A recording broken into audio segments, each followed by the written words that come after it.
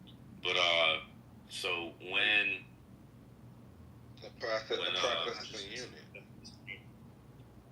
wait, what are you saying, Spencer? We can't hear you. Wait, what are you saying, Spencer? I said I believe that sober consciousness, the waking state of consciousness, is the hallucination. Yeah, it is. Yeah, I mean, well, what else was I gonna say? So yeah, like I basically I received messages because I saw like a lot of different things. So, but that's to say that eventually over time, the more they messed with me, the more that I got used to it, and I was able to, like I said, like I was saying that basically, if I'm able to move a beam, just off of gaining a small amount of intelligence, I think that the rest of that was instinctual, right? Like my genetics definitely are from somewhere that isn't, you know what I'm saying, like has already done this, if that makes sense. So How many times have they tried to take you out? Like 10, 11, easily like 12 times. If you manipulate the planet, that means you're from another place. If I manipulate the what? The planet. I mean, I don't know about all that, but yeah, I just mean that my genetics, like, if they're messing with my genetics and they're doing something that my genetics has already done, right? Because you're an alien, nigga. I mean, I feel like that's what we kind of already explaining is that this universe was created by a creation civilization, creator gods, small g. Nigga, we never stay in one place. We're gonna travel the whole universe, right? So I'm of that. The first place we've been in. I mean, everybody is. That's what I'm saying. Like, it's. You ain't traveling. You traveling? Well, what do you know about 201 event? You ain't a traveler.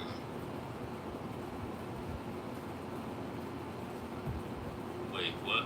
What do I know about what? 201 event. Is that what it was, Spencer? 201? Spence. Yeah. Okay, so. Darn that. Spencer. It's called Event 201. Thank you. Yes, Lux. Yeah, do you know anything about that? What is your thoughts and theories on that? I'm just curious.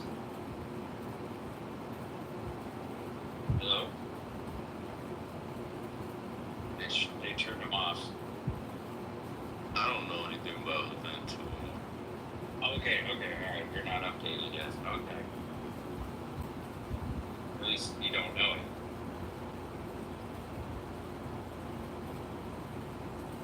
I mean, I know about the singularity, Ray Kurzweil.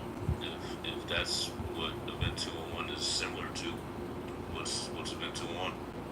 Lux? Huh? Lux has it. Oh, okay. Lux has the grasp on it. She knows about Event 201.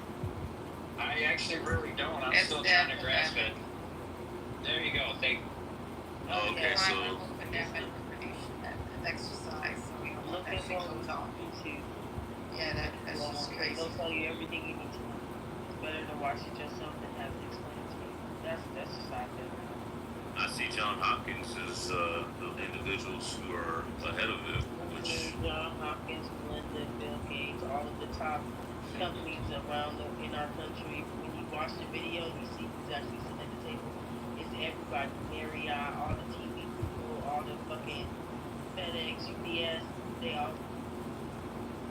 yeah, that's some bullshit.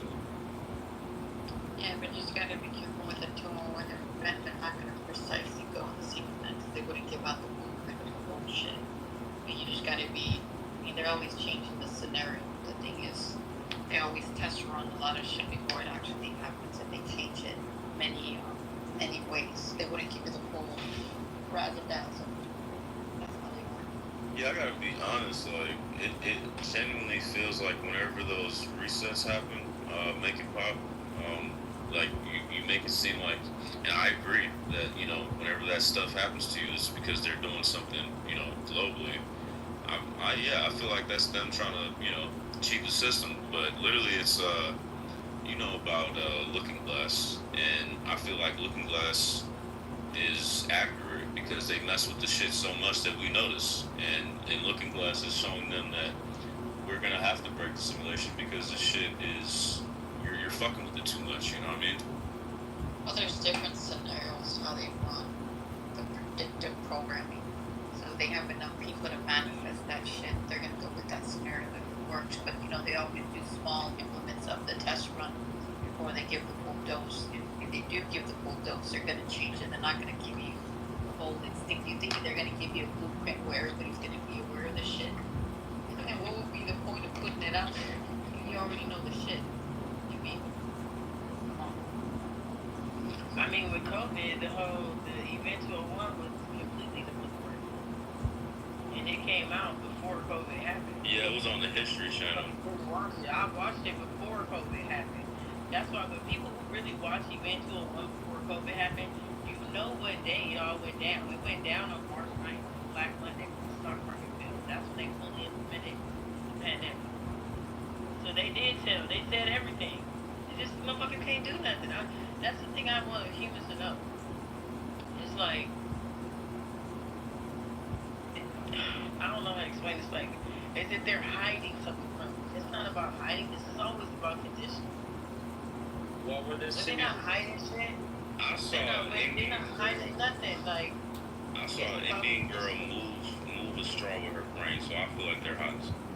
It's a shit. how many people submit to it. That's basically what it is. They do a domino effect, and they have how many people submit to the shit. Then their shit works because you're plugging in. Anybody who plugs into the scenarios, how they run to the shit, that's what's gonna happen. Of course, it's gonna happen. It's certain multiple. I mean, they got different diagrams, right? But the thing is, why would they put it out there? Because if you have so many people believing in the shit, you're gonna manifest the shit. You got already people with one domino effect. You got everybody following. That's how easy it is. Predictive programming. You got everybody stuck in the bullshit. Now one individual to let the rest of the domino fall right behind the other. Who's ever leading the shit? Common sense. So do you follow the shit or do you go for the side of the shit? So there was a significance between the death of Ozzy Osbourne and Malcolm, where they had a similarity with the 201 event. They were explaining something about it. I don't know what it was, but they were talking. Oh yeah, we played it in here. Yeah, it's about that Spencer guy. I gave him the big one. Hold on. Spencer, you there? Hold on, he's buying crypto right now. Give me a sec. I'll send it to someone who wants to play it. Thing is, the whole world is on a need to know basis. What does that mean when you on a need to know basis? That means if you don't have the need to know, you ain't never gonna know shit. I agree. And that's exactly why I say they don't hide shit. They're not hiding nothing. It's just what the fuck you gonna do about it? That's the most honest way you can put it. After everything I've learned, it's not about hiding. What are you gonna do about it? Why would we tell you? We saying it, they telling everybody. They said everything they was gonna do with COVID before COVID happened. They even put out another one called Pacific Eclipse with smallpox. And then randomly vaccinated Americans with the smallpox vaccine. Randomly, and labeled it the monkeypox vaccine. But it was actually the smallpox vaccine. Right after when they did Eventual One, they did Pacific Eclipse after. And then boom, shot everybody up. And then put the vaccine for smallpox, which basically reintroduced vaccinia and that virus into our fucking community. But, y'all say they don't tell nobody, they tell us everything. But what the fuck are people gonna do about it? Nothing. And then there's another thing I like to tell people. Even if you think you outside, you ain't.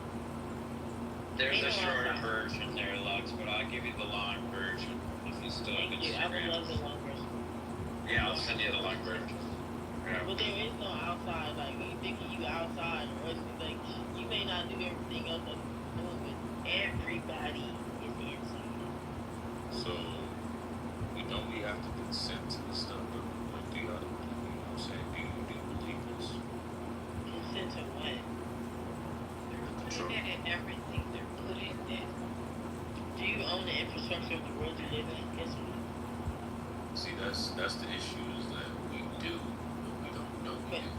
No. I mean, in considering actual knowledge of the masses, actual reality, do the masses own the infrastructure of the world in which we live in?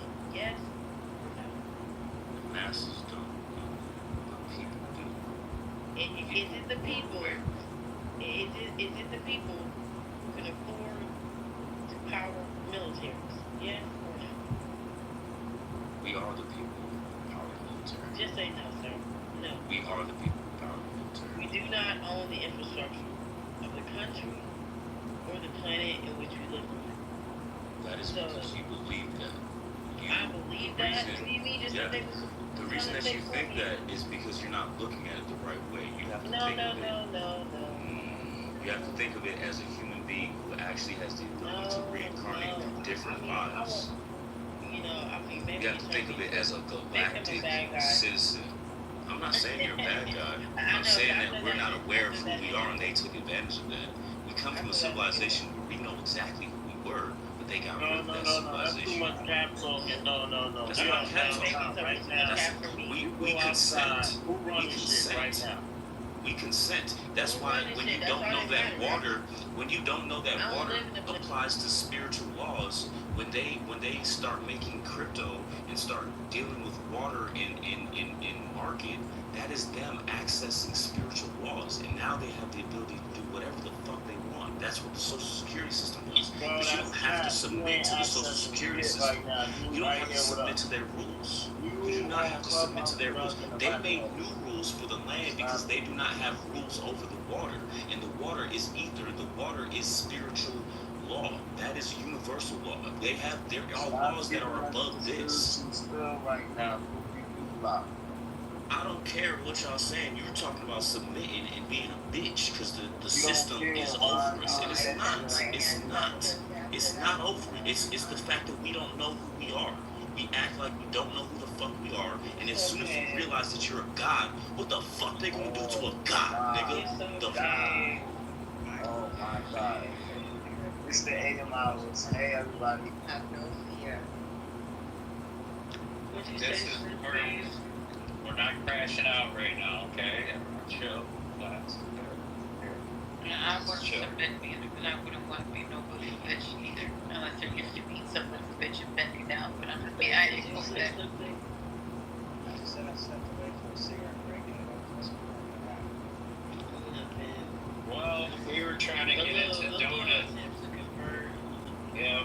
You ain't converting. Sometimes in Clubhouse, sorry, sir. And sometimes in Clubhouse, there's attempts to convert. We just wash over those back. But yeah. So Shannon was talking about a video. A donut. You gotta learn about law. If you learn about law, that's how you know about this stuff. That's not what I'm talking about. What happened with Shannon? I was saying submitting. We don't have no control over the system that's No, over I us. didn't say that. I don't want to talk about that. That's what you just said. That's what you just I said. did not say that. You Y'all said that you was on it. Look, y'all can be on that together. I'm not even going to address either one of y'all. Okay, I'm not addressing what she said or what you said. I'm talking about Shannon. I would say yes, I put it in the chat. It's the shorter version.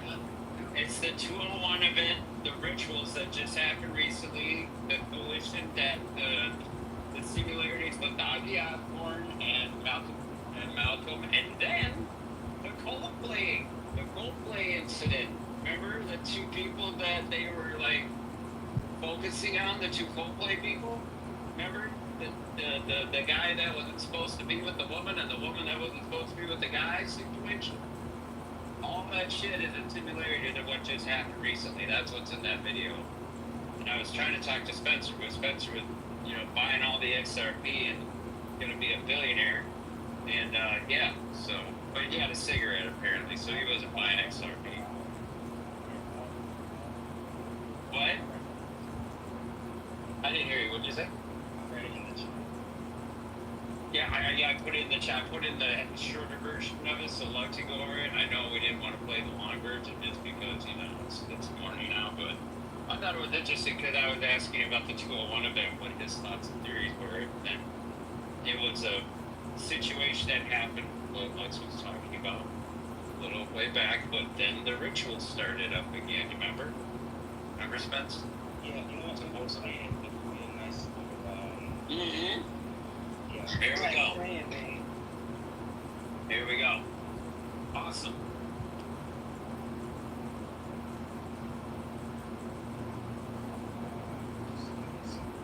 I was gonna say Ozzy ain't even dead, bro.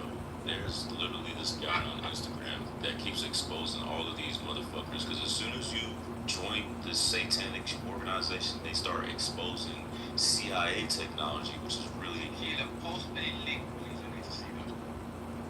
oh, that's a bet. I got you. Because this dude, he caught everybody, like literally Elvis Presley himself, man. Like I'm telling you, dude, I don't think any of these guys are dead. They have supposedly come out with this age reversal technology, right?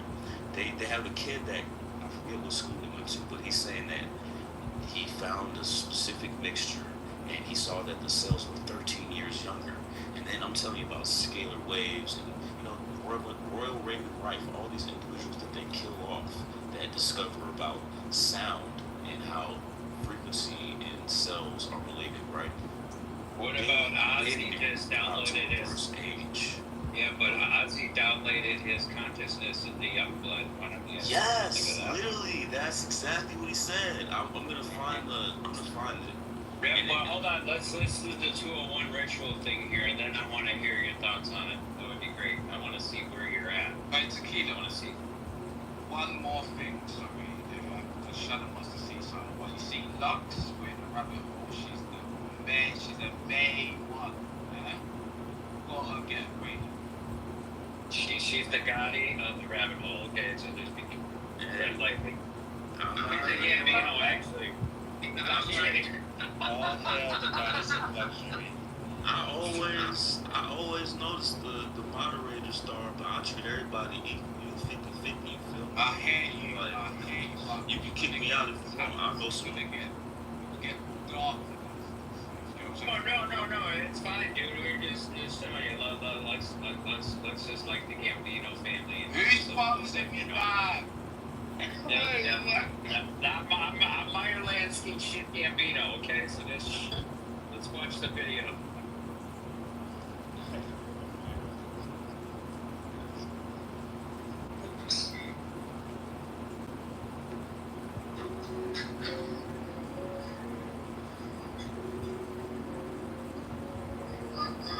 Yo, what up? It's Dope Nut, and you tuning into all your Illuminati news.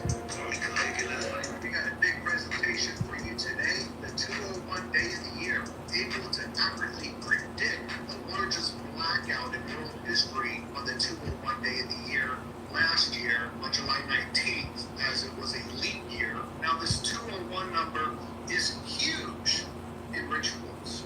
We have the event 201, which is connected to skull and bones. Most recently, we're having the viral mimetic magic moment of romance of the skull and bones Pirates of the Caribbean Templars worldwide. Let's get right into it. We are watching you. This was the main focus, the mainstream media talking about the story of the viral moment pushed through an algorithm. Eyeballs watching you, everybody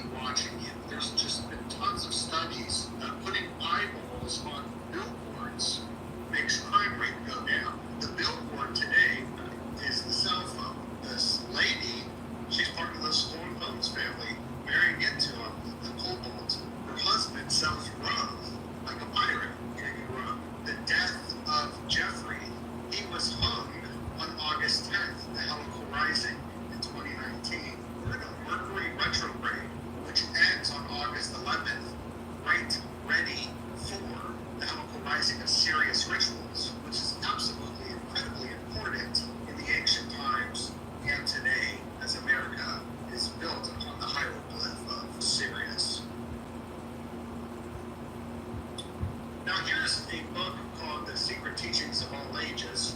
Wow! Really big book. I'm doing a big presentation with Jamie Anshaw at the end of the month going over the mystery cults.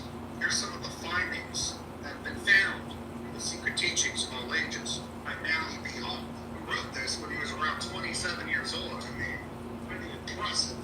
This is before AI and Google, or stupider, using the AI and not actually reading books and putting the AI and asking it questions and writing your articles. Super stupider. As this AI age develops, join the Wicked Slap School over on Patreon. Go to the link down below and get the Wicked Slap School series so you can stay hyper vigilant and focused in the upcoming collapse of society. But in this book, right at the beginning, it just talks about how important the new and full moons are, and even words with the numeral value of words like Abraxas, the Gnostic god, is straight connected to 365, like 365 days of a year, and even Mithras. Abraxas and Mithras is connected to 365, the same numerical value. So when we're bringing up 201, I mean, the skull and crossbones has the same numerical value as 223, which is BBC. So you hear all this propaganda from Piers Morgan and the BBC because they're part of the Templars. Even Bitcoin, BTC, is 223. It's the 322 skull and bones, going back to the pirates of the Caribbean. This is where banking comes from. Maritime laws. We're entering this new banking system of the CBDCs. They don't follow the money. That's ridiculous because you can print money to infinity with the fiat currency. We follow the signalism. It'll tell you a totally different story of truth. So the 201, you even have Palantir, Meta, OpenAI execs to commission Intel Army Reserve Form Detachment 201. So the Army's got this new thing of the 201, called Detachment 201, where they're going to hire the 4 different AI people, and that's what the movie Mountainhead's about. 4 tech oligarchs taking over the world through a deluge of false narratives via AI chatbots or a Grok AI type system. That's exactly what the article of ChatGPT came out with Time Magazine, who was connected to Skull and Bones as well, said the Oracle see now that there's going to be a deluge of AI chatbots. You won't know the difference between reality and fiction over the next 6 months. So in the next 3 to 4 months, we're not going to know the difference between reality and fiction. House passes a historic crypto bill, which is opening up the doors for the CBDC. Coldplay Gate, coined by the richest man alive who created Bitcoin, Elon Musk, is a stark reminder that cameras are everywhere. Big Brother's watching you. They're all over our lives. They're watching you on your iPhone. While this new show called The Institute was just released, which is absolute fire. By the creators of the series from It's a great show, but the symbol of the show is the all-seeing eye, and that's what this show's about, is that they're watching over you. They've done all these studies that when you put eyeballs watching you, people act differently. 62% proven to lower bike theft, and they just have paintings of eyeballs. Putting eyeballs on billboards might help stop crime. Think about everyone watched the big three. Is CBS, which is an eyeball. See the BS? On July 16th, this viral story happened on Wednesday, dedicated to Odin. It's Odin's Day. July 16th, this happened. Everyone's distracted as the Genius Act goes into place on July 18th. But this Mercury retrograde ends on 223 day of the year. So you got that 322 in it, right before the Helical Rising. So we are primed for mass ritual to go down.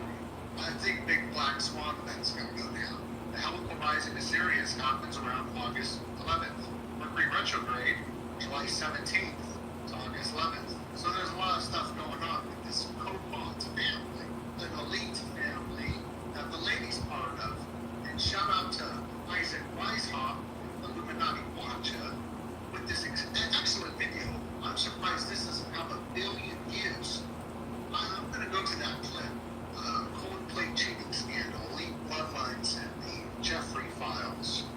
why this cheating couple at the Coldplay concert was a manufactured distraction from the Epstein files, brought to you by the Skull and Bones Illuminati bloodlines. First, let's talk about the elite Illuminati bloodlines, specifically the Cabot family, one of the most influential families in American history. They can intermarry with other elite bloodlines like the Lodges, who were Skull and Bones. Now we enter into 2025. Everyone's in an uproar over the Epstein files, which were never a thing at all. That's just your imagination. Out of nowhere, an ultra-viral video clip shows up, and a CEO and a co-worker are cheating at a Coldplay concert. It turns out it's a man named Andy Byron and a woman named Kristen Cabot. Why does she have the name of the same elite bloodline? Because she's married into that same elite bloodline through a man named Andrew Cabot, who was the CEO of Privateer Rum. Even the mimetic magic of leads, the algorithm, the stream of consciousness via the algorithm. Algorithms are the mainstream media because the mainstream media, no one watches anymore, no one on their phones. But the mimetic magic, this happened about Skull and Bones, the University of Florida taser incident. Don't tase me, bro. Another viral meme of him talking about the Skull and Bones. He was asking about the Skull and Bones and he got tasered, and it was one of the first memes. What is Coldplay Gate and why it has become the biggest meme of 2025? These influencers that are promoted in the mainstream media. Who are these bullet influencers? Who are they working for with their Illuminati symbolism? And then this guy right here, he got in trouble because he was in an affair with a lady. Shout out to Anya Zaru. Dark Angel 322, the Bohemian Grove just took place. The secret society in America where the presidents go. And this is all up in the mainstream media today, showing Coldplay Gate, the Bohemian Grove billionaire Koch brother, part of the latest Bohemian Grove scandal. Sigmund claims that he had the workers wash his undies without using a wash or dryer. He wanted them to touch his undies and wash them and hang them up. That's out there. What the? And this is what we cover here on the channel is the Illuminati news. Secret societies. You've actually got influencers telling you that the Illuminati isn't real and it's a distraction. Anyway, it's Donut, formerly known as Potato. Much love. Donut. And I'm with you. Now the big one, the younger one has the stuff with the Osborne and Malcolm, and it talks about the pillars and the sacrifices, everything linked to it. He's got the long version now. I think I sent it to you. And it's the YouTube one. Tucker Carlson. No, hold on. Let me get it to you, bro. I just sent it to you, but I sent it to you again. No. Alright, there you go. I just sent it to you again. There it is. They have the Osborne on it and everything, but there you go. Hollywood Babylon 201 Rituals of the Stars. Because I know people are still confused about that.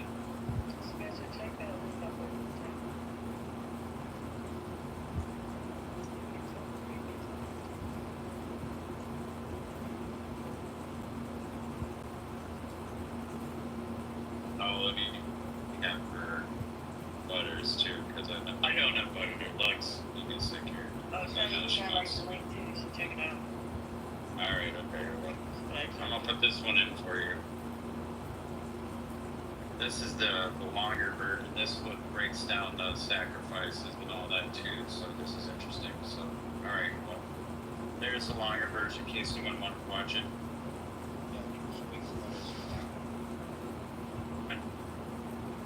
The rituals? Oh yeah. As long as she doesn't talk about her dreams. Okay, well then let's talk about the link out. Alright. Look at it, y'all. Tell me what y'all think. Because it's like unlocking trillions of XRP. Alright. I'm down. Oh shit. Alright, hold on. Let me send this shit to myself. Yeah, it say, that unlocking trillions of XRP was a proposal to they enter into security, the SEC or whatever.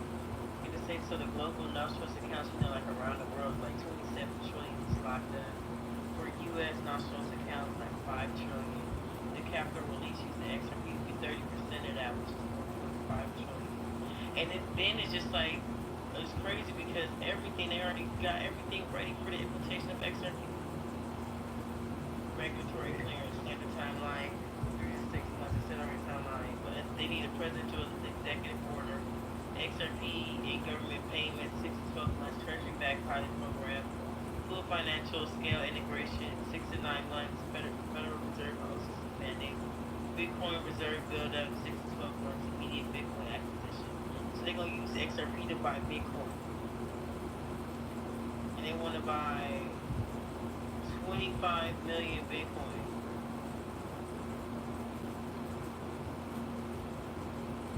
25 million in Bitcoin. I guess. Oh, they said they're gonna save 1.7 billion in annual transaction costs to enable the ability to establish a national Bitcoin reserve. So they said they need to use XRP to establish that Bitcoin reserve because if they use XRP, they can cut that 1.5 trillion and then use that 1.5 trillion to get Bitcoin.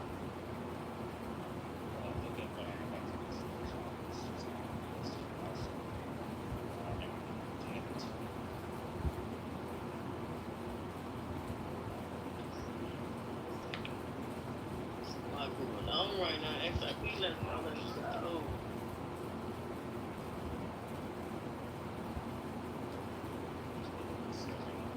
Oh, I was like, where's that?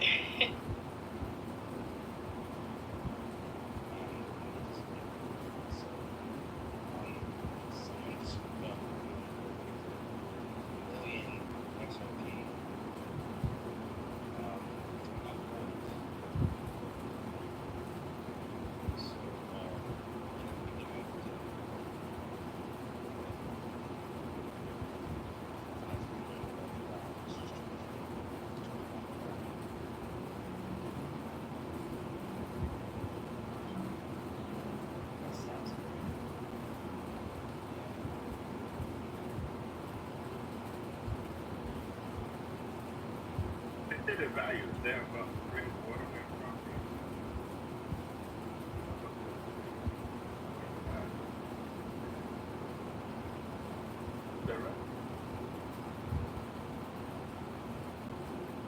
Right one. They will look very good. Currently, yes. But it should be going back up to where it was, which was around 60.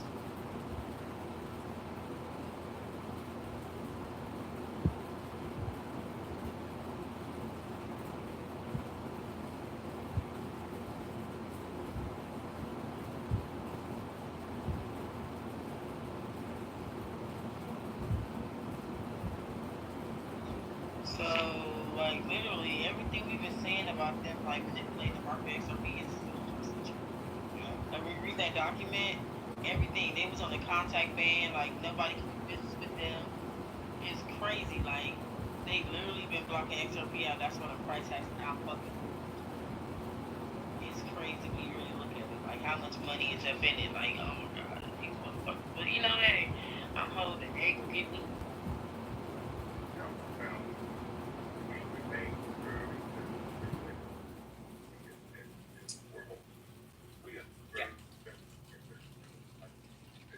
You got to know when to fold, know when to hold, know when to walk away, know when to run. Count your money Down on the table.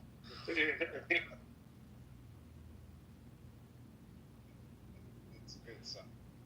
Yeah. I actually seen him and Dolly Parton in concert. No, I can't find it. D-Wave, you never bought it? No, the ones that What? I have. QBTS? It just hit $20 today. I bought that 50 cents. Just hit $20. And I got an option card. That shit going crazy. What is the sign? Spence, I've been telling you D-Wave all this time. I've been looking for it and I can't be able to find it. QBTS. QBTS, right. Mm-hmm.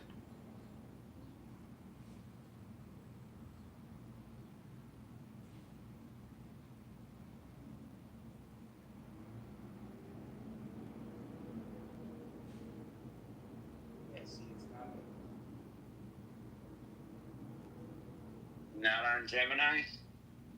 I'm about to look up Gemini now. Where'd you? I don't think there's not a lot of shit on Gemini. I looked. There's not. I was like, what the fuck? I get But mine a lot in it. I did get my Coinbase card yesterday. I was pretty happy with that. Shit. I don't even need to pull shit out no more.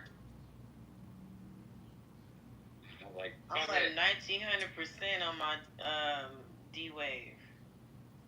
I gotta look at that shit. I don't know what the fuck that is. I'm up 1900% on the stock itself, and then 644% on the option. It's doing great. I only invested $300. I'm up. I done already 10 times the money already. On both of them, on the option and the stocks. I'm trying to 100x this shit. There's a lot of manipulation going on right now. I know that. I got some friends that are in the banking world right now, and they said it's fucking nuts. The wealth transfer is happening. Some guys just don't want to let go. Right. Nope. They're dealing with it right now. I got a friend that's what right in the it middle is. of Some it right now. guys just don't want to let go. They know it's over. It's over. The new players have moved in, baby. They didn't park their cars. Their clothes are in the closet. It's time to go. New money. Set up shop. Right. I got friends. We got someone who wants to sell 100,000 fucking Bitcoin right now. My friend, they got people that are doing stupid shit like that right now. And every time you see in this shit right now, they're like, "Hey, you know what's going on?" Oh yeah, I know what's going on. I'm like, okay. I mean, a lot of them are the people that are investing in my situations, but you know, this shit's crazy because fucking it's a fucking cat and mouse game right now. It's ridiculous. And it's pissing a lot of people off because you're right, Lux. Nobody wants to let go. People are scared. It's fucking crazy. This is how it happened in every industrial revolution. Mm-hmm. Every industrial revolution, the guys who've been around, they're like, hell no. They swear they were prepared for the shit. And then dude, people are so pissed off, frustrated. There's people going to jail. They like, fuck no, hell no. People don't want to let go. It's like Titanic right now, okay? Do you want to know how bad it is right now? There are people getting murked right now over this. I'm just letting you know. It's crazy. People are losing their shit. And let me tell you, a lot of older people losing their shit too because they don't know what the fuck to do. They're like you hear. You know, once you don't really have like financial, like some even if you got a few million, you might got a financial advisor. But let me tell you, the financial advisors are dumb as shit too. Not all of them even know what's happening.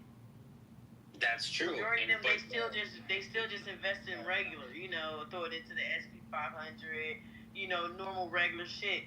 They don't understand that it's the fifth industrial revolution, sixth. They don't understand the industrial revolution either. My friend just dropped a bag on me. We talked to his financial advisor, and I tell him, you know, ask him, does he know about the fifth industrial revolution? Because I'm teaching my friend. My friend older than me, probably like 22 years older than me. I'm telling him, you know, I got so much money, you need to be investing in the future. Like, what's going on? He like, I'm gonna ask my financial advisor. He talked to the guy. He like, do you know anything about the 5IR, the fifth industrial revolution? And then he like, you mean fifth, like 5? Fire this nigga! I'm already like, fire this nigga. Hire him. Fuck you talking about? They're actually, I'm telling you right now, there are bankers coming up with ailments like heart attacks that are passing away.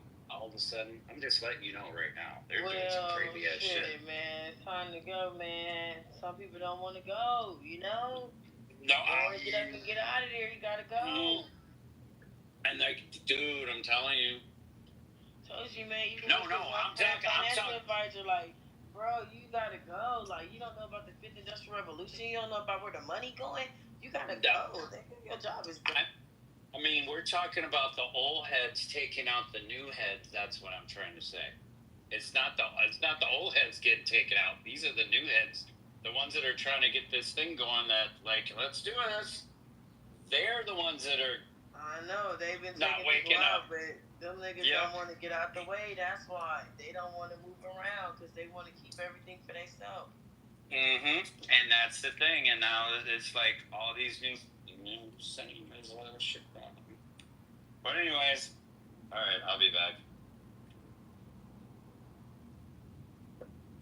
And I will be black. That's the only way I know to go. Yeah, definitely be black. Because black is really where it's at. And the reason they don't go black because they paint apprehensions and ghosts about yourself. You track down the ghost and say, don't know that. Then you have no identity. I even came in this room. I said, look, why don't we just use the niggas as identity? Because people call us all kind of names. New Wabians. Some of us knew Wabians, some knew BS. I thought it was talking about like yeah, I'm talking about this what I'm talking about right here. And Nuwabians, and Bilalians, Negroes, colored, black, 10 dozen other names. But if we just use niggas, then that would simplify everything. Because that would Hocus and Minnesota use niggas about 34.5% of the time. Don't you know I clocked them on the I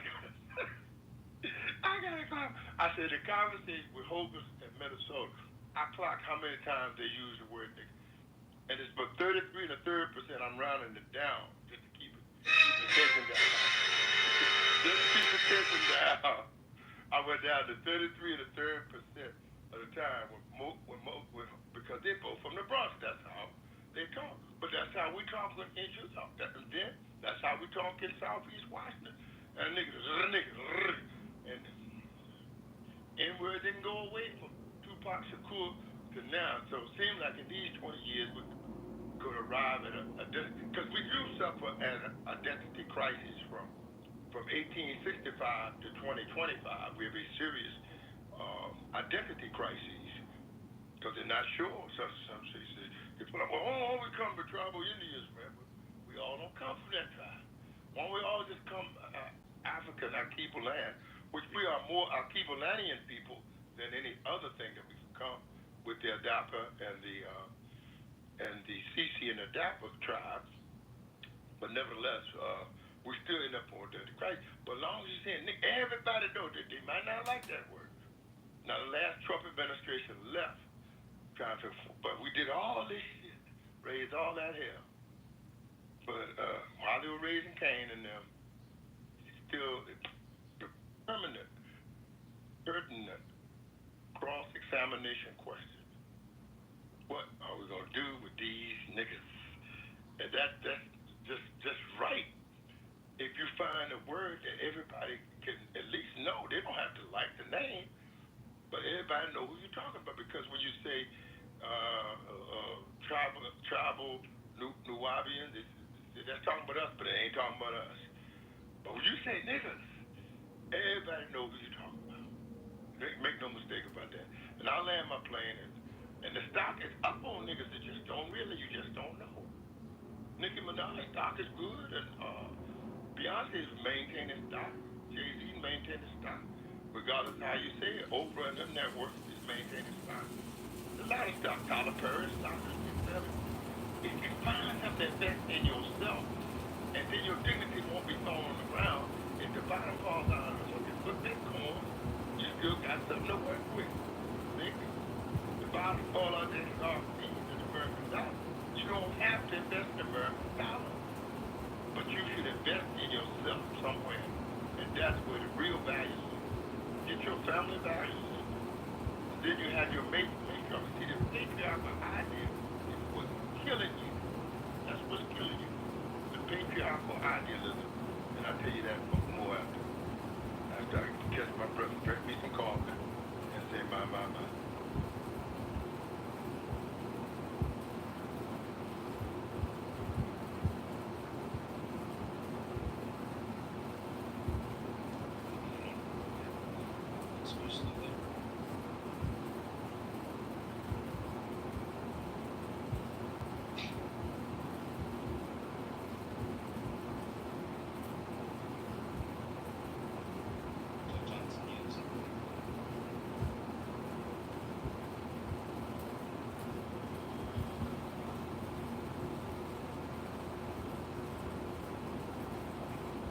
Sometimes I tend to eat the right.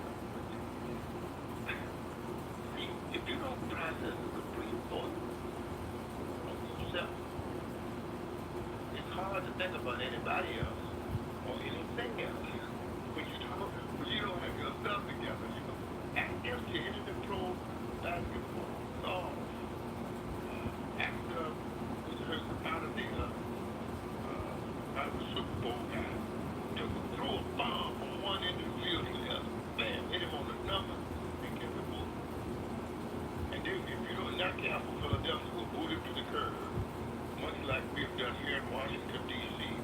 There was a guy by the name of Doug Williams, broke all the Super Bowl records, throwing, running, contest, super plays, and they don't even know he came here because he is a melanated skin man. Now, I have an option of building a stadium here in Washington, D.C. to bring the football team down. Down on he don't down on the dump truck, I'm going to call him now, 47.5, has got his hands in the stadium. So they have barred the Negroes from putting anything into the stadium. But although it's a minority set-aside contract, so they front off black man to get all the steel, not do the demolition, steel work, and all that, pulling out the stadium, and give it all to them. And they take it out of the city and give it to Baltimore. That's what White on the Moon is done. But nevertheless, that's another story. But I recommended a museum for Doug Williams to have something prominent. He broke all the records.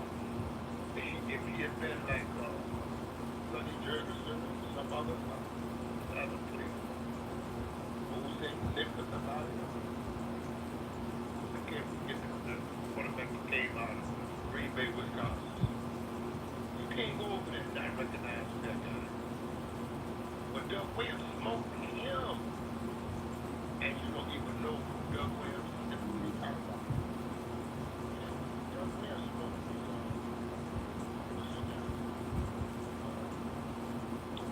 great football player out of Green Bay Packers. Brett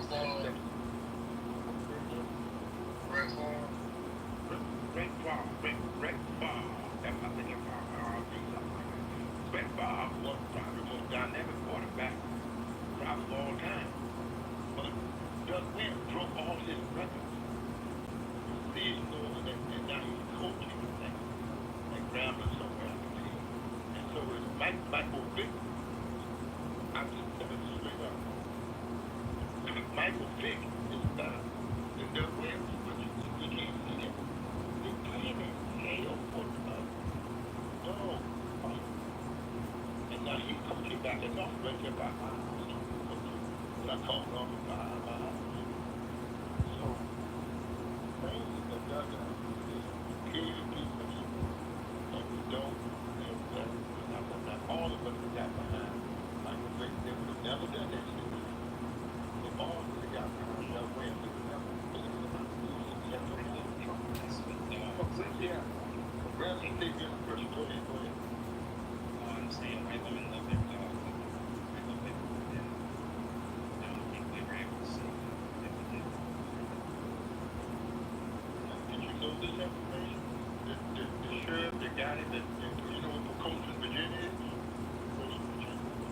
Now, I went to school, but we used to beat them up in football. Coastal is one of the towns near Newport News, Virginia. But the sheriff, the guy, his son was fighting dogs. And really, Mike man really nothing to do with his family was doing something. He didn't have his hand in that like that. But we allowed him to be prosecuted and booted out. And the job won't even guy next door, the plantation down the road, won't even shake his hand. But convict and jail him over a dog. I think their pet next to that dog, eating their pet paw, and won't even shake my mother. That's when I was born. I know something about that. I was born with them tree when they run that door. And they won't shake it. That's today, not yesterday. Amen. But today, they will shake it. Just that dog in the mouth and keep it. I've had my kids sit my dog.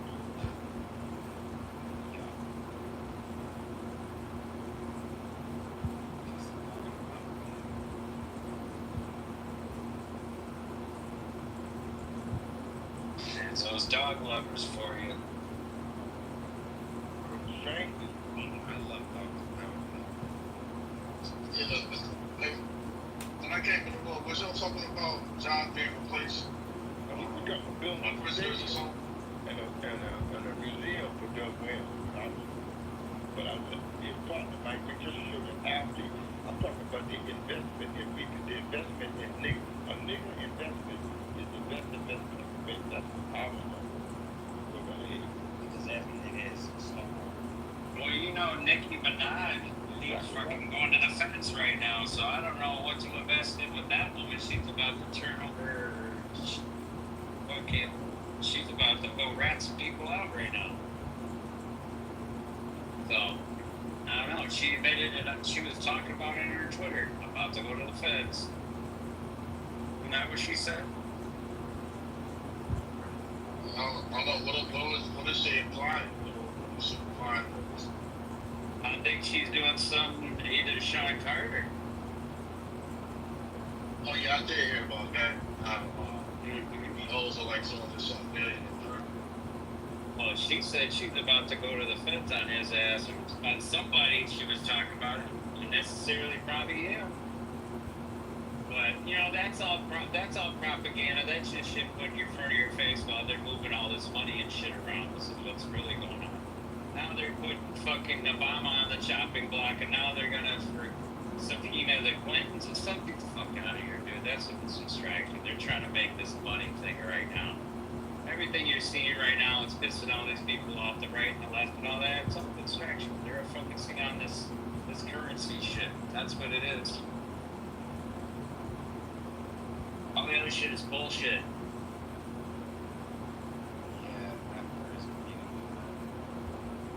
Anyone falls for the fucking TV media, oh, the Epstein, this and that, people are getting so pissed off. It's like, dude, shut the fuck up. Go look at your fucking wallet right now. Go look at your finances. Figure that shit out. Quit focusing on that shit. That's just to fuck with you. Yeah, sometimes I have to change my suggested videos on different platforms because I can find myself going down that the rabbit hole.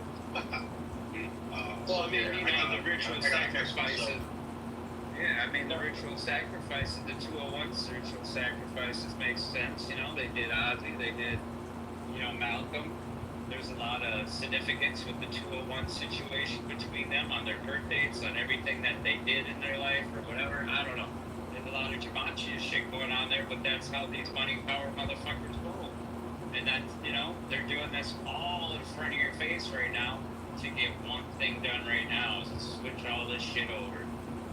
And look at your fucking crypto right now. See what's happening. Why is Obama under attack? I thought that was the government for 47.5. I don't know, they're just playing a game right now, right? It's all fucking shit. It's all, Donald Trump is not a powerful man, okay? This is not his fucking weight chessboard. No, he's not, bro. He is not that powerful. Bro, I'm telling you, he's not. We're giving that dude the power that you think he has. He doesn't have it. Doesn't have it.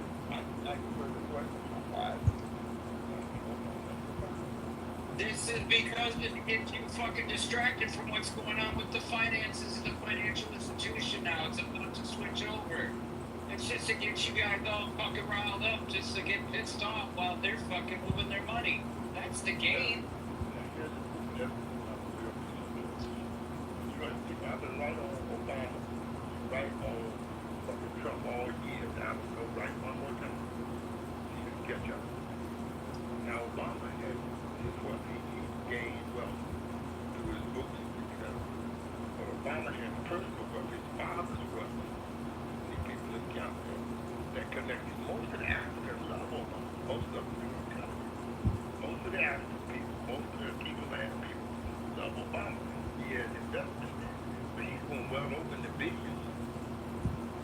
And he shines, he's politically smart and an excellent manager. He outshines Trump politically, but he has more wealth, potentially more wealth than Trump. And then he's tax that ass. Because Obama's the very worst. Yeah. Bad, man, bad, bad. Which Obama is because he knocked out uh, three important people unnecessarily. It wasn't no necessity to kill those people, but not personally kill them. If you took over their land, that's one thing. But execute them in the street like a mangy dog, that's the burden that Obama must take to his grave. So he's more notorious. He's more notorious than Trump and Joe Biden combined. But on that track, Trump, Joe Biden, Clinton combined, Carter combined. Because Carter fumbled, Clinton fumbled, all that fumbled, Trump fumbled, but Obama, all him and Colin Powell connected, combined, the most excellent military team in the history of the world, probably. Obama, excellent strategists on how he's going to carry that shit out. And not just Muammar Gaddafi only. Saddam Hussein was executed under Obama. Osama bin Laden, excellent reciter of the Quran, excellent interpreter of the Quran, and was voted down like a major dog in the streets. And went after him and it took from Ronald Reagan to Barack Hussein Obama. Ronald Reagan tried to go after Obama. Vilified and what they killed him this time. They were doing business together. They realized that, right? All of them. So was the Bushes and Osama bin Laden would go to destruction together. Ronald Reagan and not necessarily. Gaddafi was long before Ronald Reagan. And make it a great interchange. He had the greatest, Muammar Gaddafi had the biggest student exchange program in Libya and with America. How many people can tell you that? And He got and he rid just of wanted to Gaddafi. destroy it. Gaddafi was very many French that's why they got rid of Gaddafi. You know that, right? Not necessarily. It's bigger than that. Muammar Gaddafi is a Muslim and a reciter of the Quran. And he was a Yeah, but you know that there's a bigger picture God, to the story, right? There was a bigger picture to that story with Gaddafi. It's not just If they wanted to wipe out anybody trying to do what Muammar Gaddafi done, it was he already enjoying what Muammar Gaddafi done. Incorporating everybody's plans. After all, he was now, Trump was trying to vilify North, you know what I'm saying? And Reagan and Obama, Clinton, and Carter trying to vilify. And Bush especially trying to vilify Muammar Gaddafi. They did tell in the public opinion and moving for the execution like they did Saddam Hussein. Oh, he's a bad man. He killed his own people. He's an axis of evil. Will come back. He has weapons of mass destruction. All of that propaganda stirred up Netanyahu and his predecessors.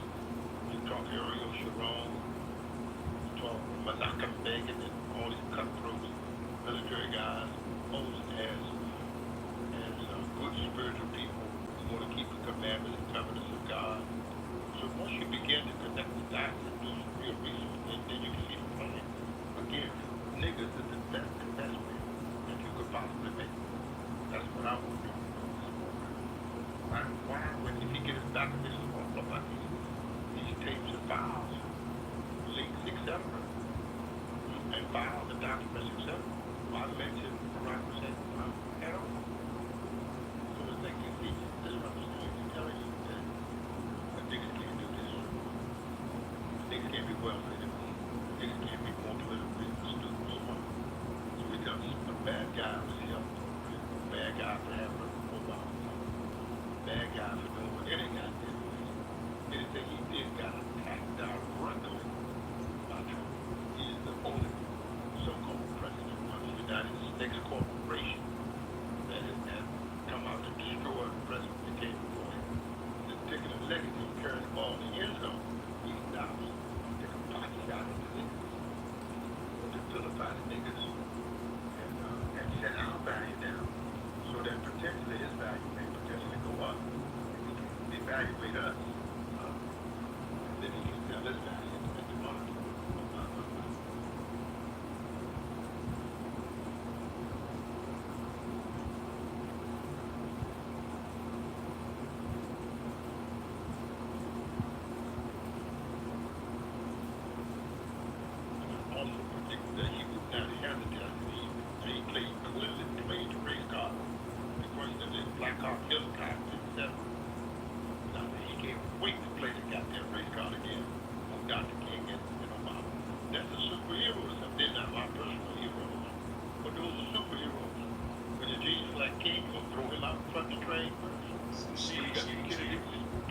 right there with you. Why pick one Kennedy and put King and Obama on the line? Go ahead. Go ahead.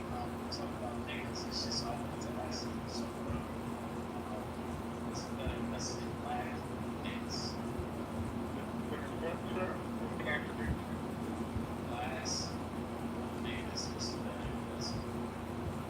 What is the investment? The better investment?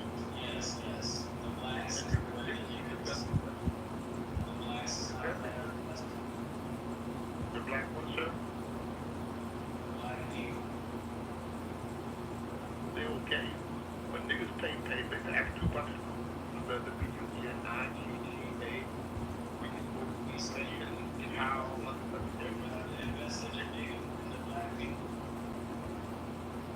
I'm just telling you what the current social political system. I don't like it. I like the people that. But nobody wants to use that right now. But eventually, the social condition may come, they'll start using their people there. But in the interim, they may not know what I'm talking about. Only the people there. But everybody knows when you talk about they niggas. I'm saying when you say niggas, I'm saying to you that when you say niggas, everybody knows what you're talking about. When you say black, it's controversial. You say niggas is not controversial. Everybody on the planet knows. Play the story. You got the mic. Anyone on the audience might not know. I'm asking you, who are you invested in? The black people or the niggas? Are you invested in both? Are you invested in one more than the other? You're too goddamn nosy. You know more about me than I know about me. But I'm just saying, we have a discussion here. We have the discussion. But right now, discussion. I'm invested with the niggas and the black people. I'm not giving up on black people.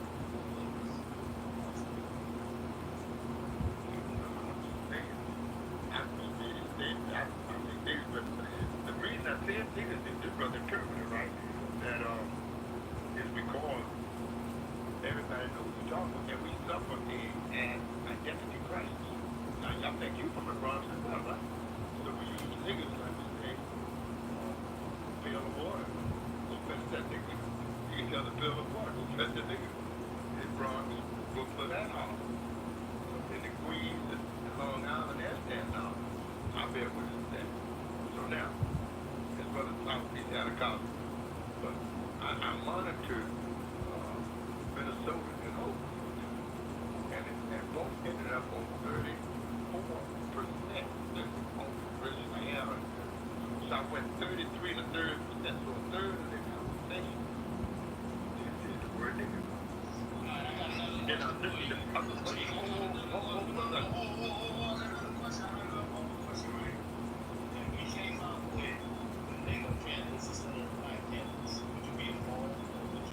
I would reject not in this house. Because I say everybody knows what you're talking about. I'm saying to you that the word nigga is unmistakable. Women, there's a percentage of people who go with black, there's a percentage of people who want to be Afro-American, there's want to be Afro-descendant, African-American, nigger, negro, colored, and most of the time they're talking about the same person, the same people. So what do you feel about niggas? That's a newly invented fact. We got to solve the issue with us. See, that's the thing. We don't work on us until we resolve our issue. You will resolve them. Stick my mind the way you always confuse that. I'm talking to you about tomatoes and potatoes. And you want to talk about peaches and oranges. But I'm speaking specifically about our own identity crisis. What is the best investment compared to XRP, Bitcoin, etc.?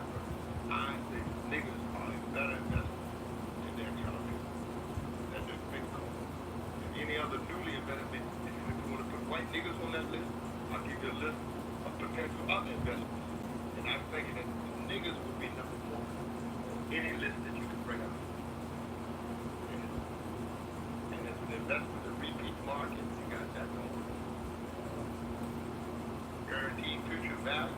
Niggas have been valuable in for a United Nations, doing the cotton picking, the Falcon showing guys, still investing in the wars, the number one superhero in most of the wars. Doreen Miller, woman of D.O.R.I. Miller, we just made a book here.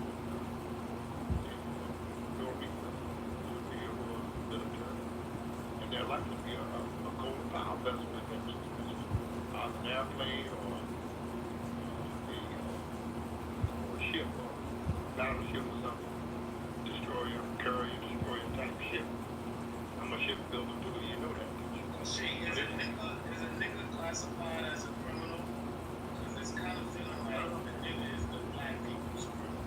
No matter how you cut it, nigga, it's unmistakable who you are talking about. You say nigga. I tell you, black man's out of the store. He's light skin or light skin. He's brown skin or other skin.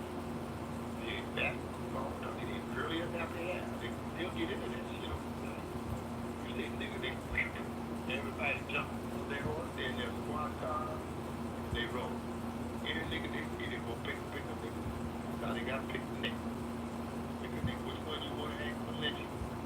So we're popular in the lynching times, popular in the beginning of the NBA to baseball. Everybody knows Satchel Paige and Willie Mays, champions of baseball. Now, when he goes there, you can barely find a nigga anywhere in National Baseball. So we got to drive the value back of niggas in baseball. You don't see the value of a white nigga because you can't put a white black. Get it? But you can put a white nigga position.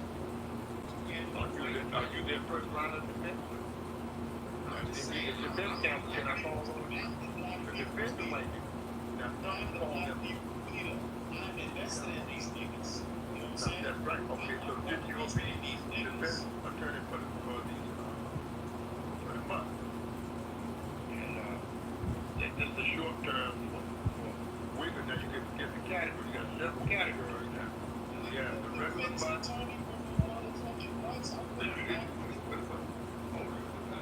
You'll get them an attorney. Means you were driving the point home so strongly out there. And you got riggers that want to be niggas. You got whites that want to be niggas with riggers, smut, and probably a couple of groups. They're separate groups. They're not one and the same. And there's some from amongst the Hispanic or Latinos, and there's some from amongst the whites. They want to be niggas there. In the high school, they call them riggers. Suburban high school, call them riggers. So we got to manage that issue. So as we stack up, the thing is that all the values and values of the nigga is number one stock. But we're not investing in that stock, so that's what we're going to see. Now, I personally, I do invest in it. These niggas, it's the first thing I buy into. You look at Oprah Winfrey, Tyler Perry, they got to go back. If the bottom falls out of the big Oprah and Tyler Perry's stock is still fairly good. You will maintain a certain market. And then I got Kathy Hughes stock where she owns Radio 1 and TV 1. And Apple Lincoln and her son. So that's been fairly good stock here in Washington and Baltimore area. Of course, she has like 100 radio TV stations. And she promised me that she got that pattern from the devil. Call it McDonald's. And you see them golden eyes? She said, bye-bye. One day my radio and TV station will do like the McDonald's eyes, the golden eyes. You see the golden eyes? That's the symbolic of my radio station. And she took it right to the top of Radio 1, TV 1. I'm so proud of her work. I just played over the sun star. Single bells. She trained me in radio TV, and I'm so damn happy that she did. But beyond that, so you got to find a decent investment. And what's going to drive the market up?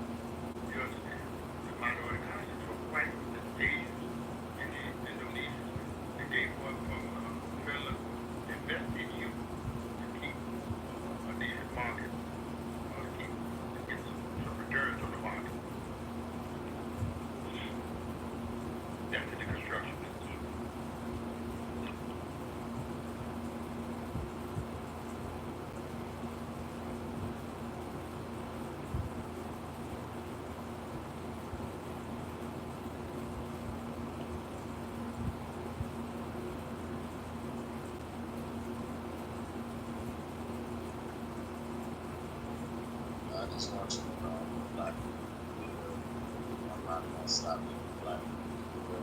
We're gonna get more black people to be more black people. It just seems like the following of the white niggas is out of control. These motherfucking criminals dressed up in costume, claiming them to be uniform, giving you half-ass stories. Some sort of design for the black people to get these niggas involved and get these white niggas out of position of authority over these niggas. Because they think these white niggas think because they got the mentality of the niggas that they captivated the black people.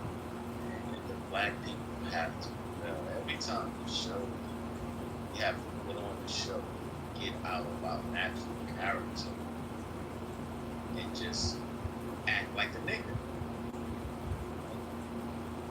Give these white niggas what they just deserve. That attention, that nigga attention, instead of the attention of black people. Black people need to share their attention with each other more effectively and appropriately. So when it's time to be a nigga, you ain't being a nigga to your black brother,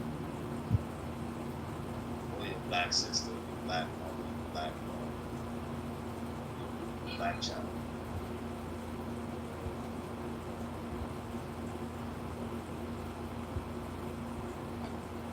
Nigga!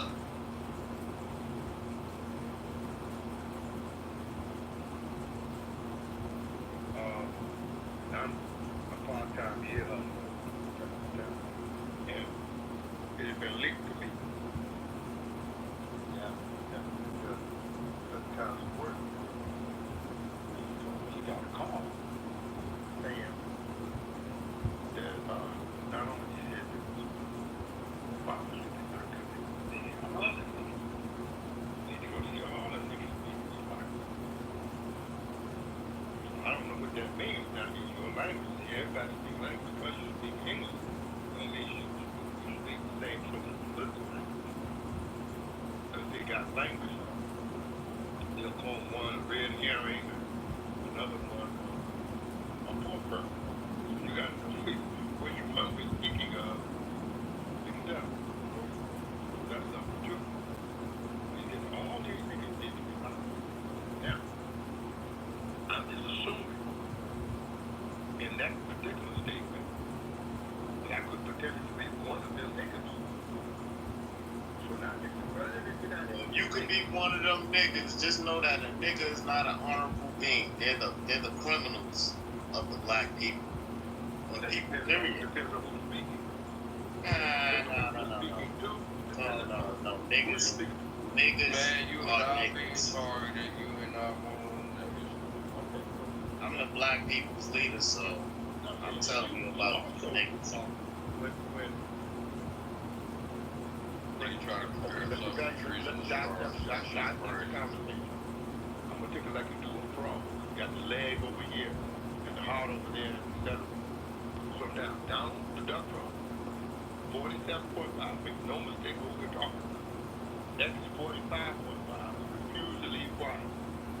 Has been leaked a statement that not only should Barack Hussein Obama be locked up, but that all the niggas, all the blacks, all the niggas need to go to jail. So what that means? All the niggas need to go to jail. No, I'm saying that you got the public statement. I got the underground statements before and leading up to it. Oh, I got leaks like shit, but I just don't drop them all the time. I drop most of them by convenience, like that one I just dropped. Alright, well, let me ask you this. What treasonous charges apply to you, sir?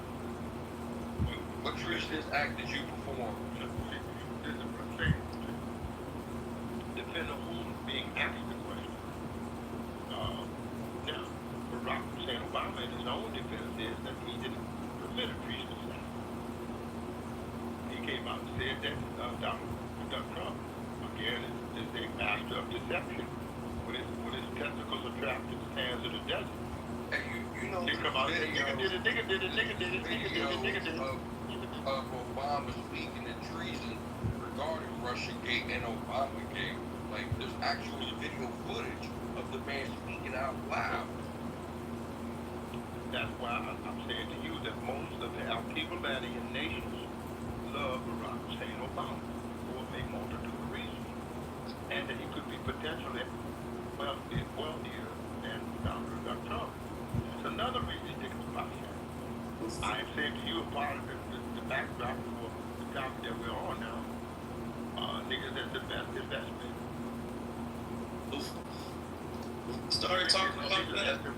Before we started talking about that, bro, we were talking about investments with XRP, investments we can make right now. And if you don't think that cryptocurrency is a good investment, honestly, I'm sorry, man. Like, you talking about niggas, bro.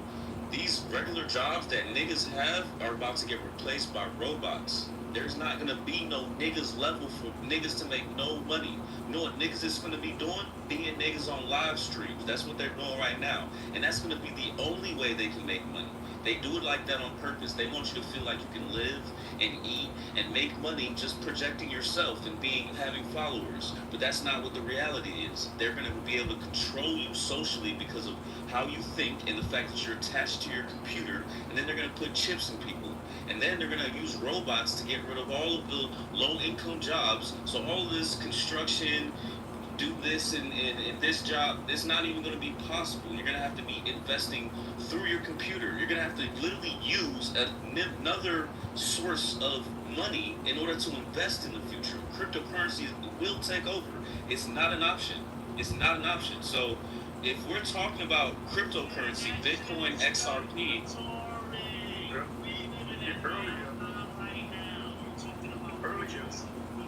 it's happening now, man. I'm trying to hear this shit now.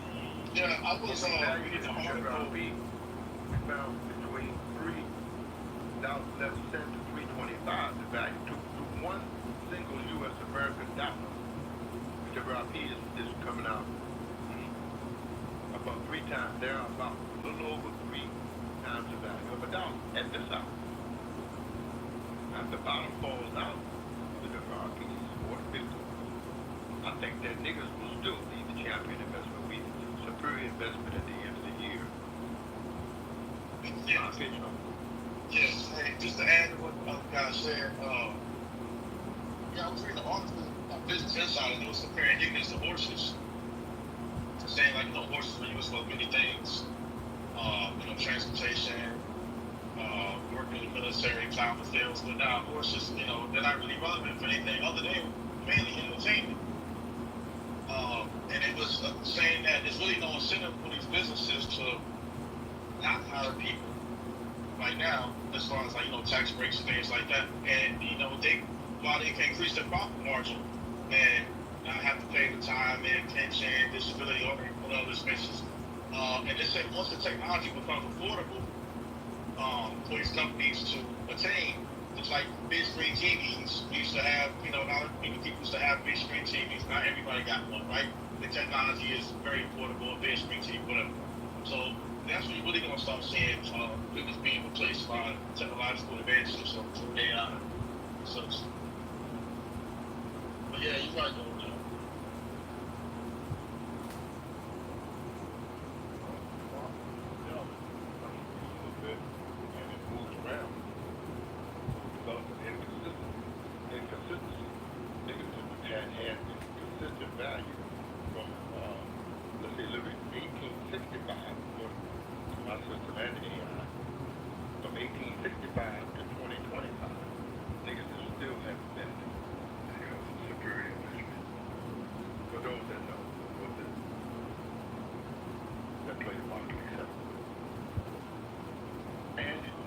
And then it was said by a man the other week that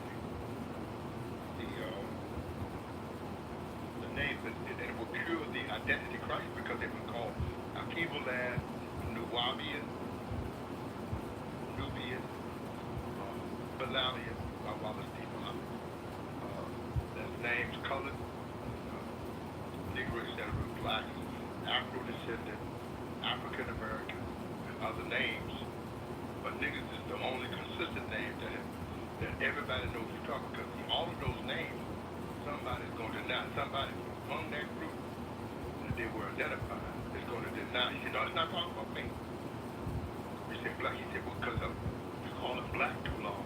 He'll come out and say, well, really, I'm a white man. I'll reverse the polarity and say that he's a white man.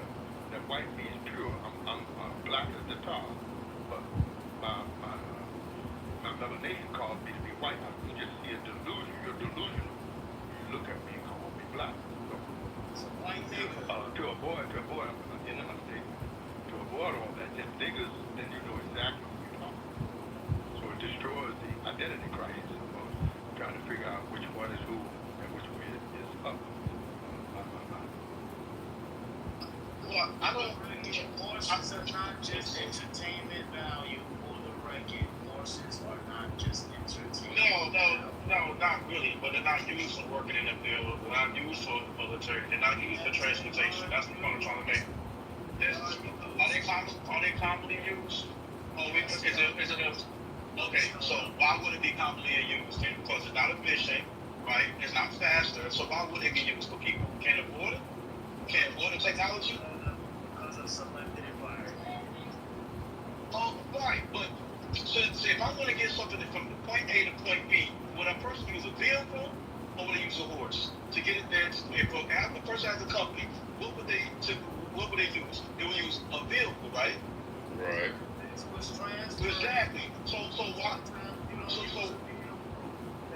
So common. Okay, commonly. Okay. I'm gonna use words, right? Because they have emphasis, right? So I'm gonna be very distinct. When I say commonly used, right? It's not common that you see horses in the military. It's not common that you see people using horses for transporting the mail. That's not common. Okay, even for transportation, would you use a horse or would you use a train, a plane, a car, a bus, a bike, a scooter, everything else? Okay, so when we're talking about the prevailing consensus, or I have to give you more incisive, the prevailing consensus of people would prefer a method that's more convenient and faster for them, which is not a horse. So mainly horses are used for entertainment. They're not used for those purposes that they were commonly used for. You could be objective all day, bro, but it's evidence of what I'm saying to be true. Opportunity, access, permission. Come on, man. People want to ride horses. Did you hear what I said commonly?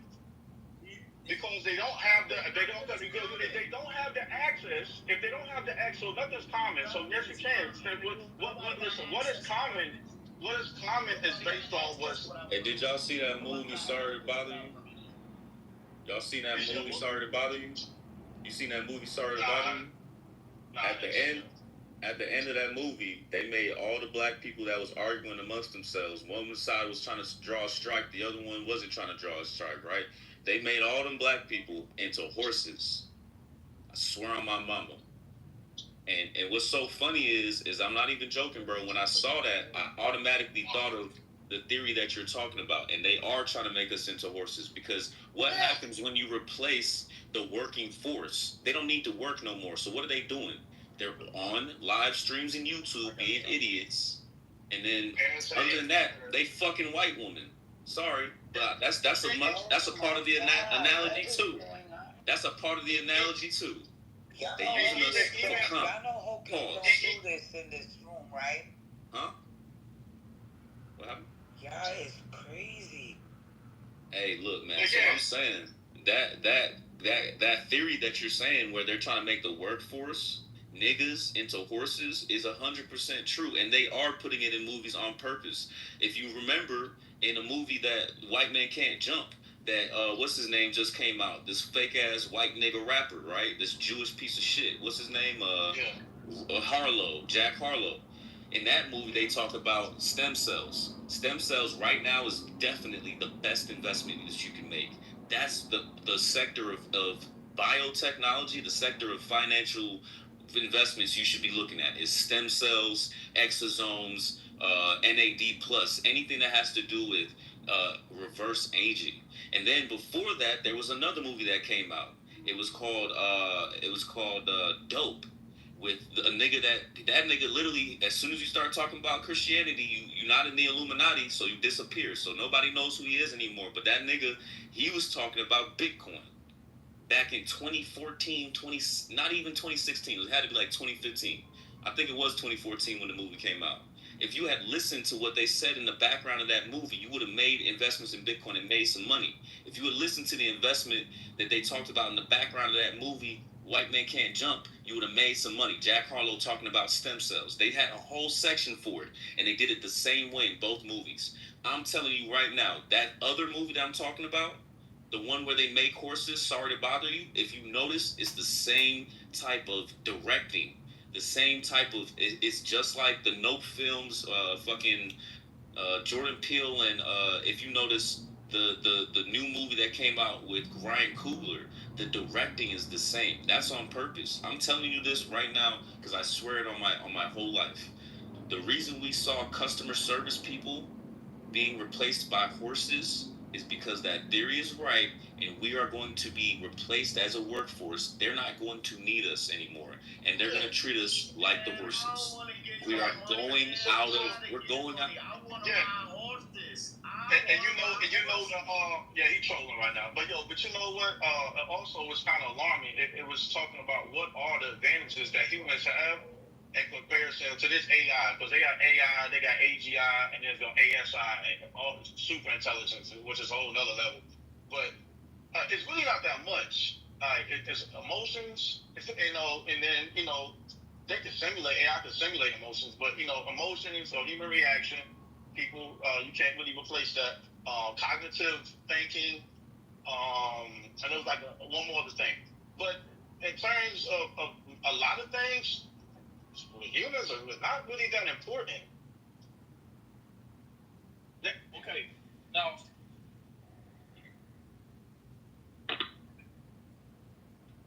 Hey man, I hear it. Like there's a lot of things we're replaceable in, so I'm not gonna say not yeah. I'm not trying to like push anybody towards one direction, but yeah, like or say I'm right. But I definitely feel like yeah, you're right. That theory is in. Yeah, I'm back. Yeah, and so so what abilities do we have that we can't, really it's really not that much, what I'm saying, that we can't do that they can't do. Now the only thing is, especially when it comes to business too, like I was saying, they have no incentive to hire employees versus hire unless there's a bill passed and says, you know what, well you gotta hire this many employees, you know what I'm saying, to keep the money circulating, but they gotta pay taxes, you gotta pay taxes, to keep the money circulating, because if they just hire robots, who's gonna be purchasing the stuff, you know what I'm saying? So you gotta keep the money circulating. That's why I was saying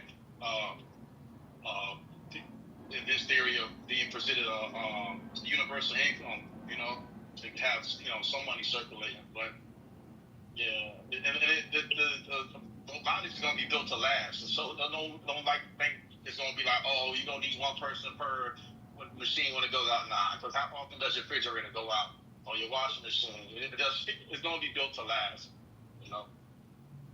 Certainly cross-examination question from my desk most of the time. But why do we as people center our conversation about stock investments, employment, and business around jobs? Sometimes you just have to make the right decision. It doesn't have to always be a job, but like your investments in, like I said, your Oprah stock, your Tyler Perry stock, and this stock in Onyx Oil, other people are doing things that are investments in self. Your time and energy in your own stuff. I frequently play the tape in here on every nigga is a star. And you just got to figure out who you are. Elijah died. He wrote it, he said, everybody.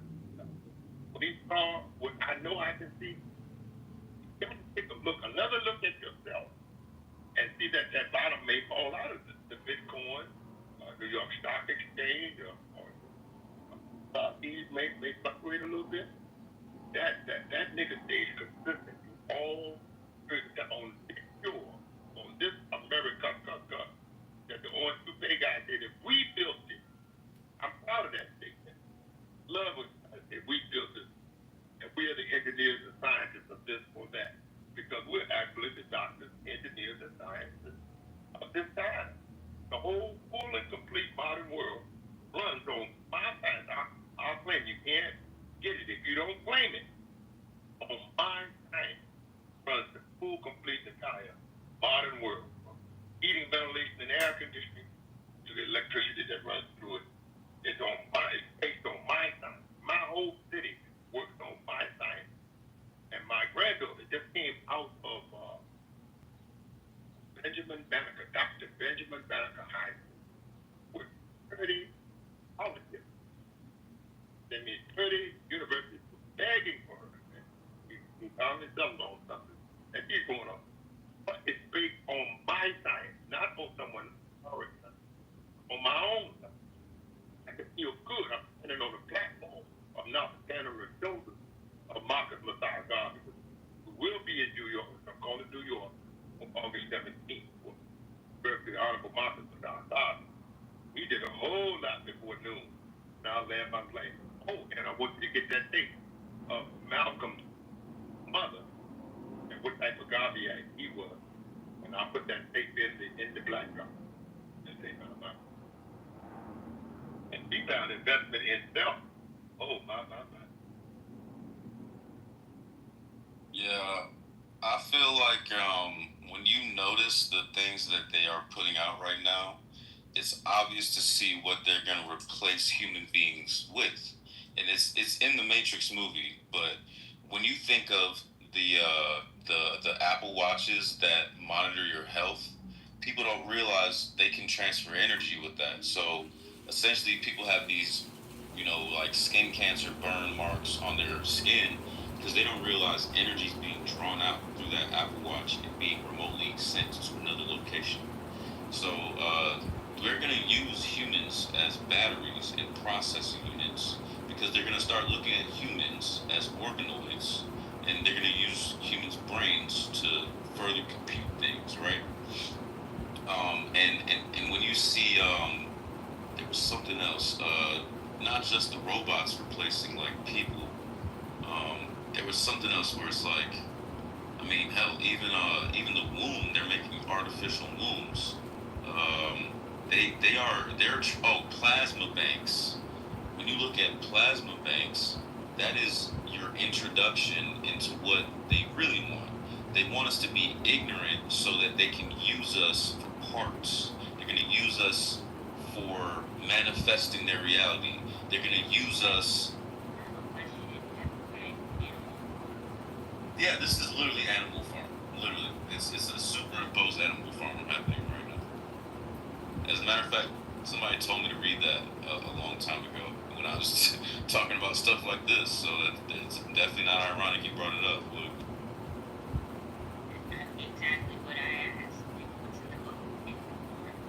Also, probably if you read Animal Farm, probably read 1984. Yeah.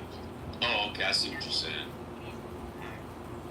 So if anybody ever read those two books, I would highly recommend reading them. Yeah, like. Because they gave you notice as interpreter, like they put you on notice. I don't know how many years that book was written, like 1940s, I think, or something like that. They gave you notice. They gave us history. You don't read it. They give you notice, like you say, all the time. They put you on notice. They let you know. They let you know all these years back what they were doing.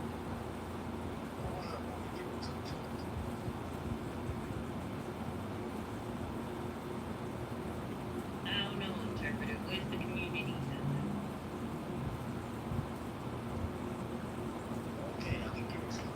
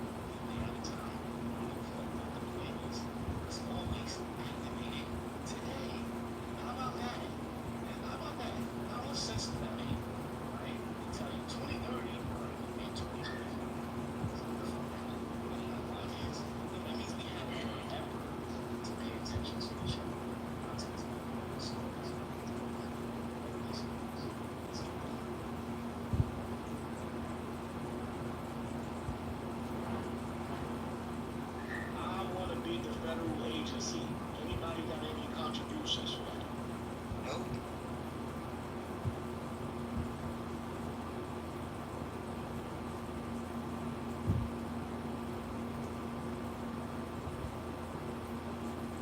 Yo, it's a lab called the Vassal Labs.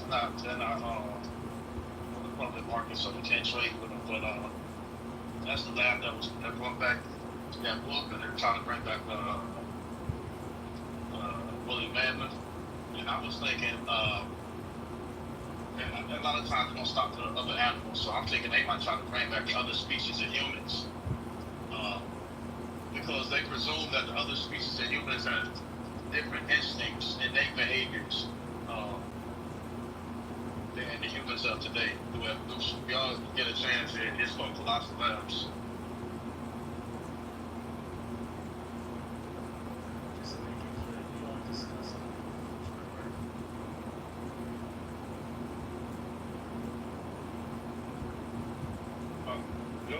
The discussions on investments, whatever are That sounds like discussing criminal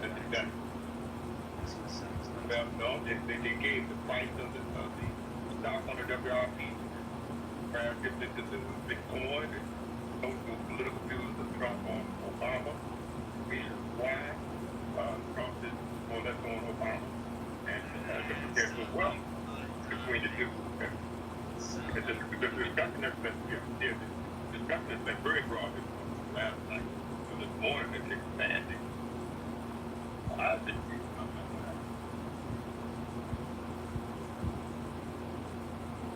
sound like the money cell phone chip that moves that we gotta get. So shit sounds like that. Sounds like Black Diamonds. Sounds like sweatshirts. Sounds like that. Sounds like sounds like that. The story sounds like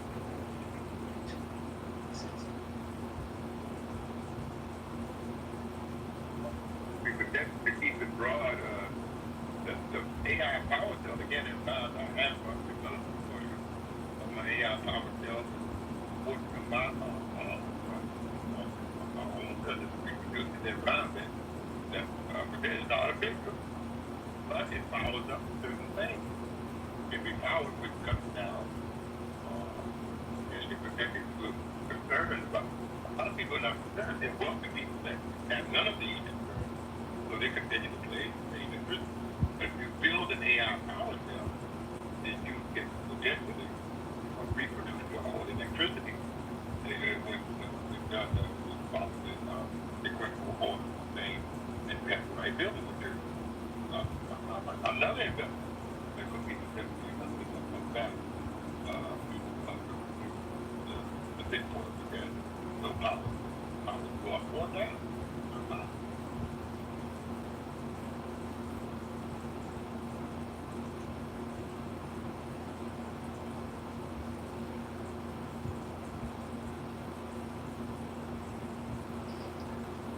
what I learned is that if I can get my black people to follow means I can build process. I'm still attentive. I have evidence that I can. If I do it following me, it's more evidence.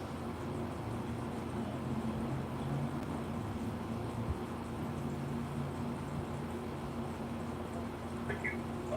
The AI potentially produce those sectors.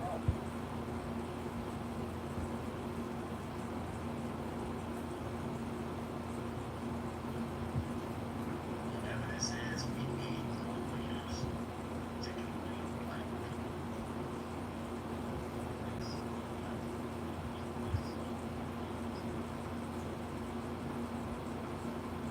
Won't get any resistance. An argument for beyond that. But many of them have been produced. I put in the clubhouse. Every other person was saying, content, say the word content. That you go through our clubhouse. They rarely, we uninformed or misinformed person. Clubhouse saying the word content. And the word, they left, they put the extra was in my field, put their name, left the signature card in the sand, got removed, never found out exactly what thing they would allow you to do, and what they would not allow, what they would let you do. So that conversation is almost deep. Get that word down. Yeah. There's a couple more, but yeah. So they influence, the environmental influence, intellectual and spiritual influence, is a powerful word. When it's used properly, they can influence that body. You could say something or do something because thought or value could go up, down, up or down.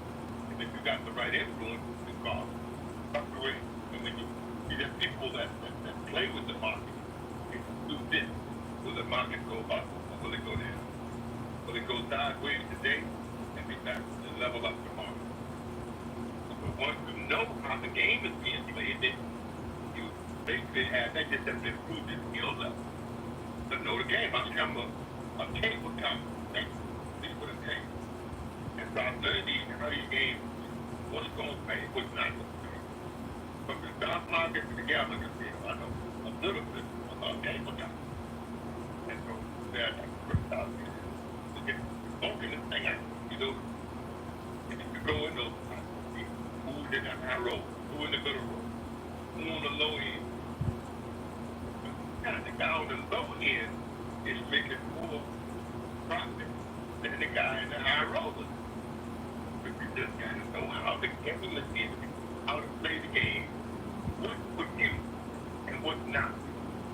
What's a pure bet and what's real gamble. And once you know the difference, you're well on your way.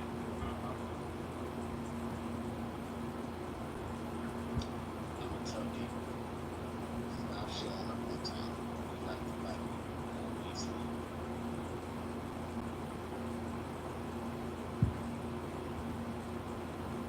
They used to have to think on TV, have the color people. TV was popular in the 50s, 60s, 70s, and it's back. Little brick that word made it about the edge of the 90s. They don't do it much. Mostly TV now. But if you have an influence on time, if you get a thing, you could bring a crime down. The word nigger down. If you go for nigger down, you better goddamn believe you right on that. Well, doesn't be your head out of ski. Doesn't be your head out of ski. This is pure bet. Be a winner.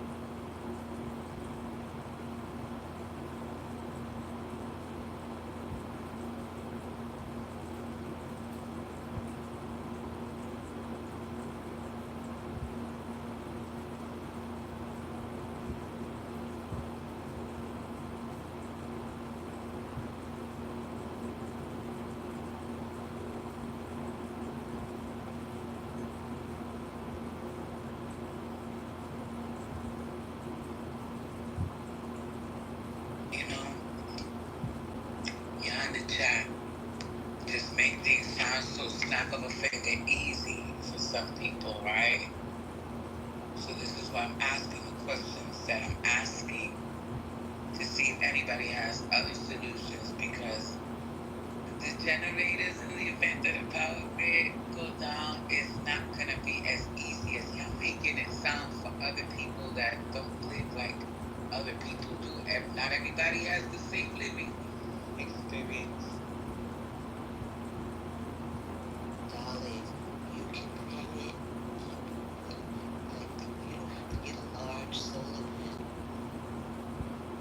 You can hang it with a small size one and then put it out on your, even like set it up in your window where you know, the sun, wherever the sun is shining.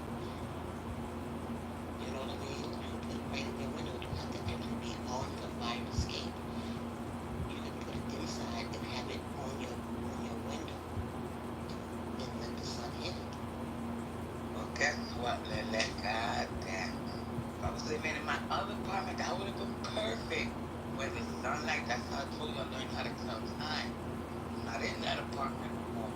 They put me to the back. There ain't no sunlight in this apartment. None. Zero. I got windows, no sun. They got me to the back of the building, no sunlight. The most sunlight that hits any part of this apartment will be at 10 o'clock in the morning when it hits the fire escape for a brief, and not even a whole hour. So this is why I was hoping that people came up with other solutions in the chat in the event that power grids go out, because what state was it recently that was without light for a few days? Europe was without light for some days, another part of Europe. So this is why I'm asking these questions. And everybody's like, run to the digital world, invest in crypto. I get it, that's great, beautiful. But all the people that are investing in these things, do we have backups? Because again, not everybody lives in a house. Not everybody could have solar panels. I'm coming to y'all houses then.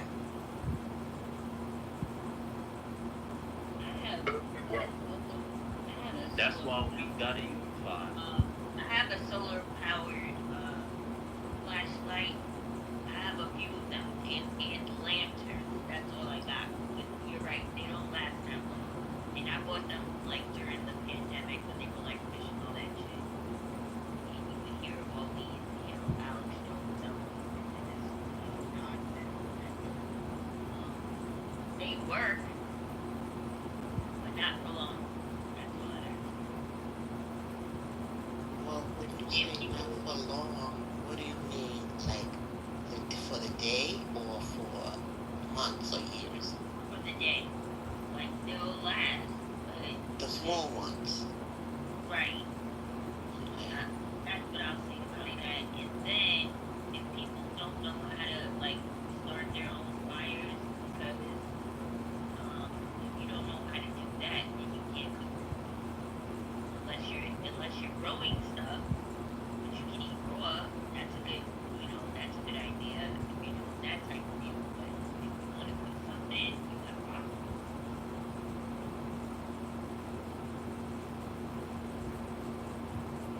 Meaning, does anybody know how to build a fire? That's what the Boy Scouts, Girl Scouts were back in the day. Start a fire. I know how to build a fire. Yeah, I know how to start a fire. I mean, anybody can start. Starting a fire, I think is simple. If you have matches, yeah, or you have to strike one. Yep. So if you don't have those two, what's the striker? You talking about the rock? The flint. Yeah. Okay. Yeah, it's the rock. It's called flint. It's called flint. Yep. Flint stone. That's the actual name of the mineral rock substance. It's called flint stone. You don't need matches, bro. All it is, you just take another piece of metal and you strike it against it and boom, you got a spark. I have one. Like you can buy those flint stones for like $2, $5, and a candle. That's dope. That's the key element. You know that it doesn't exist anymore. Whoever just spoke about the Boy Scouts, they got a whole scandal going on. You know about this? Now, the key element in the fire, you don't need stone, metal burning wood and create enough friction on kindling wood, it eventually starts to look at that long. We're gonna go on chatter right now because I want to see all y'all men start a fire using wood, thatch, and shit. For real, we go on chatter. I want to see all y'all start a fire without tools. Yeah, because I don't know about no rock or no wood, rubbing wood. I mean, they show that in shows and shit, but I don't believe that. You gotta have some type of metal, something that's gonna spark. Lilette, you just need some like dry shavings of wood. You need to take another piece of wood and dig like a little, kind of like a little tiny bowl, right? So that way, when you shave the other piece of wood down pointy, right? You put the wood shavings in it. Then you gotta take like a piece of rope or something. You can use hair. You just gotta tie it around the wood a certain way. Then when you start twirling that shit in your hands, you gotta keep, like to make the friction between the two pieces of wood and the wood shavings. So you done that before, darling? We all gonna go on chatter and learn this motherfucking shit because we have to depend on some of the people out here that can't even start a motherfucking fire. Baby, we all do. But you still can use household chemicals. Jesus. Create chemical reactions.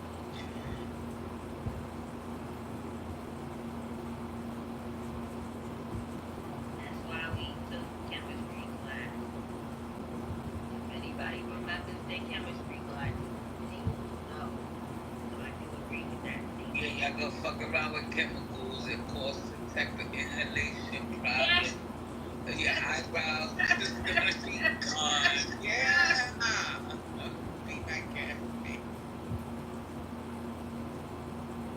So you mentioned the solar power radios and flashlight. I have one of those. I got that. Yeah, I got a few. I bought a few. And a hand crank. The hand cranks I did not. I didn't get into that part of the situation during the pandemic, but I do know about the hand crank. Do you remember that guy that came in the room? I think we were on, and I know you were there, Lillet. We were on, I want to say Discord, it was, or something like that. He came in, he was from Texas. He had like the 3 wives on the 3 houses. Yes. He knew a whole lot. But he gave a lot of good information as far as like what kind of walkie-talkies to get, and what kind of flashlights and all that. Do you remember that? I took notes with that guy. I think he was on to something. Yeah, I remember him. Yeah, that's what I'm saying. I got a lot of stuff. I got my little propane grill. I got me the hand crank radio with the solar and where you can charge your cell phones and everything on. I bought a lot of little gadgets. So I have some stuff along with Yoli's backpack. I would like to get one of these. And that's a start. People would get that backpack, even if it costs a lot. When she's having the specials, maybe you can pay for a little at a time, or whatever if you don't really have it. But that backpack is worth the money. I'm telling you. I also, another thing that I have is a cast iron grill. If you need that, a pot, a pan, another, a cast iron, that's essential. And then, that wood, but that hook up.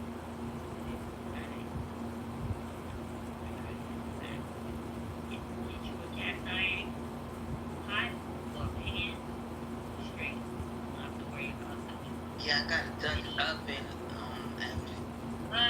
Yeah, I have one of those, darling, too. I love them. I want to get some smaller ones too, though. That does make a good cake.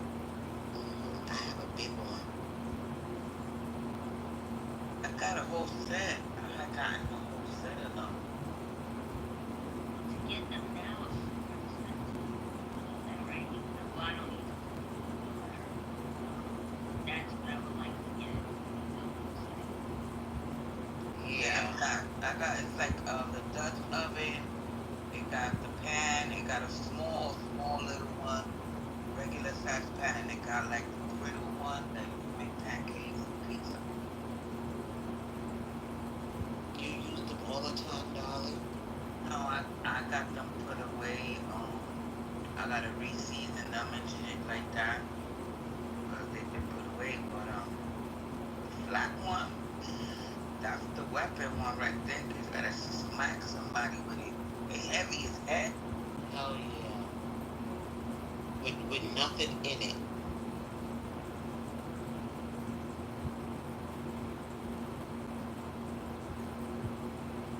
Yeah, but I did get to make a cake in my Dutch oven, and that shit was amazing.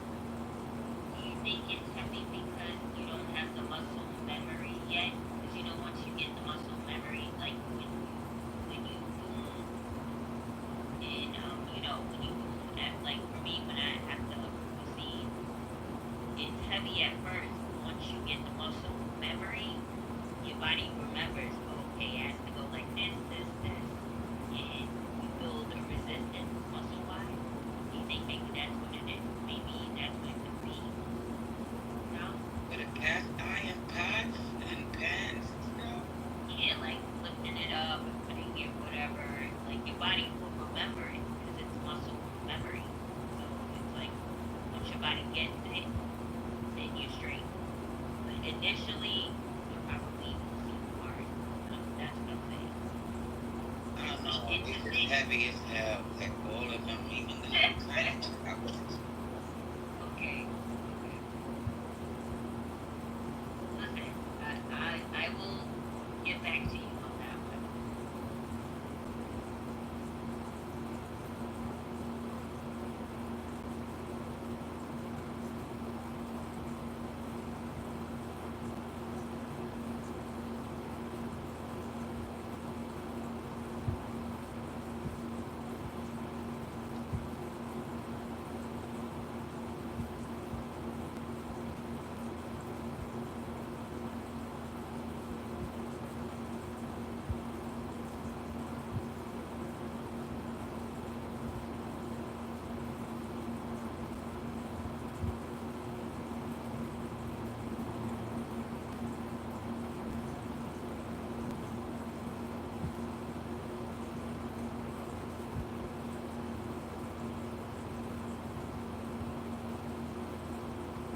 So flip the subject about solar panels and everything again. I know I just have in the chat and I saw y'all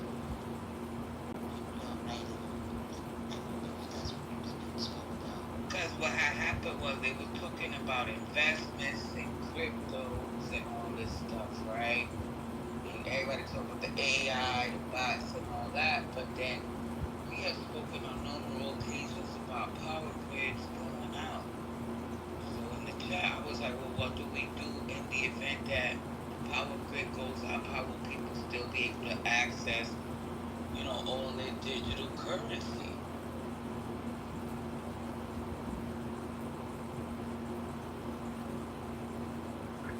And the element of the AI power bill, simplicity, use some of your own power, via the investment, your need for etc. And added investment of nigger investment, which again was solved the empty crises, and it will give a sound investment.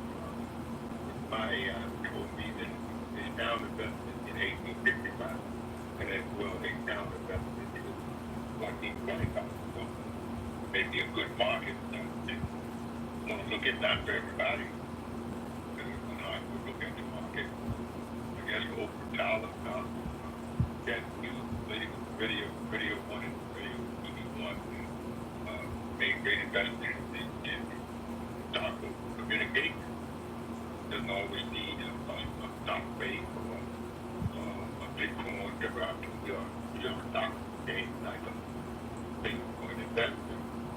But this communication is relevant. We generally separate enough. And you and the profit. Their profit And it just, the niggas still not carrying a high end. Or did it all? Lady, interview, yeah, Wayne. Very happy.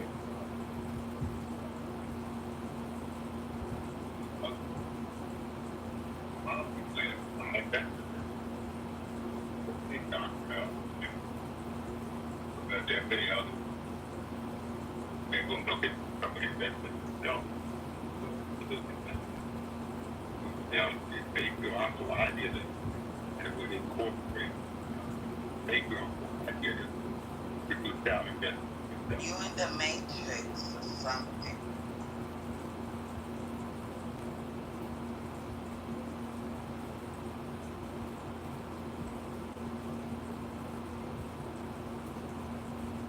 Thank you.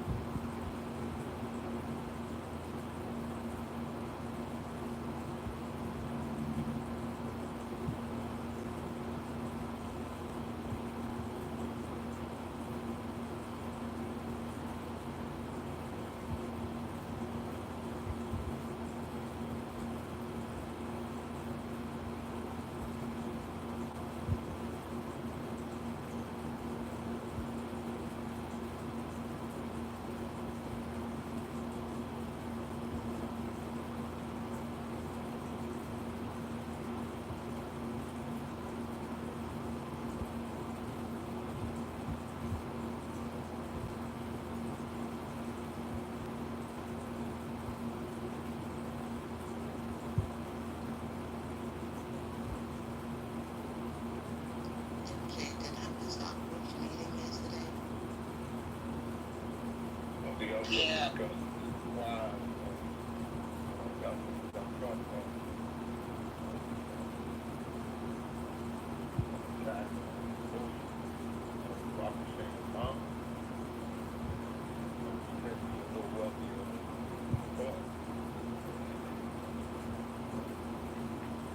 Challenge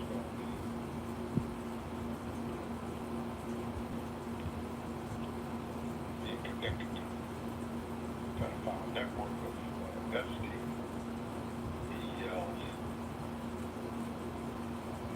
Barack Hussein Obama was getting some kind of use of the end, and I had predicted eventually come to play so-called raid card again. His research with that goes well at the press as well.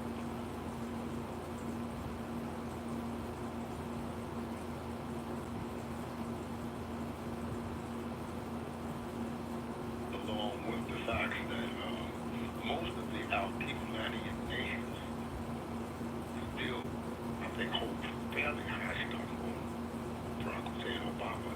His father's wealth was what he accumulated out of his writings and was in a fair position.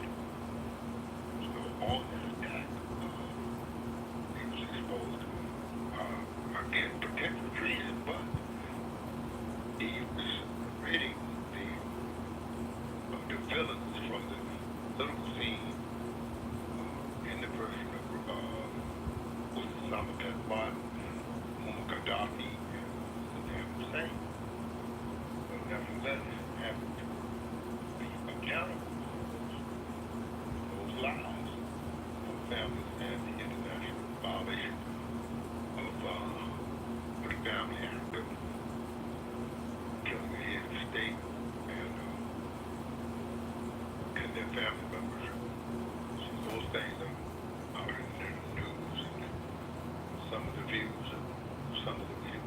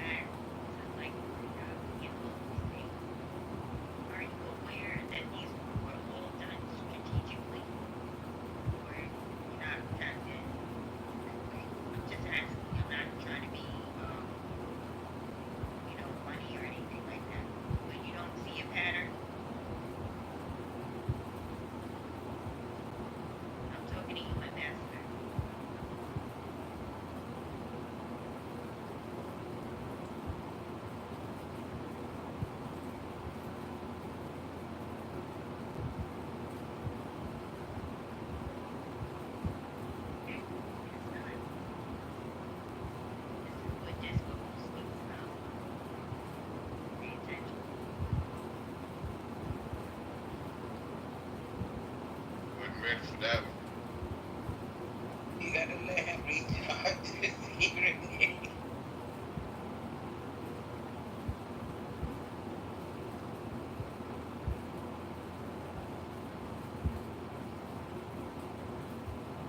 My man got selective hearing and selective conversation. Apparently. That is so true.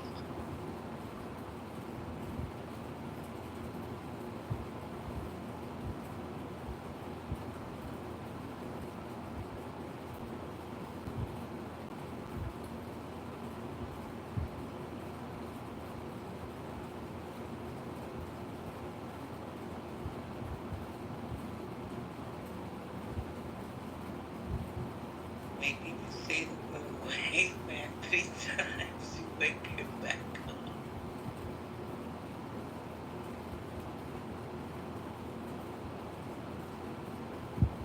As soon as somebody gets deep into a conversation, you'll come back and hear people talking.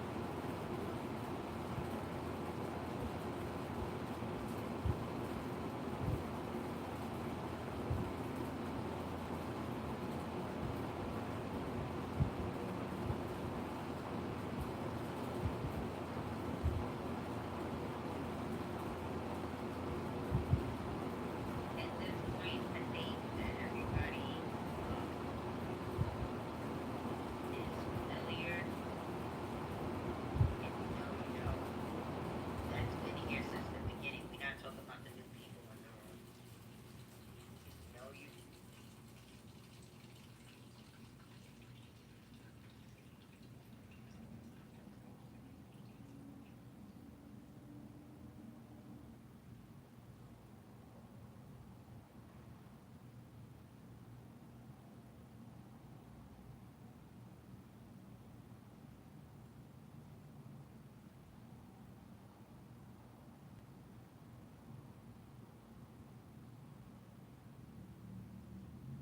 Cocaine Cowboy, you sleeping?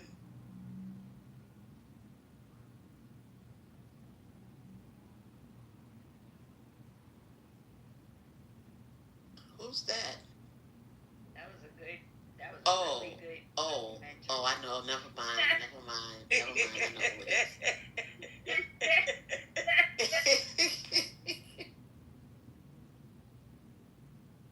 He was in the good last night.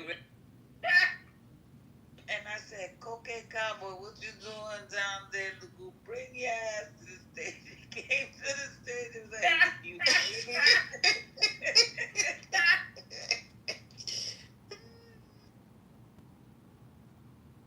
Yo, he is so funny, man.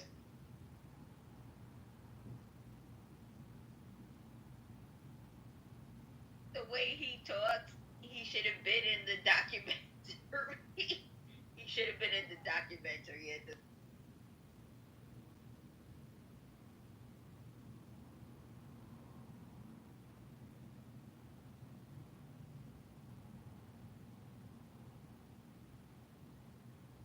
I'm going to go use ChatGPT and I'm going to remix the Rhinestone Cowboy song and have them put in Cocaine Cowboy wherever say Rhinestone Cowboy. Yeah, we're going to remix that shit just for That'll be nice. make sure you trademark that before you do it. Trademark that shit.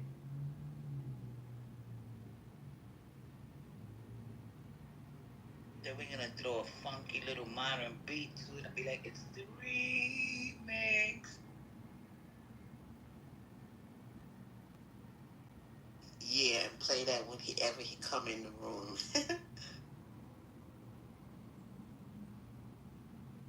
Look at Lillette producing. You a producer on the low, Lillette.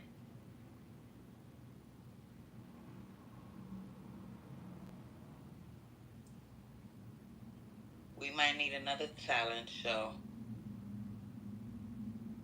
I was talking to Yoli about that yesterday. Not yesterday, day before yesterday.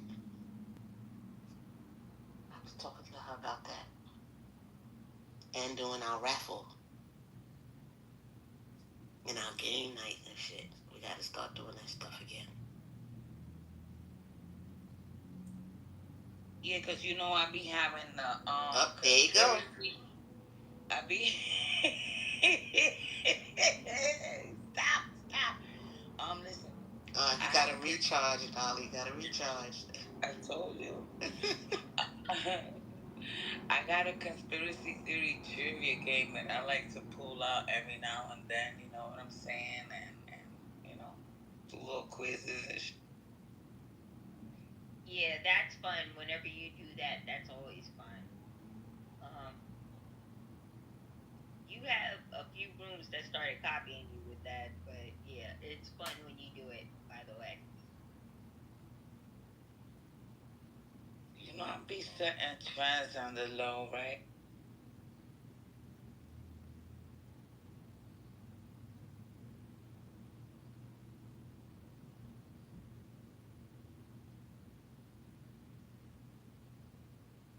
He can't trademark my because Johnny Gill, was it Johnny Gill that sang that in the song? Yep. Cocaine Cowboy, my wake up. We talking about Johnny Gill again.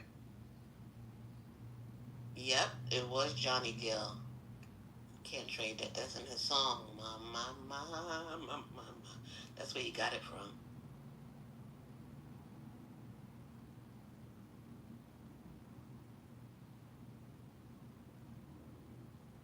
Then we might have a part 2 from the other day.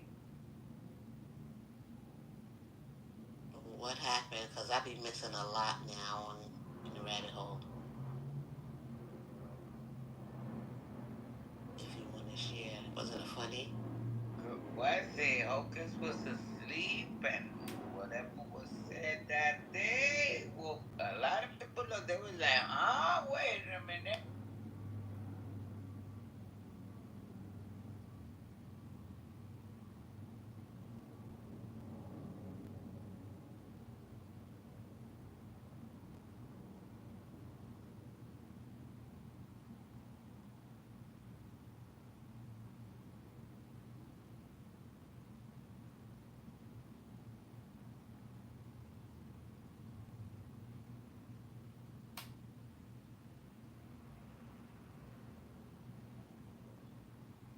The best times, Lilette, is when everybody starts cutting up.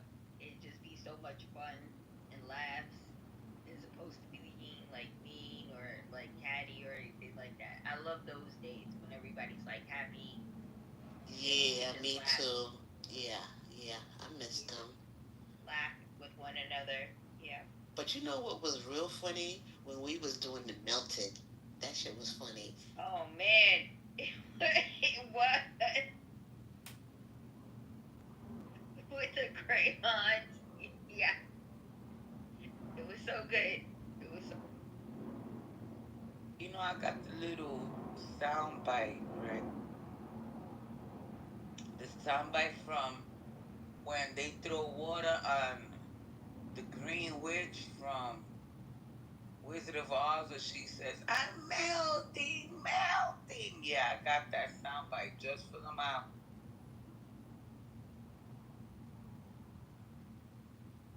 Because, you know, I'm good at making sound bites.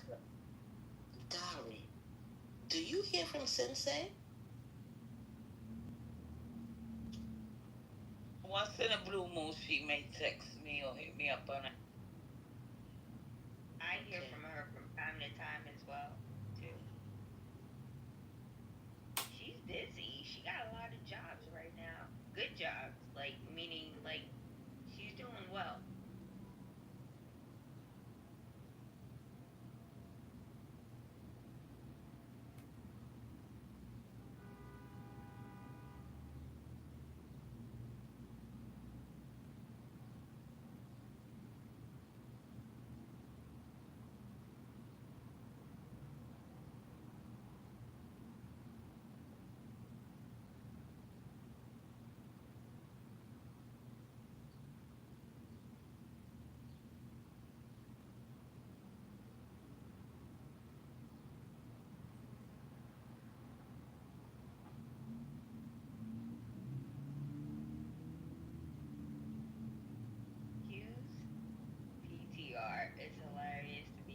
because I remember that scene in the show, and it's the most hilarious thing you'll ever see. Their family, if you ever watch, if anybody has time to watch,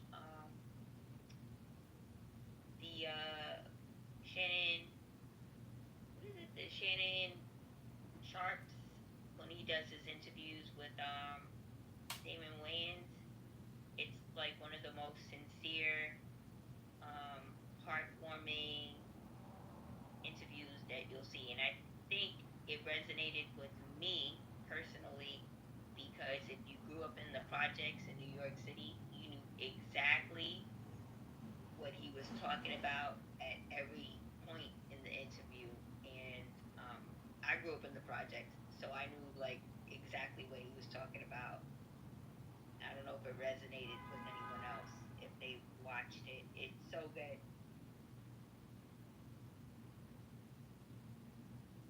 And he's like one of, I think they got like 10 siblings, possibly more, but it's a whole lot of siblings He he is a had. big And family. yeah, and if you know what I'm talking about, Lillette, like you just know. And it was only, for me, it was only three of us, but it's my parents coming from, another part of the earth to America, and then like trying to like figure out how things go here. I feel like it was the same experience, just a little different, all the same. You know what I mean?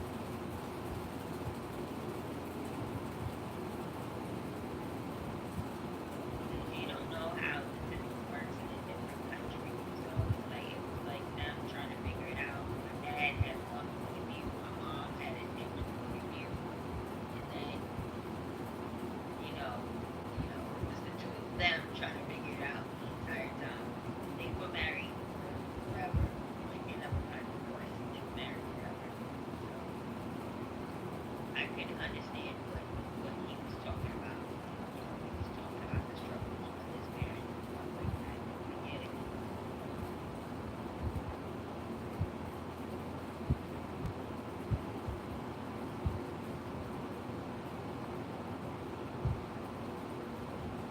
Did you see the interview, Lilette? Did I see who? Did you see the interview? Did you watch it? No, I didn't. I didn't. What is it on? Can I go on YouTube and see it or something? Yeah, for sure, for sure. YouTube it. I think you'll enjoy it. But he's with the Because Wayans. yeah, but he like grew up in the projects on 23rd Street. You know that area in Chelsea. So he was talking about growing up in that project, and I grew up in I'm from the projects up here in the Bronx. You know that, and it's just so funny how you have these shared experiences. So like a lot of stuff that he said in the interview resonated with me because I'm like, oh yeah, I remember that, I remember that, I remember, and it's just so funny that um, funny, not ha funny, but it's just Yeah, I know what you mean. yeah, to hear him say his experience with his brothers and sisters and his parents and stuff like that. It's like, okay, yeah, we went through that. Yeah, we did that. I think you'll enjoy it tremendously. Yeah, I'll check it out.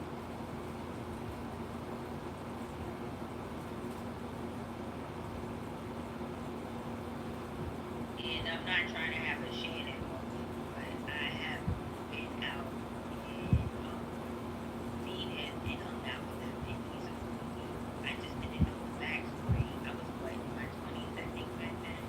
But it's nice to fast forward to now and hear his backstory. And I'm like, oh, that's why he was so fucking cool. You know? It wasn't like, you're around certain people, when you work with them, they're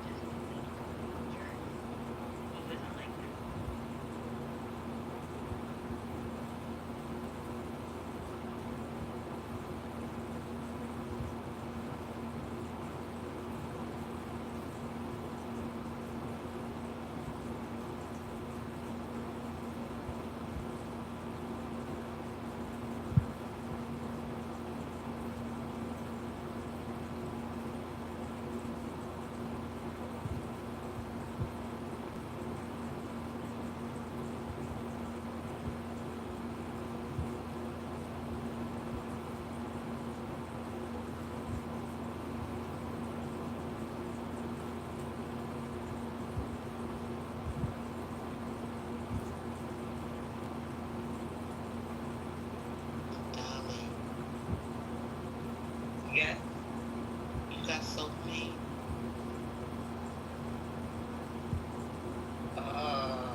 Let me check.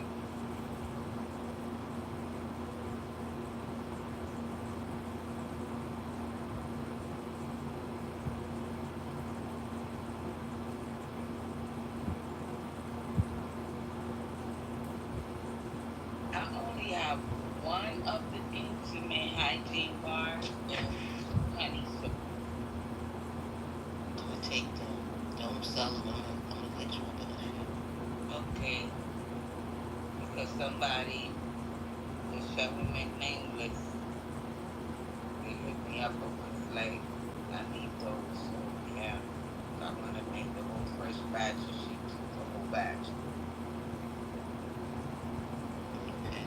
I'll take those and hopefully make another batch because I want them. Yeah, I'm just waiting for my monies to drop and stuff like that so I can order more supplies because I got more supplies to make honey soap, but for my instrument hygiene bars, no. And then I was chilling with this dude. He was like, yo, I'm gonna need some more of that soap, but he likes the manly version of me, so. What you say? You Yeah. got the honey and what else? I got 2 bars of the honey soap and one of the intimate hygiene bar.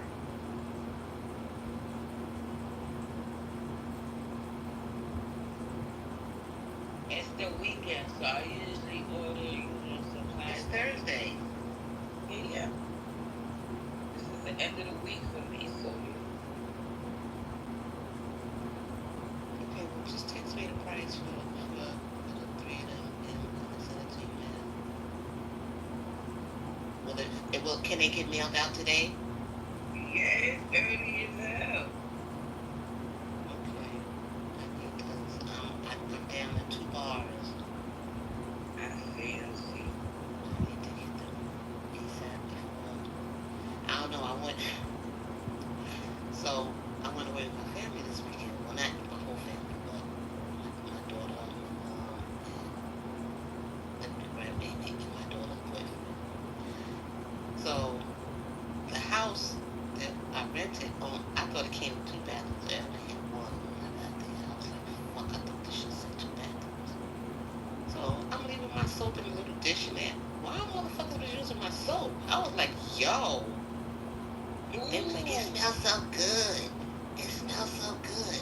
No, don't be using my shit. You know, I was pissed, right? Wait, the family was using the soap? Somebody was using it. I don't know, because my daughter had her own, and I'm thinking it was her man.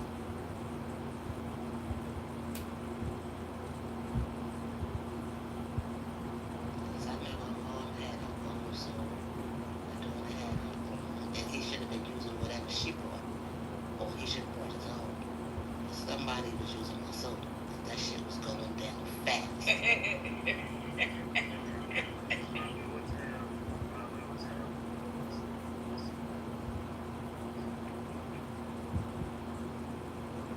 I was like, yo, fuck.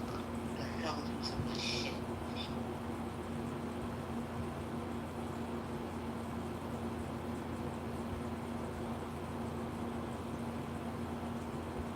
Yeah, so what I need,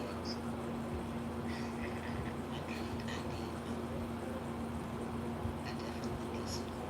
So those 3, I want them to get now. And get some more as soon as you make it to next week. Gotcha.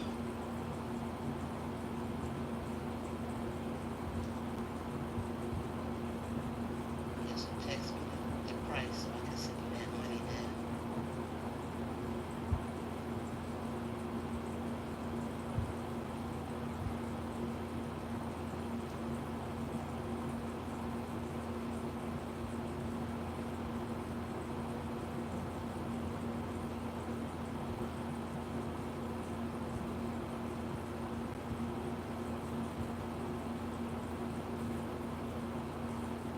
And could you make me up just a little bottle of oil for my body, please? Just oil.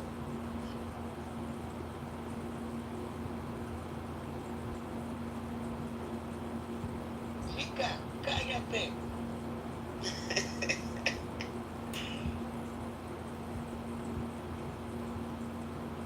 I was gonna send you one anyway. Cause I made them, okay? Cállate.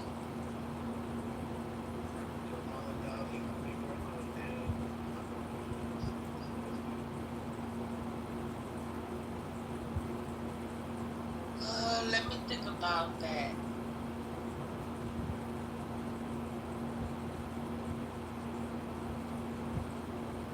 I appreciate you. Yeah, I appreciate you for, doing the sentiment with that. This is how I do business, man. It's like whatever it is, cash you out first. You know what I mean?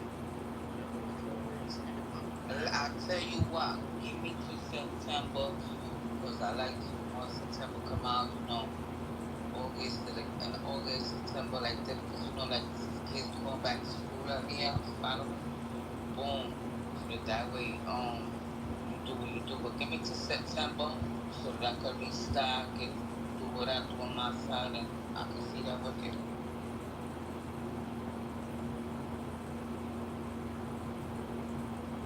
I may not fuck with you like with the shit you be saying, but when it comes to certain things, like nah, I could see you doing that type of shit. I don't know if it be like that, but nah, I could definitely see me getting a bag with you.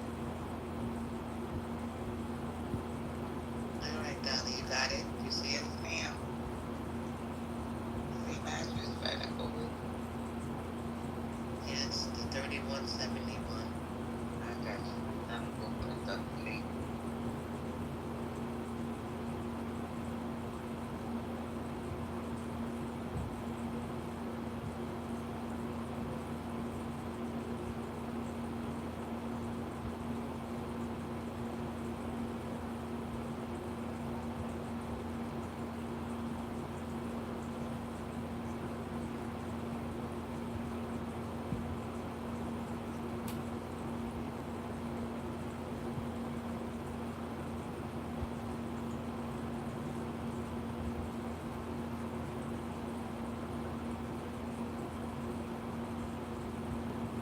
And yeah, Jupiter, I know you're not gonna run out like you're not gonna fuck up the bag like that. I know you're not gonna like rob me and nothing like that. I never ever got like a shitty vibe off of you in that type of way. Like I know that you're not that type of dude that out there to really hurt people and shit like that. Nah, but you never know where this could go and but I definitely could fuck with that.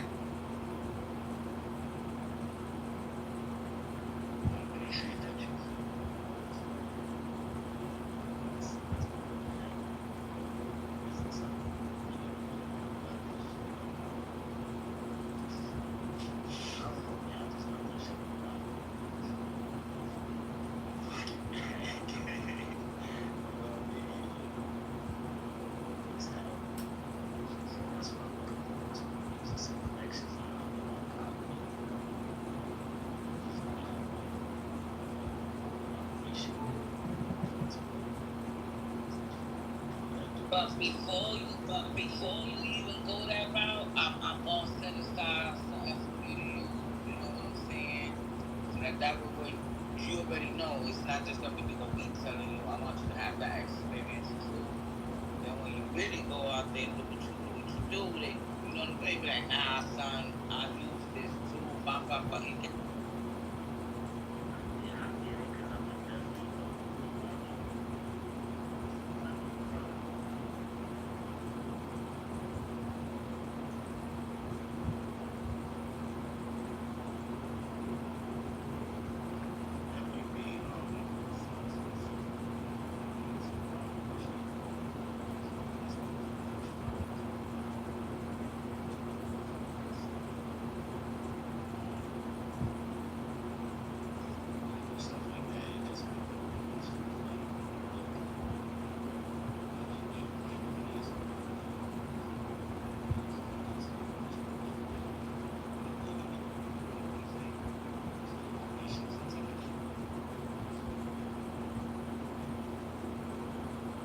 Yeah, because And then I had seen her, and now it does, and then she goes through her different stages of different types of bars.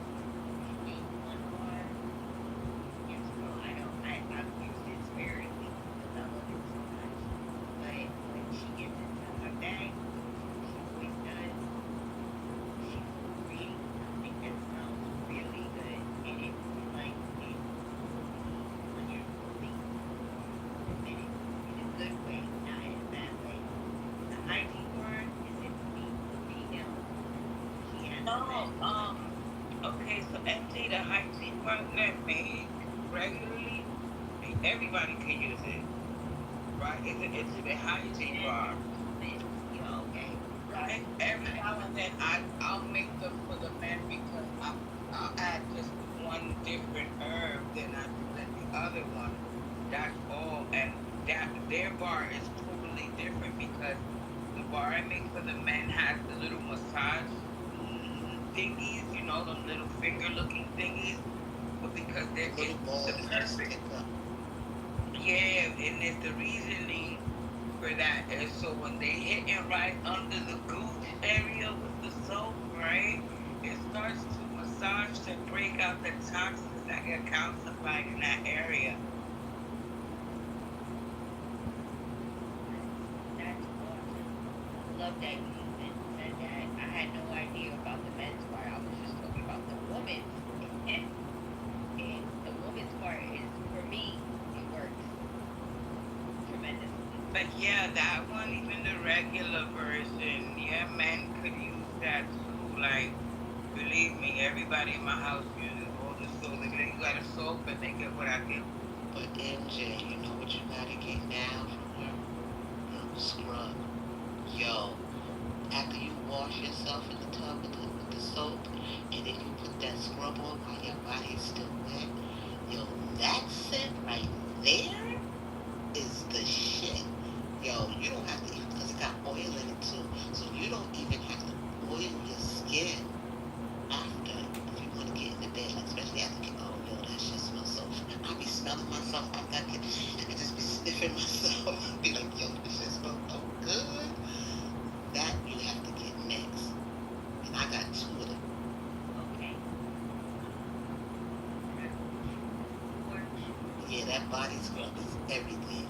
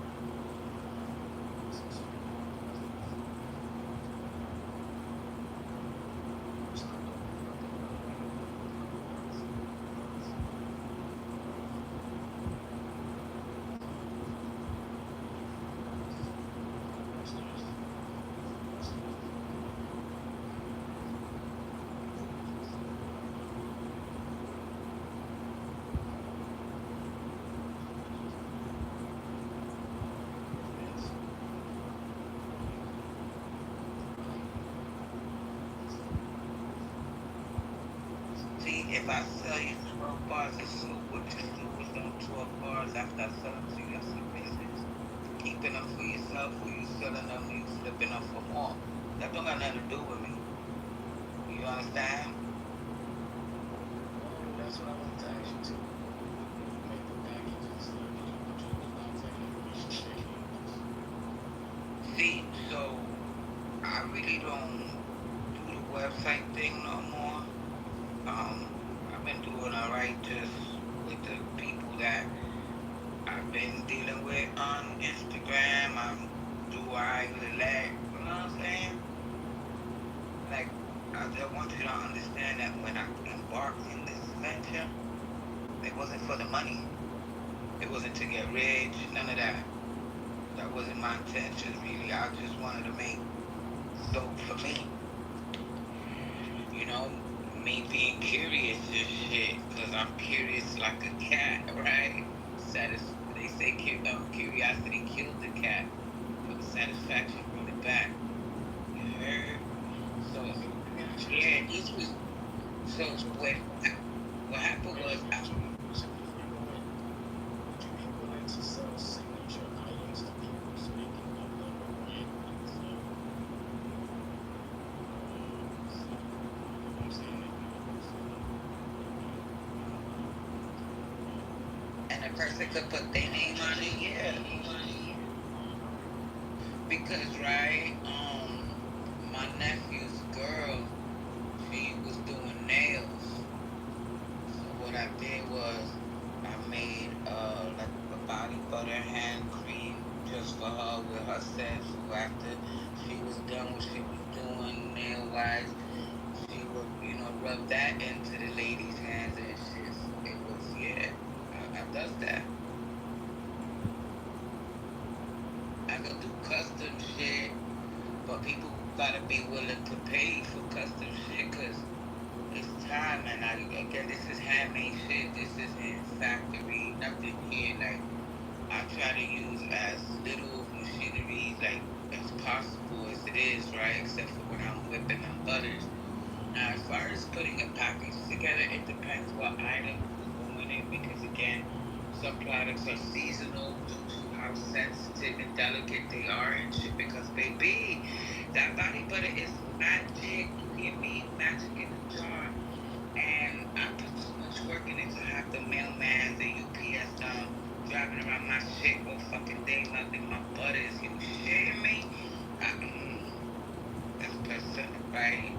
So, some things are seasonal, especially my body butters, which is why the lad and Simeon you know, got me to bring back the body oils that I usually make in the summers. I didn't think that, you know, people would be asking me for body butters in this dark, hot winter, but it is what it is. And so I do make the body oil, the after shower body oils that smell identical to the body butters, give the same lady, the same shimmery effect. It's not glittery. I didn't say glittery. It's just this thing little. It's even subtle. It's like a subtle shimmer you get, right? But it's the same oils I use in my body butters I use to make that shower oil. Baby, my God. And that I've been using that shit. So what am I? Don't do that. Don't do that. Because I've been asking you for it. Man, but I made them. I got you. Go try this shit out. Then mama gonna order you a bigger bottle because I already know you the lad. Coño, this Yeah, well, I'm waiting patiently. So hopefully I'm getting the sample with the soap. Yeah, no, I'm gonna send it. I got a few bottles there. Alright, I'm gonna let you pick the scent, right? We got the Yarrow candy, the Yarrow pink, or the grapefruit mango. Mango's need every day, all day. Yeah, I'll take the mango.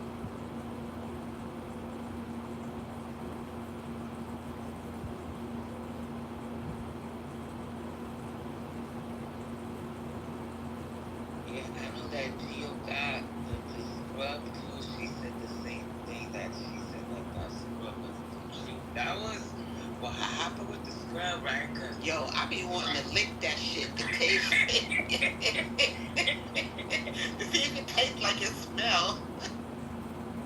so what happened is right.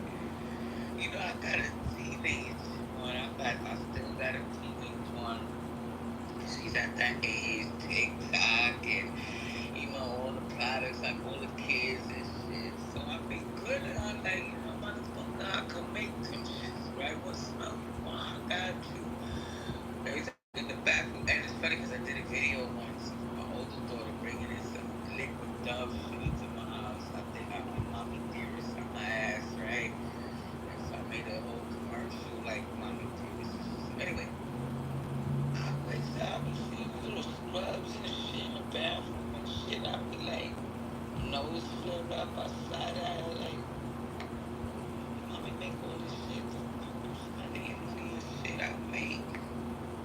I was like, hold on, I'm gonna show you how mommy give it up. So I was like, I'll make a scrub now. So that's how me getting into the scrubs again started. Cause yeah, shit, the children's fault.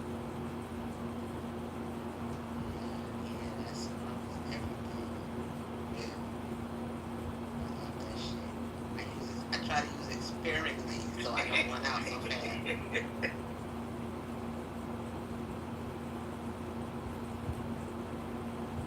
I had that coconut sugar sitting there, and that coconut and brown sugar just sitting there. I was like, let me make the scrubs, cause my little girl over here, she used this.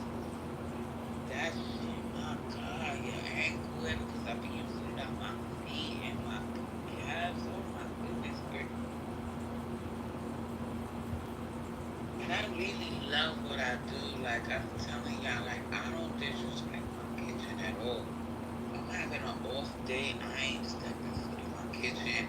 My kids is big, they know how to fend for themselves. You know what I'm saying? As far as feeding themselves, you know. I'm not making no soap, no nothing, and my day is just a fraction off. Like I really love what I do. I love how I feel. When you know when I use my own shit, I really love the way my skin feels. So I'm not gonna never go in my kitchen and do something if I'm sad, angry.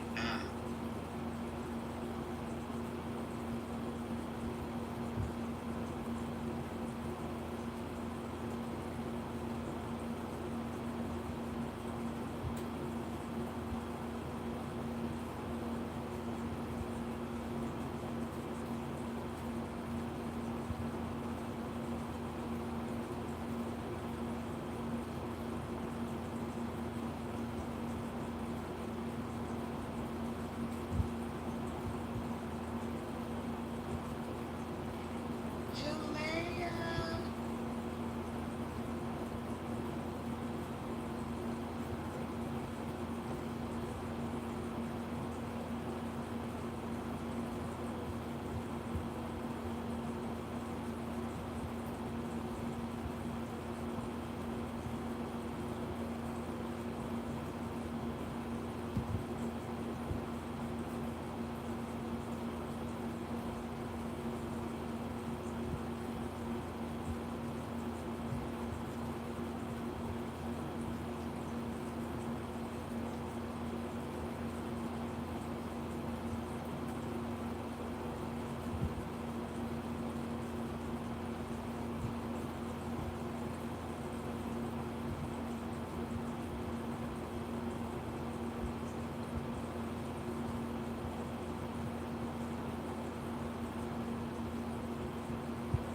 Pam. Pam, what is that? I see beets and grapes. What is that on top? Good morning. So that's burrata, like a creamy mozzarella cheese. It was delicious, and it was on beets with blueberries. Oh my God, it was so good. I thought they were grapes. Those are blueberries.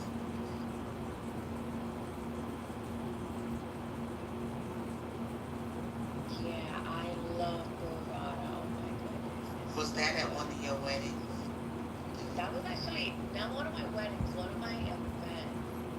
But I I have so much fun picking the menu because I get to eat it. So yeah, I was just having it.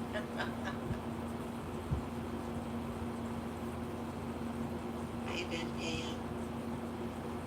I've been good. I've been good. I've been okay. I've been busy, but now I get to relax. Just here, living the dream. Your son What about enjoying his you? summer? Oh yeah. So we got back from Italy like 3 weeks ago. So he had fun, but he's been with his other grandma, and now he's with my parents. So I pick him up this weekend, and he could then take him to the pool and the beach, and that's it, back to So sleep. he's been to Italy? Yeah, we went. Yeah, Oh, he's wow, actually that's nice. he went to Italy. How old is he? okay. He's gonna have a nice experience traveling with you. He got something to really tell his friends when he go back to school. Was that his first time there? That was his birthday gift. Oh, wow. Nice. Yeah, we had a good time. So it was my mom's birthday. It was in June. It was my mom's birthday, my sister's birthday, and his birthday. So we just made it to a big trip. That's nice. Yeah, we did a lot of sightseeing. So he was a trooper. He was definitely a trooper. So I'm proud of him.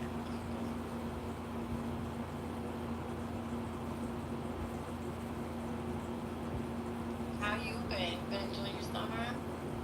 Yeah, I've been okay. My summer's been chill. I just spent the weekend with my family. My mom went down to South Carolina to visit her and had a nice little time. Hadn't seen her in about 2 years. I wanted my grandson to see her again. And she's a damn age, you know. But you wouldn't believe it. But I wanted her to see him and us. We had a nice little weekend. I love that. I love that. Then they appreciate it too. And then he was here in 2 years, so I know that was much needed. I love that for you. Yes, it was. Because I usually see my mother at least twice a year, and it's been 2 years. We talk on the phone every day though. I'm trying to get my daughter to let's drive because it's a 5-hour drive. I can't do 5 hours by myself. Yeah, that was nice. She loved it. She had fun with him. It was a nice one. Hey, Lux.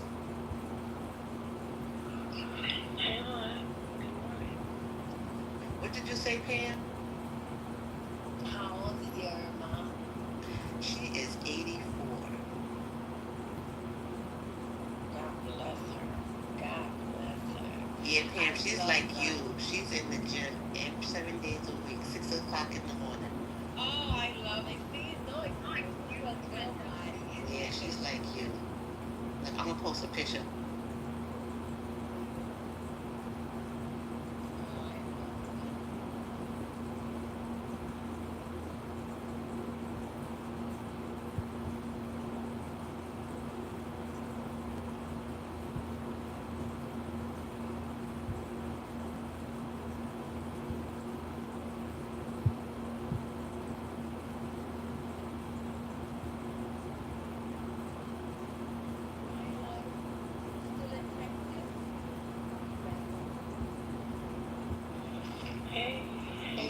Look at my PTR.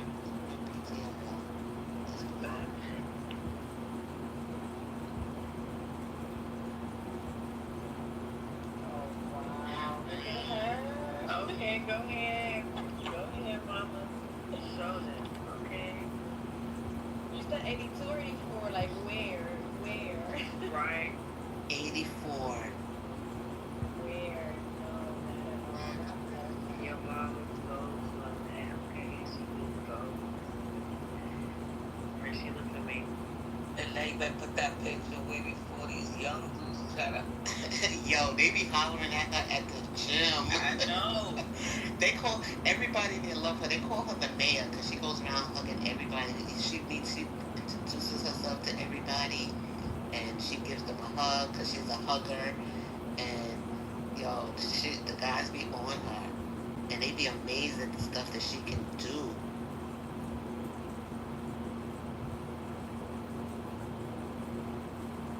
Yep, but that's my mother.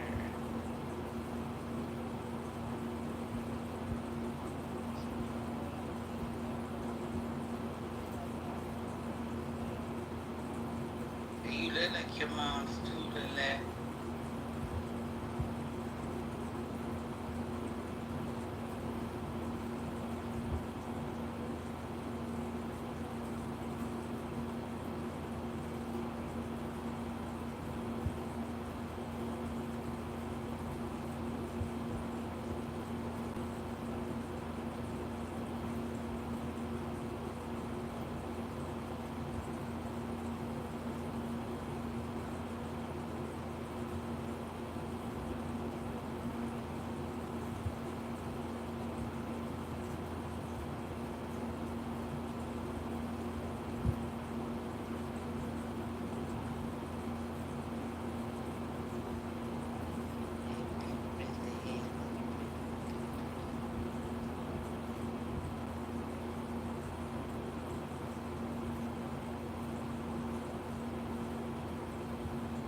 I just got a new, well, I just got, somebody gifted me a juicer, and it's the one that has like, the sides, and it's really clean.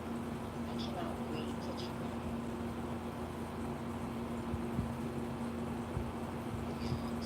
What is it called? It starts with a K. I don't know.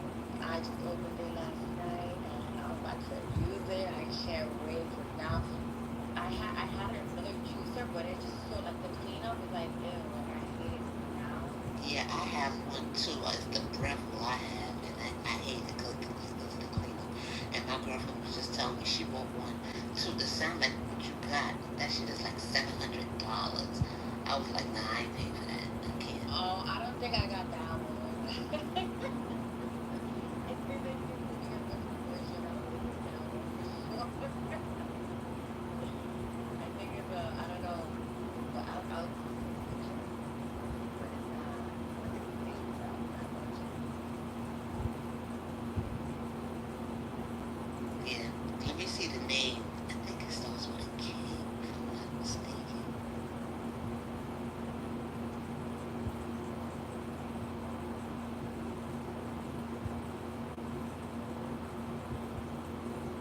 But I'll be juicing all day. I'm gonna, I have like recipes. I'm gonna try this.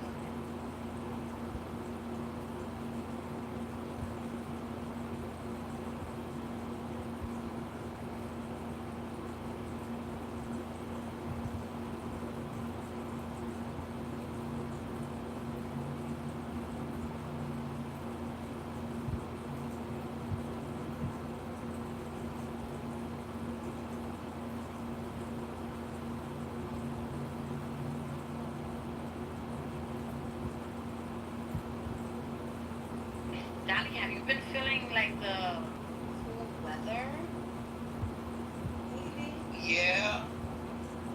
Yeah, I was like, what is happening? But then yesterday, it was weird. Like I went outside because I watched the sun from my window now, right? What little bit I could see. So, see, it's about to be 10 o'clock. I already know the light hits my fire scale always between 9:30 and 10:30. Right then, that's the sun. So, it wasn't yesterday, but when I decided to go outside, the sun came out. So, what I did was I sat in the sun. Then I came upstairs for a few.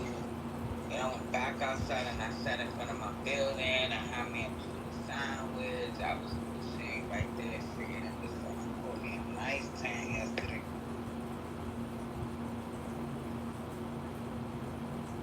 Yeah, it's definitely weird because what was it? It was yeah, actually no, last night. Last night I went outside, I went to the track and it was chilly. It was like 7 or 8 of them. And then the day before yesterday in the morning it was like 60 or 57 degrees. I'm like, oh god, it's too early for this.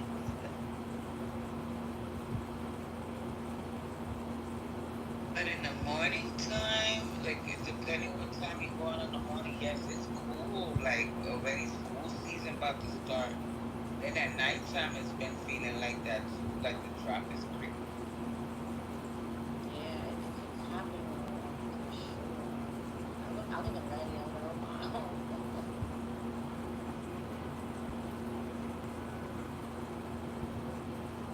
Yeah, before we know, it's gonna be September.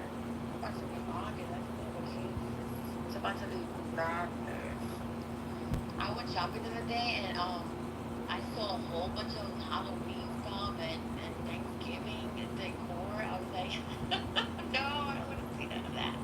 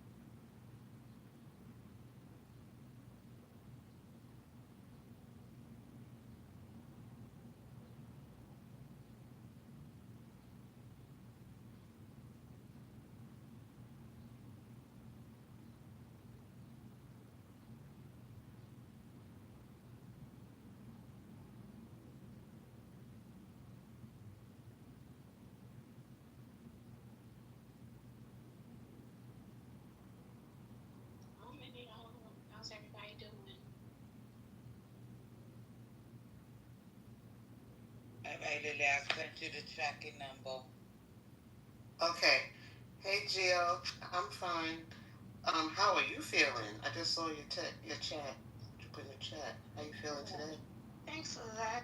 Woke up not too long ago, but y'all, it was so weird. Like out of the blue, I felt like I ate regularly yesterday. Maybe I didn't eat as much as I should have. But then in the evening, like about 8 o'clock, I was like, okay, boys, let's go outside, get some fresh air, get some walk, get our walk in. So we went for a walk. They played the football for a little bit, came back home. We were chilling, and then all of a sudden, I just started feeling worse. Like, then I sat there, was feeling so bad. Like, we were watching some on TV, then all of a sudden, my head started hurting. I couldn't even think. Like, they were talking to me, I couldn't even hear them. Then I went upstairs, like, my stomach was hurting. I was like, what in the world? Like, just out of nowhere.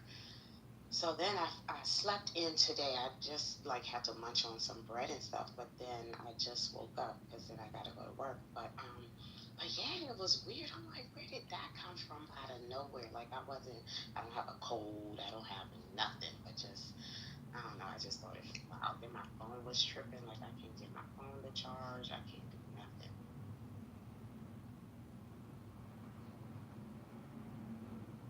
You think maybe you ate something with a lot of salt? I don't even know that. I don't think so. Cause then when I added salt to my water, I felt a little better. But I don't know. I'm like, I wonder if it's something I ate. But y'all, that thing sent me. I was like, oh my god.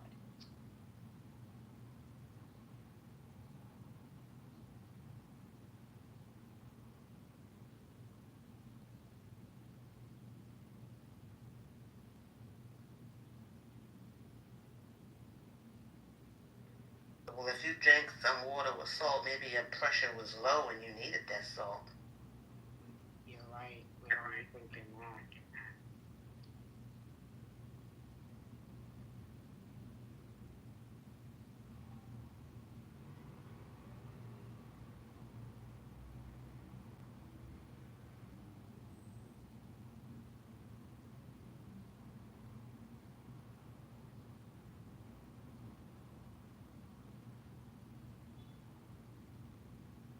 Gio, if when you get a headache like that again, take your right pointer finger, put the very tip right in the corner of your eye, and lay your whole finger flat against your right nostril, and breathe in and out for about 2 minutes from your left nostril to relieve that pressure. That's called a nasal aspirin. Thank you. I'm gonna try that. You said put my right pointer finger Yes, on my right. the tip. Okay, so you're gonna take your right pointer finger, take the tip, put it all the way into the corner of your eye where your eye and nose meet, and then lay the rest of your finger flat against your nostril, pressing it down, allowing you to only breathe in and out through the left nostril. Oh, okay. I tried. Okay. Thank you. That's called a nasal aspirin, and that's my go-to when I get like random headaches like that, like almost on the migraine side. Yeah. Yeah, this one, I mean, I get headaches and all, but this one, I was telling the boys, I'm like, cut off the light, don't do it. I'm like, it was weird. Okay. I used to get bad headaches like that where I couldn't have no light on, and I would go to urgent care, and I would like, please turn off that light, and my pressure would be hot. So I mean, I don't know if it does the same. Well, you have a blood pressure machine in your house? Yeah, I do. I'll check it. Usually I run pretty normal, like I'm low, like 120, maybe the most I'll be at 120. But yeah, I'll check it. Yeah. I mean, it could have been too low or it could have been high. It could have gone up some, you know.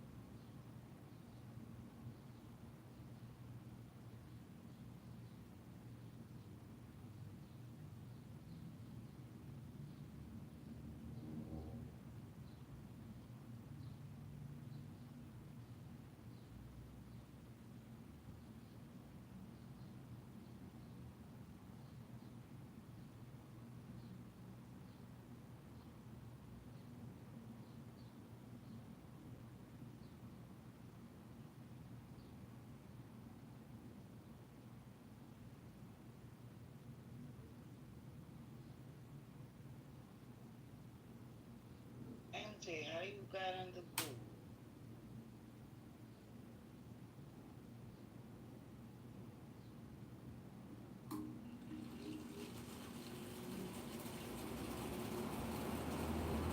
What happened, MJ?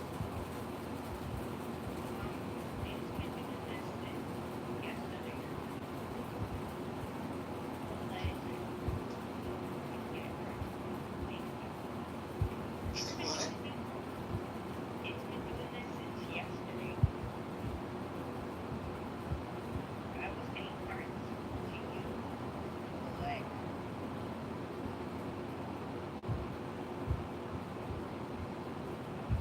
you've been on shit.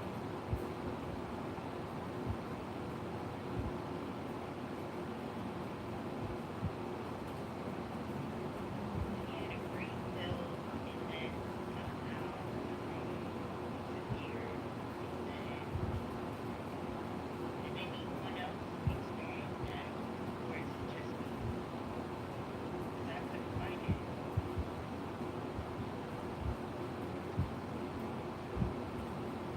Just now? No, yesterday. Like the day Oh, before, and the days oh no. yeah, I was just the recycling. You know, they changed both the laws up here. Like you have to be on top of like the way that you put your garbage out now. It's like a whole thing for thing. That they're looking to give you a ticket.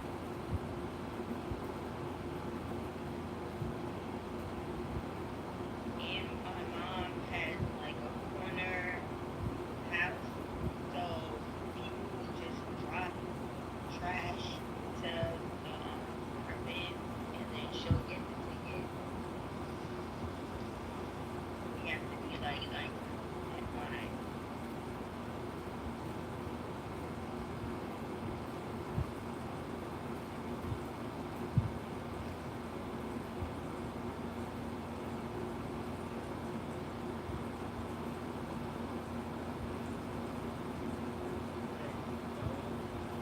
Fines when they give it, it's like $250.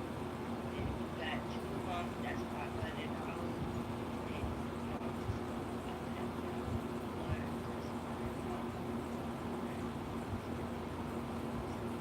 you're up early, and like they make you sure that you get back. Yeah, but like I said, when do y'all leave your bins out throughout the week, every day? Like you leave them out there? No, you take them out, the night before you take them out. When you when it's garbage day, you take them out.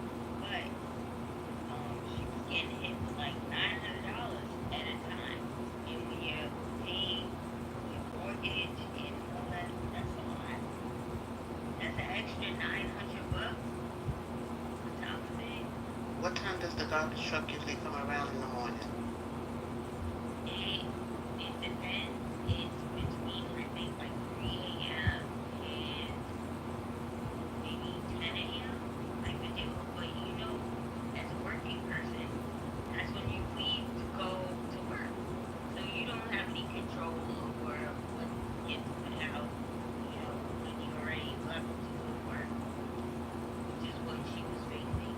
And to be very honest, it initially I think it was a racial thing that they were doing because she was one of the first white families in Swanson. You know what I'm saying? And they would wait for everybody to go to work and then hit her with that ticket. And so anyway, so that's what I was helping her with initially. And it's nice to see you ladies in the room. Everybody, I love you guys. I'm happy to see everybody. Hey, Simi. Hey, Jeannie. I didn't even see y'all come in. Grand Rising. Hey, Now, hey, beloved. Grand Rising. you, me, and you, Jeannie, we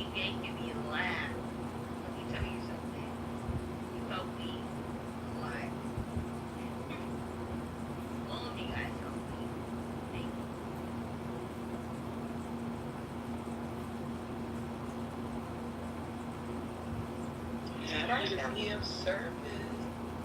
I missed the meeting yesterday. I was so busy that the time just slipped by me. When I realized it was like 8 o'clock, 8:30. Man, I definitely did, and I take full responsibility about that, Jenny. Just now realizing it was Wednesday yesterday. Wow. That's right. I hope everybody else is hearing this. Don't even worry about it. I already wrote everybody up. It's okay. Not me. Just write me up, motherfucker. I was trying to talk to my mom and the bad dog. Time out. I don't deserve to be written up because I text you first thing in the rising telling you like, yo, it's not looking good. First thing, and I didn't come no excuse. Okay, send me an excuse. But she did send her professional excuse letter way before the meeting. Gio, I'm gonna have to look at that document. Something is telling me that you paid somebody to type it up, so I gotta run it through ChatGPT or something. It's from my oldest son, but he took care of me. And the little one too, but yeah. Wait, y'all left Mage alone because that's what she said in the chat. She's like, I was there for y'all. Yeah, she sure was there. It's the way I got tired of fell asleep. That probably did happen. I'm sorry they did that to you, Paige. They do it to me all the time. Shannon said the same thing happened to him yesterday. He said he was in that room. He got a phone call. He left out, came back in. He said he was the only one in there. He said nobody else was in there. I was gardening with my mom, so I apologize for that part. She needed help. Don't you ever apologize for helping mom. That's crazy. I was outside, yeah. She's grown a few things, and then we're learning how to grow a few more things. I think we should do a room if you guys want on how to like grow your own greens and vegetables and stuff like that. Ooh, don't threaten me with a good time. You know I love anything garden. Yeah. So I was outside because you have to water it. You have to cut the ones that they're not allowing the bear. And when I say roots, I mean like so we were outside doing that. And she, I'm on my mother's phone. She's like, I'm gonna do this. Okay. I'm thankful we're in the Bronx. And if you guys know the Bronx, there's not a lot of space to grow anything. But where we are in Bronx Neck, we have like full space to like grow things.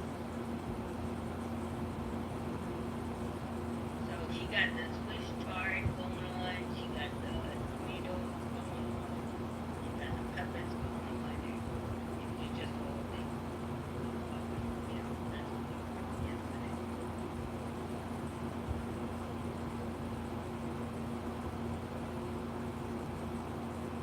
It just reminded me to water my tomato plants. I'm in such a it's so bad. But I do see one Yeah. tomato coming in. Yeah, the tomatoes are coming in here too. Yeah, for sure. I need to ask Butters. Butters doing watermelon, and I'm trying to figure out how we can do that in the back. And if it like she's in Brooklyn, so I don't know if it's possible to even grow them in Brooklyn, but I'm curious. I want to see how that goes. You have to grow it in a pot because I was telling Minnie yesterday that you have to the watermelon seed. You can grow them in a pot, or you can get a storage bin. You know, like they have those big storage bins because they grow viney. They grow like a vine. So Yeah. if you got a small area, you're not going to be able to grow a lot, a big vat. Probably grow super small. Yeah, put them in a container. So that was gonna be my question with Butters because she lives in a house and they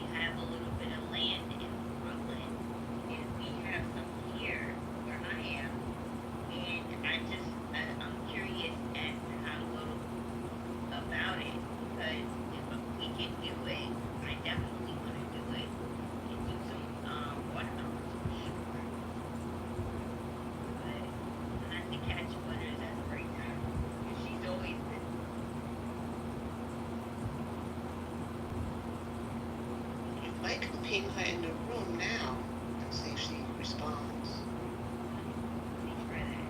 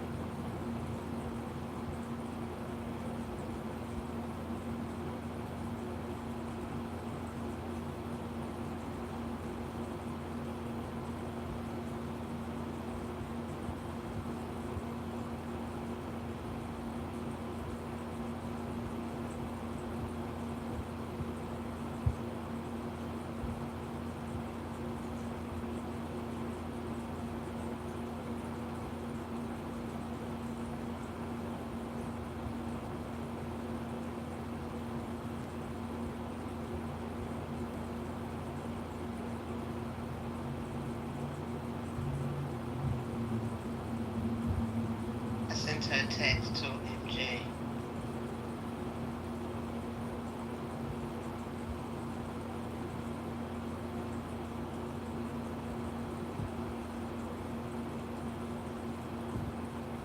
Thank you. She might be at work. She has to take but yeah, for sure. She's the one that put that idea into my mind. For sure. I didn't think that they were able. I didn't think New York was a environment because I've seen like the yellow watermelons in California, but it wasn't in Los Angeles. We were like outside of that. You have to, for certain fruits, if you're going to use the soil, MJ, you have to check your zoning to see what grows, but if you use containers, like I'm saying, grow bags or containers, you can grow anything, because you can even grow them inside your home. Yeah, Dolly was given a whole education, free education at that. Got it earlier today. That was like I took notes on that. Sure. Dolly was given a free education on that.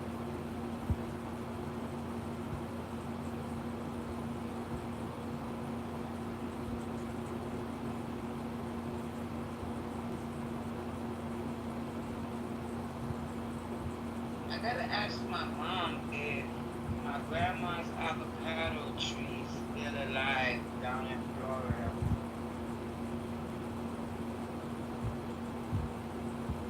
You know I love an avocado toast. You know they charge $17 for that. Dolly, do you know that? No, because I never ordered that. Yeah. There's something that is ridiculous when it comes to avocado toast. It's like, why are you selling that shit so high? Piece of toast, and you only get one piece. When we was out, we went to eat the other day, and I was going to get some avocado toast, and I think it was like $17, and I was like, and I said, one piece, so she was like, oh, you get one piece. She did the measurement with her hand, and the whole damn meal for that damn price. And this is stuff that we like. It grows naturally in Jamaica, and it's charging it's $17 with the tax, and you can toast a piece of bread. Job done. I'm not buying that ever again. And you Not to be racist, but I'm gonna blame the whites for the avocado. They came in and colonized avocados, and then this avocado toast, that's where shit went left. Yeah, I said it. I said, I don't give a fuck.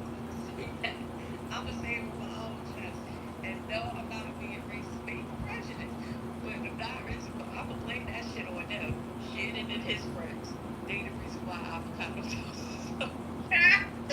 Because all it is guacamole. Like you can make the guacamole. That's it. That's literally And- all and- it and is. Literally. It's not that shit in there. It literally Like, what the hell? It literally is mashed up guacamole, Guac, fucking yep. toast with And then they do the red pepper flakes on it. red pepper That's it. flakes.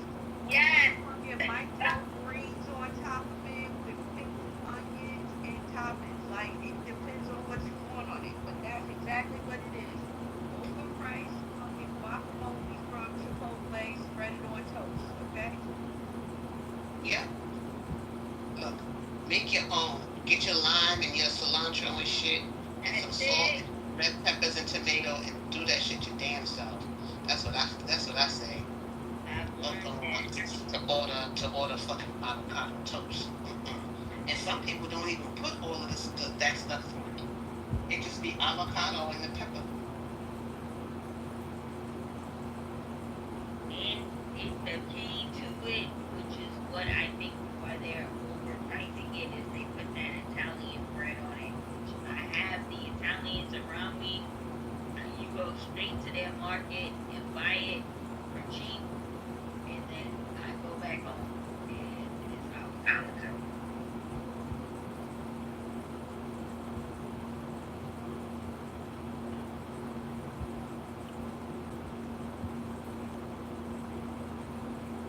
And they're charging $17 plus $17 plus for it. And don't forget the lemon. You do the lemon at the last part. Lime.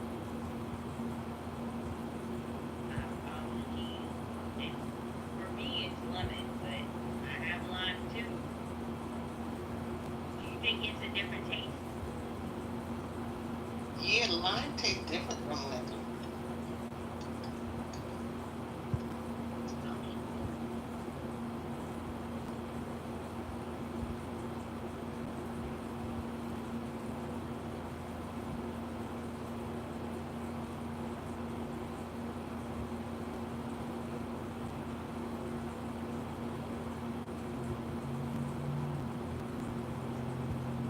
Initially, I thought it was like some different shit.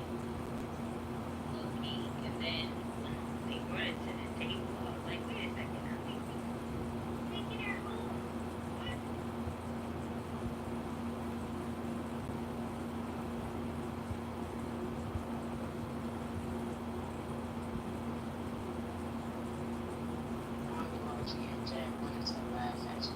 Next time you be like, what all come with it? It's $17 and I get orange juice, coffee, a drink. Like, what's going on? That's what I thought, but Bacon don't what even you come. said to me? I said bacon don't even come on that shit they want for $17. That's it. Right? Can I get Yeah. something? Okay. And locks is that's another hustle that they got going on with locks. Like you can just go. Let me tell you something. And the area where I am, they don't sell it, so you have to go downtown to get it. But you can still buy it like cheap for the cheap at like Whole Foods or Trader Joe's or something like that. You'll get the same quality. They I sure do get my lots from the grocery store and something like that. Some things I don't need when I go out. because you see the play, right?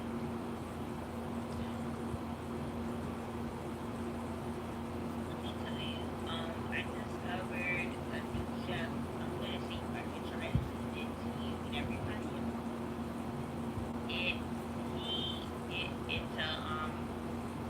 It's a restaurant that's in Brooklyn, and the head chef is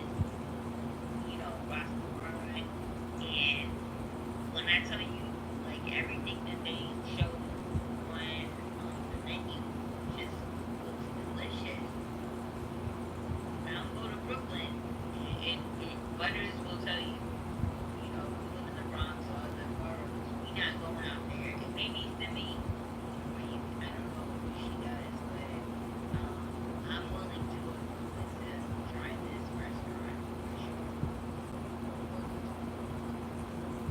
It's let me look it up. I'll tell you. I'll tell you the restaurant. His restaurant looks delicious.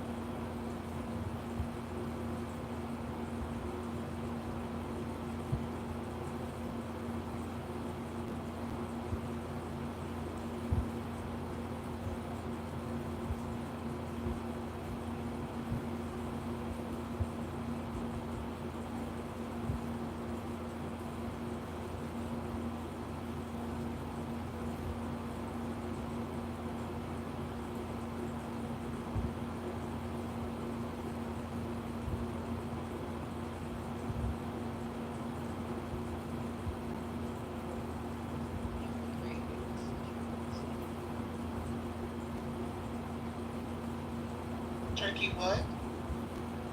Turkey spam.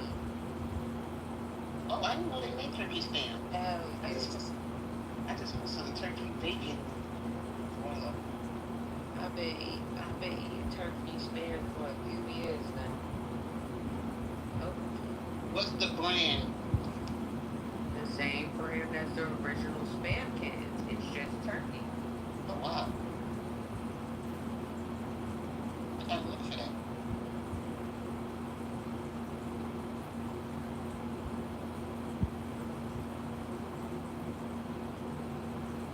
Me, I'm always gonna find alternatives to pork. No shades is fine. You divine top of the line for everybody else. No shades. But I'm always gonna find big alternatives.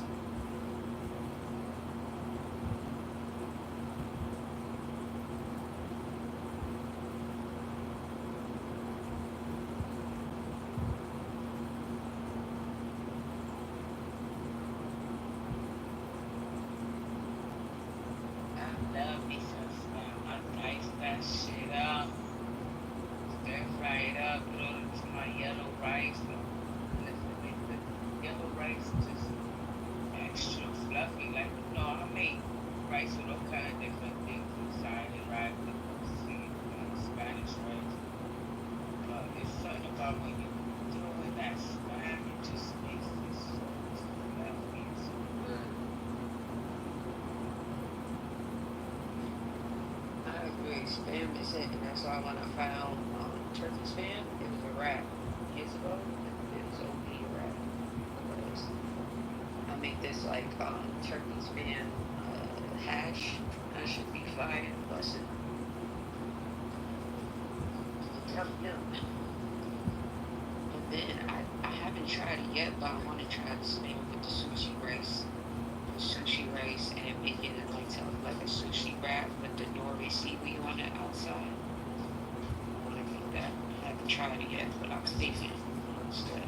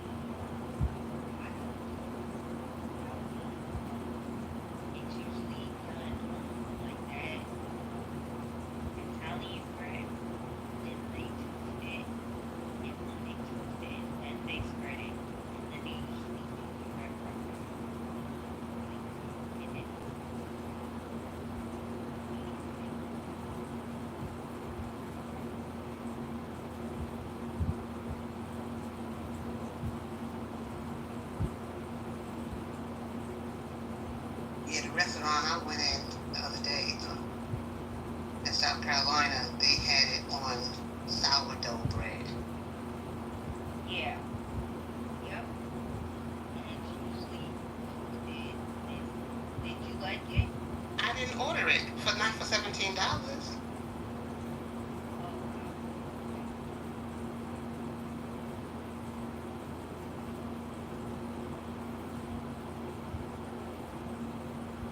And you know what it was in? Dad, what's that breakfast store that? Oh God, Panera. It was in Panera bread. Panera. Yeah. Shame. In South Carolina. Yep. In South Carolina. $17. I was like, no, I don't want that. Ain't no damn $17 for one slice. And they probably didn't have all the stuff in it. You know, like I said, you make it like a guacamole. And some places don't. They just put seasoning in it, mash it up, and put it on toast. So I was like, nah, because that's what it looked like on the picture. First watch would have did it better than that. Probably, and I love First Watch. Oh my God! When I go there, I get their the eggs Benedict with the salmon, the smoked salmon, and the greens. Oh my God, that's my favorite in there. I like their eggs. I get their omelets. Their juices. I like their fresh juice. Yep, their fresh juices is good too. I learned how to make tomato avocado from there. Just like I had it one time when I was working on a job, and then I looked it up how you do it. And when I tell you, that's a good recipe that you can make for yourself. And tomato avocados, and it's healthy. Do you serve it cold or warm? I just will tell you I love it too much. But yeah, warm. Oh, I think that's good.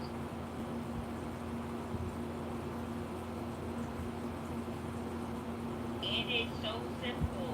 It's just 2 ingredients, and you just do your S&P, just salt, pepper. That's all you need. It cooks out so well, and it has so many mutual benefits for your body. It's like really healthy for you. It's super. You don't have to spend a lot of money to do it.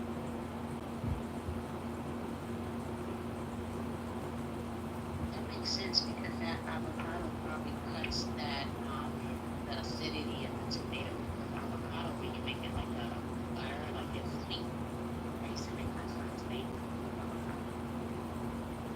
Yeah, and it has stuff with calcium, magnesium. Like if you go down the whole list of all the stuff that you need, it has it in it, and it's like super cheap to make. They don't tell you about it.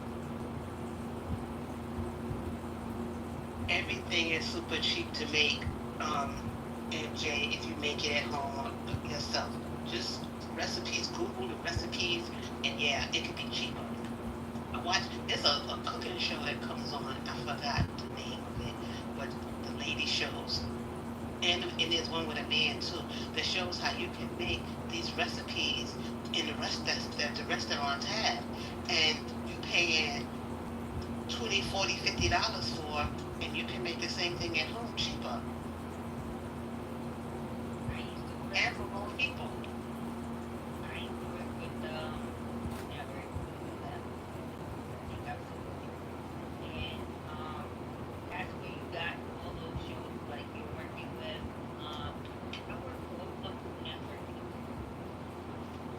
and one girl that used to have her show, and they wore her out. I think that's why towards the end of her situation is like Who? Carla? not Carla, the young white lady. What's her name? Not Rachel Ray. Rachel Ray, yes, that's who it was. I worked with her on a few shows, and they brought her out, but her initial like introduction to working with them was her showing how to like shop for a cheaper price in the Mm-hmm. restaurant, and that's how they picked her up. The rest of the people on the Food Network are like actual chefs. She's the one that is not an actual chef. She rose to fame because people, I think that they, the way that she marketed herself or whatever, is that they could relate to her, and that's how she got all her shows.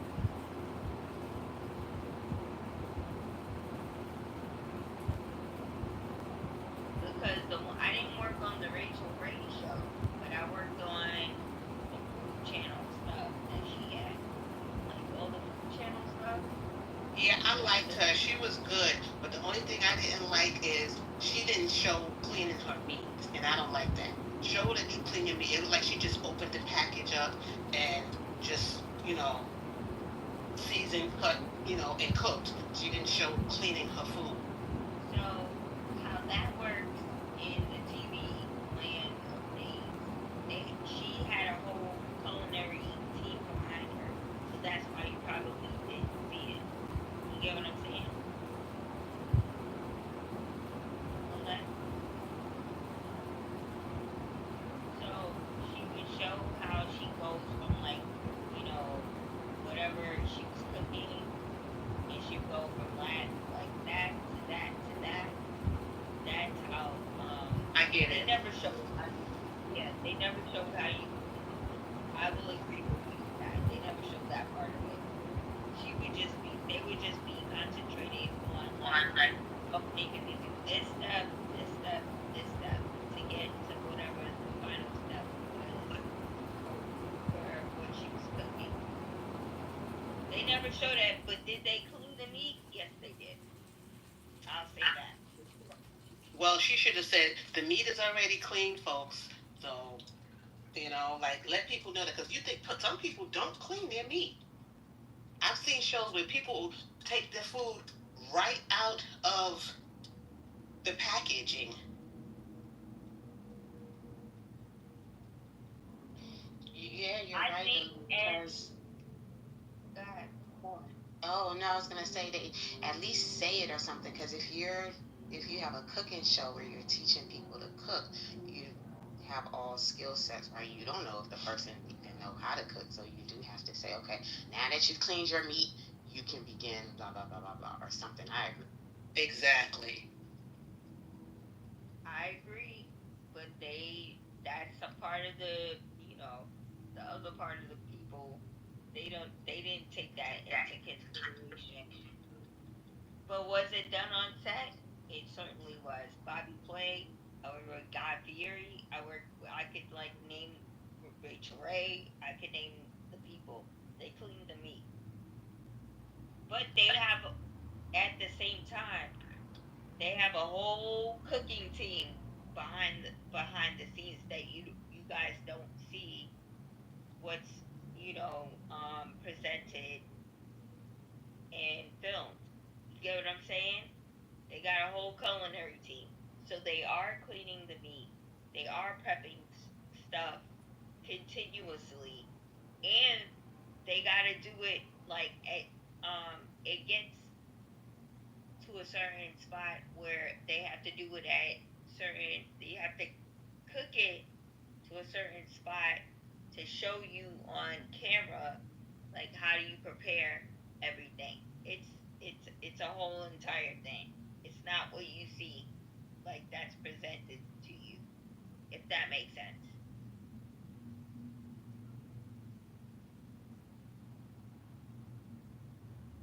Like you got 4 and 5 and 6 setups before what you see that's presented to you on camera. The final outcome, yeah. Yeah, yeah. And at each stage. So when you see the beginning, that's not what you're going to see at the end. You're going to see the beginning. You're going to see the prep, you're gonna see like when it's cooking, and then you'll see the final outcome. But it's not the same thing that you're seeing, if that makes sense. Or am I making sense when I say it to you guys? It's a whole thing. That's what I'm trying to tell. Did any of them ever taste bad? Like after they cook it, did y'all get to taste it and y'all like? Ugh. So I will say, for when you got the final one, like for like let me see who's in the room before I start talking. I think it's all people.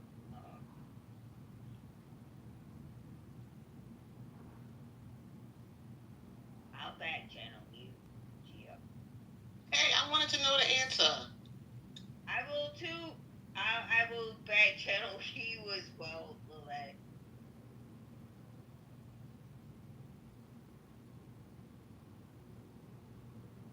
But do you have to say names? Is that why you can't say it? Because you could just say, yeah, like, yeah, some people, some of the foods were not good. It's good.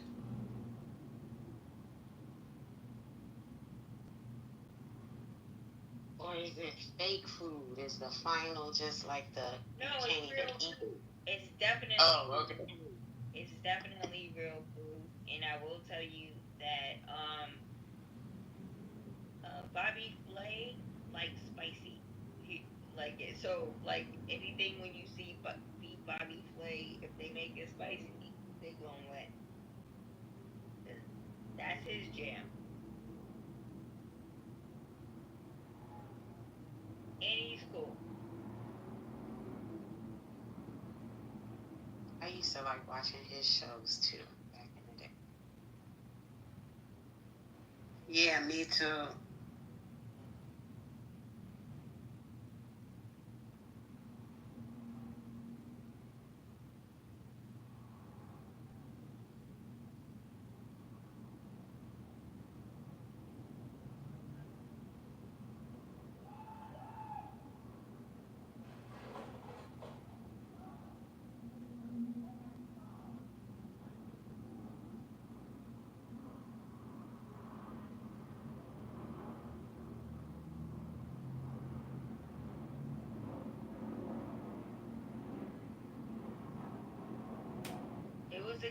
That was a good run. The B Bobby Flay. That was a good one. He's cool. And so was the production team, and the people he would go up against. The food was delicious, but you could always like it was a good. That was a good run with B Bobby Flay.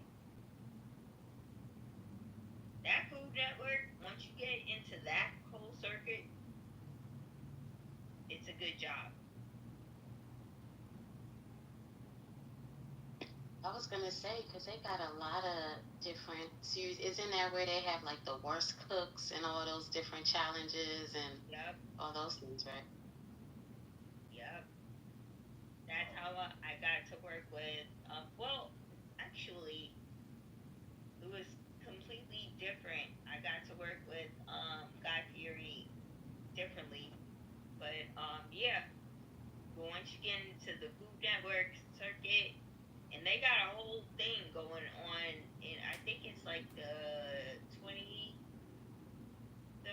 Street in New York by those projects over there that they regentrified it, and now it's something different. Like when Marlon Wayans was talking about it, he was telling the truth.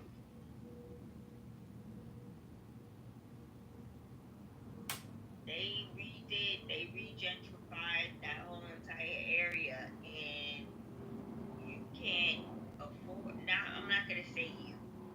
It to live in that area now around those projects in that area is like you gotta have 3,000, I think, a month to pay for rent,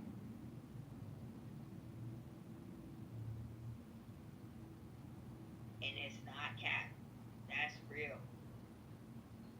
believe you. That shit's crazy. It's the project, Lillette. It's the project. And for that amount, you can get a house and pay mortgage. Hello.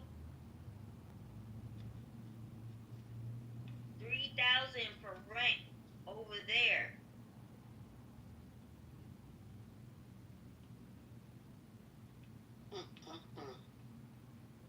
Ridiculous.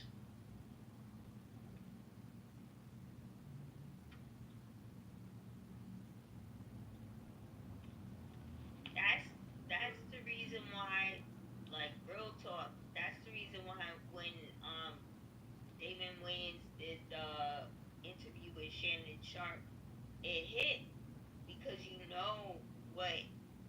what the projects are around there, and now they're charging 3,000 for rent. And that's what he was saying in the interview. If you listen to it real closely, like that's where he grew up. They didn't. I think he said he had the 5 cents in his pocket that the father saw. Have you seen that interview or no?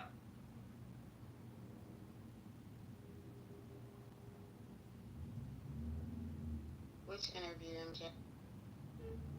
The interview with Shannon Sharp and Damon Wayans when he was like talking about like he didn't have the 5 cents even. They took the 5 cents and they didn't have it. Like he was painting the picture about how poor they were living in the projects on that 23rd Street Chelsea project. And I like totally understood what he was saying. Have you seen it? No, I didn't see it. I don't follow Shannon Sharp too. The one interview, of course, that I did watch, I don't but either. sometimes I'll see the clips. I don't I just he annoys me. I don't either, but it caught my attention because it was Damon Wayans and he was talking about his childhood and it's the Chelsea project downtown. That's how you'll tell you check it out. You'll enjoy it.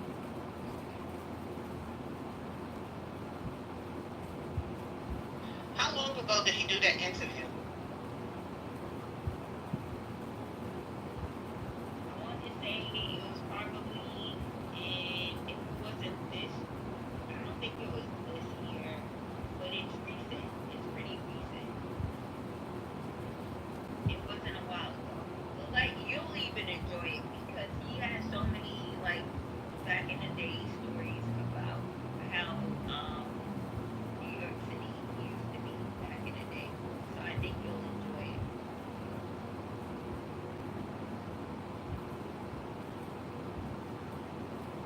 And what's the funny part about it is that it will, like he talks about like how it was in Chelsea, and then he talks about like when they to when he like got older and like Keenan to LA, and then he moved to LA, and what their experience was.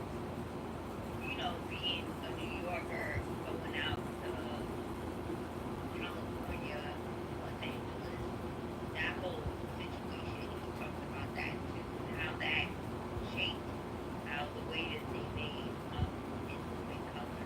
Because Keenan went out first, like he talks about like all his siblings. It's pretty good. I think you'll love it. To be honest, I think you'll love it.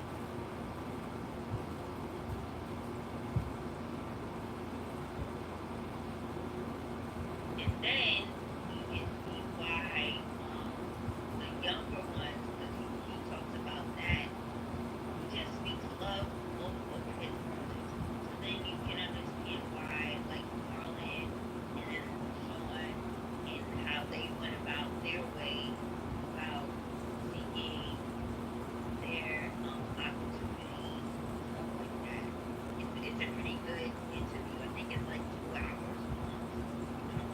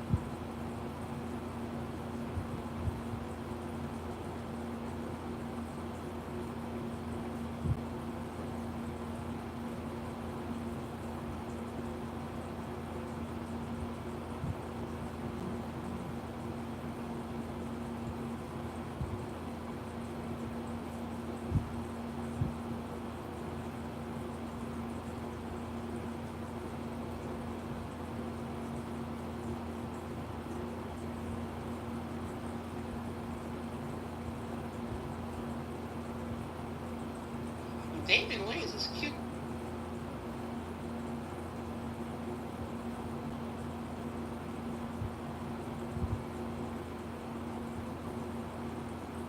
It's probably the best looking one, in my opinion, of the brothers. Yeah.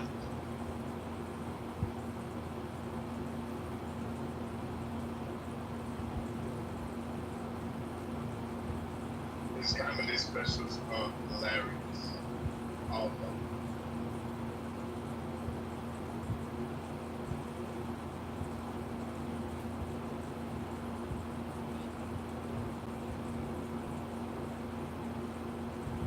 Hey, cute. I like your voice. I know. Whenever I hear you, I know it's you. Something about your voice I like. Thank you.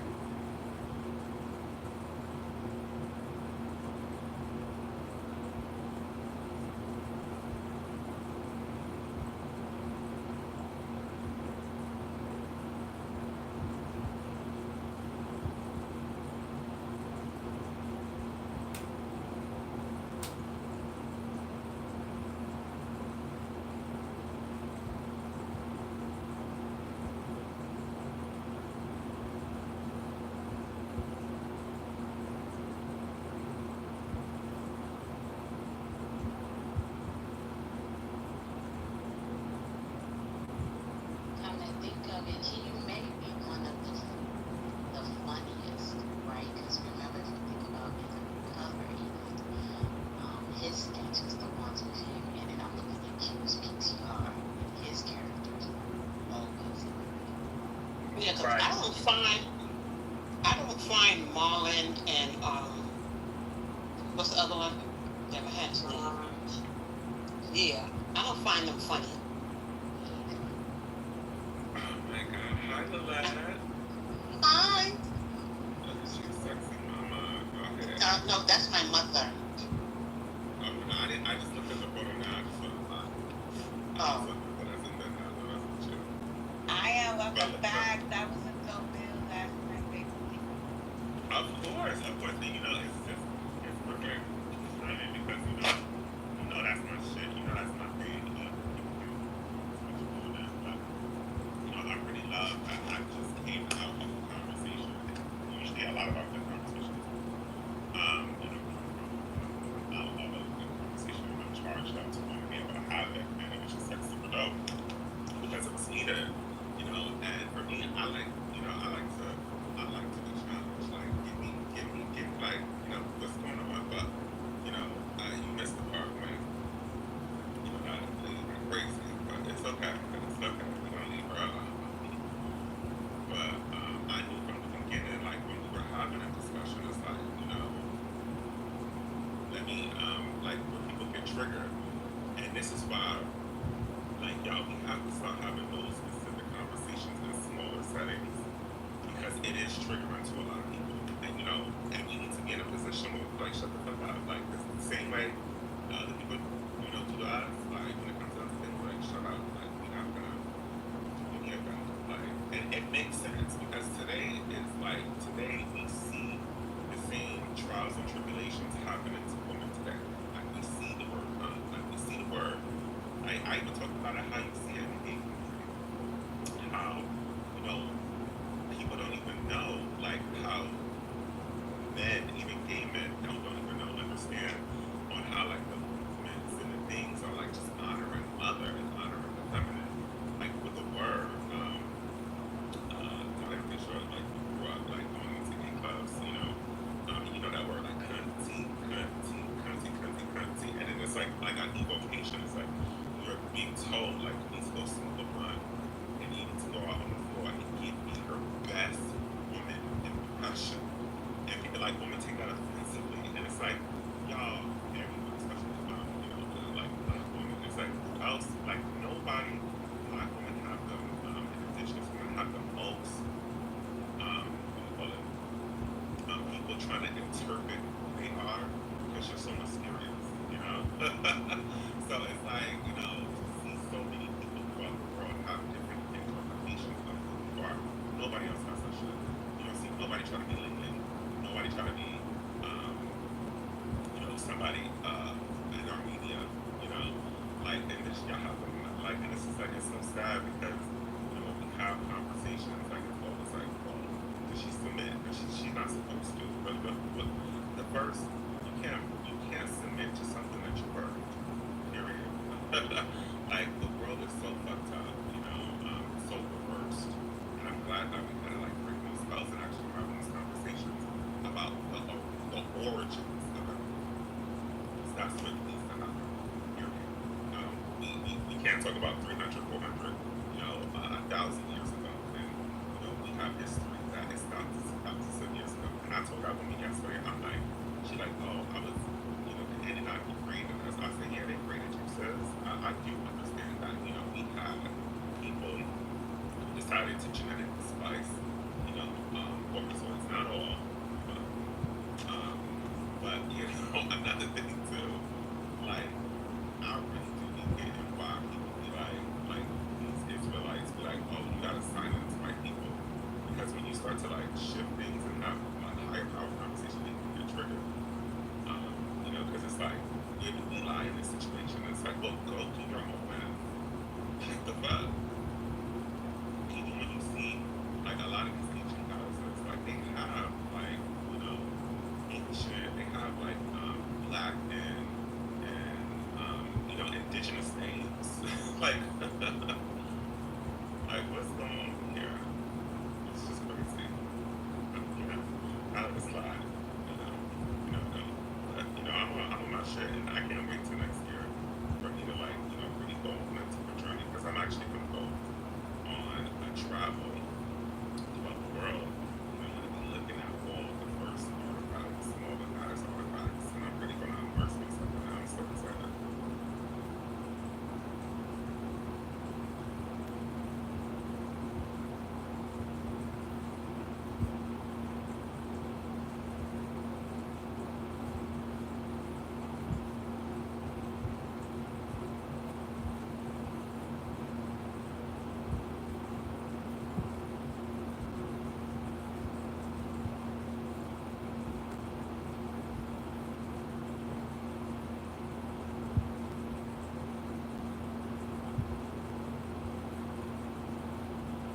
But what was y'all talking about before I got in?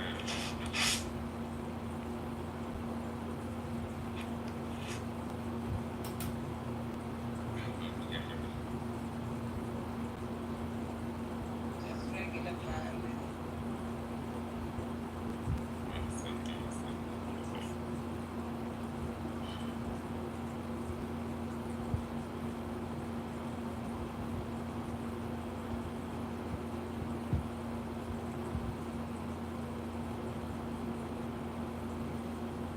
Rick Mine, you have said that the advertising whatever, 2,900. You know, people need to just stop buying those places. Like for me, like you just need to like cancel those people out.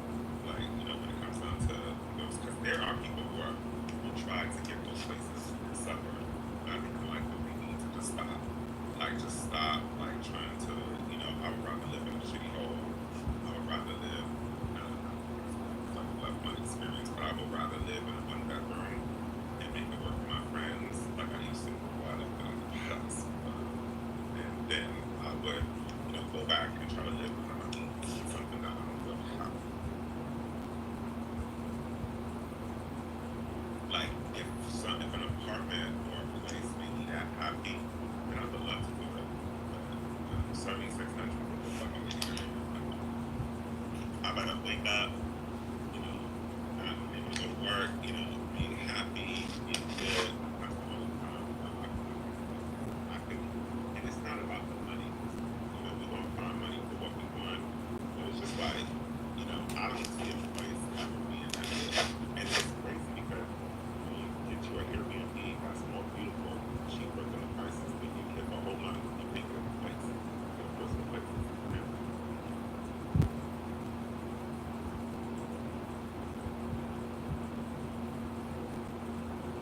And I'm investing all of this money, all of this energetic currency to a place that's never gonna belong to me.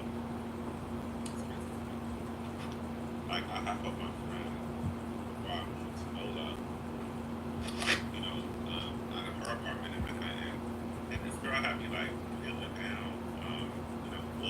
friendship. She like made the apartment so cute just for us to move and go somewhere else and pay all of that money and get things right. That's money.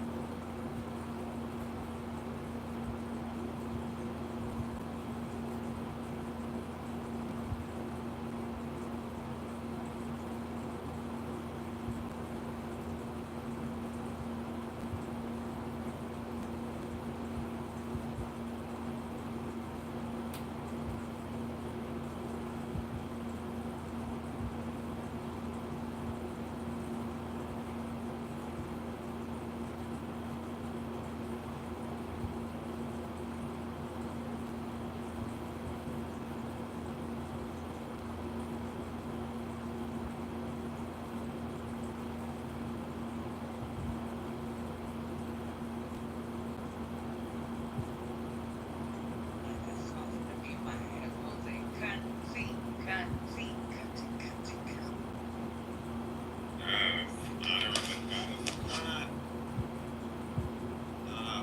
Lord, demonize our word. People don't even know the shit that they be saying that if we like, even when they call them the tools of bastards, that's how I know that we are God's tools on the earth. And, we are living the same story that they lived before. Like just in cycle and not even like kind of elevating the shit. Because this is crazy. And the word bitch too, like they took it and they demonized it, and now people get offended when they're called bitch. But baby, yes, I am that bitch.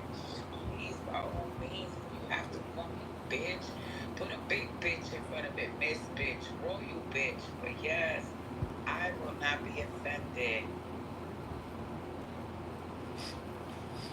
I love when we broke that word Satan down because, like, a lot of times, like, black people, we just feel like so 100% connected to just Africa. But what we forget is that Africa used to be a bigger field, right? And it was not only like Africa, it was always, the West Indies, the West Indies, Asia, Middle East, was all connected to that area. So we're just so like mixed and chopped and screwed.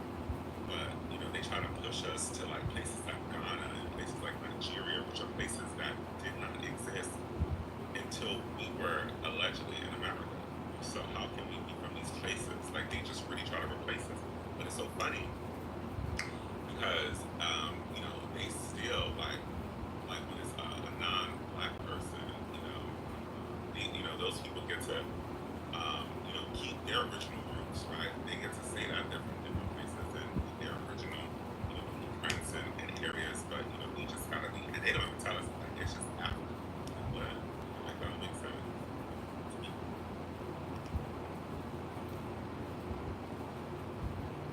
Like, and I vibe with the whole idea, and I understand that there's a lot of historical, whatever, but we were very, we have always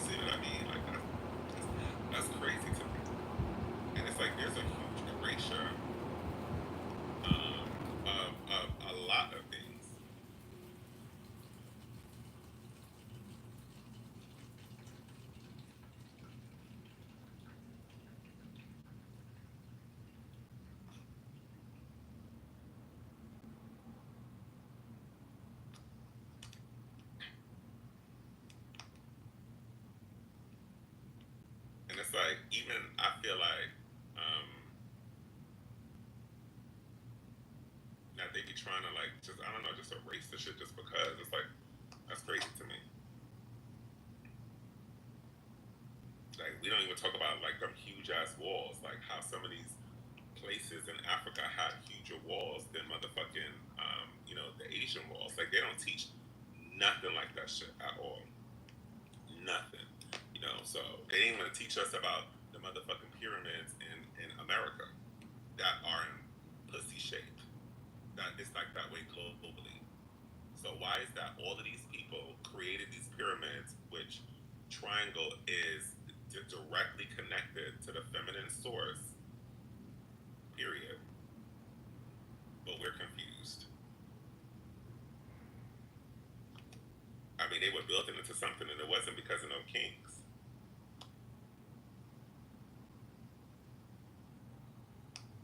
And I like how we brought up yesterday the pharaohs too. Why all the pharaohs got breasts?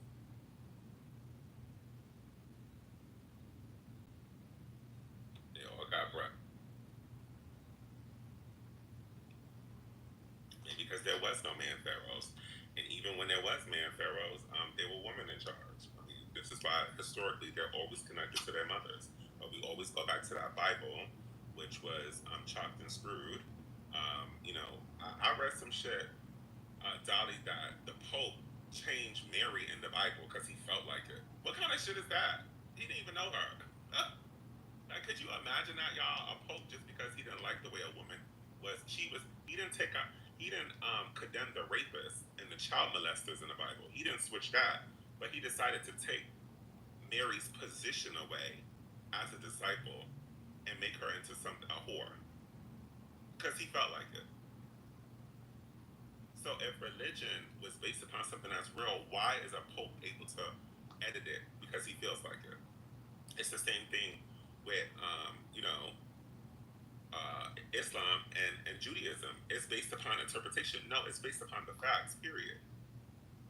And I'm going to always say this again. When you go look at Jeremiah 44, and we're talking about God sending his disciples to Israel, he mentioned that there were other gods.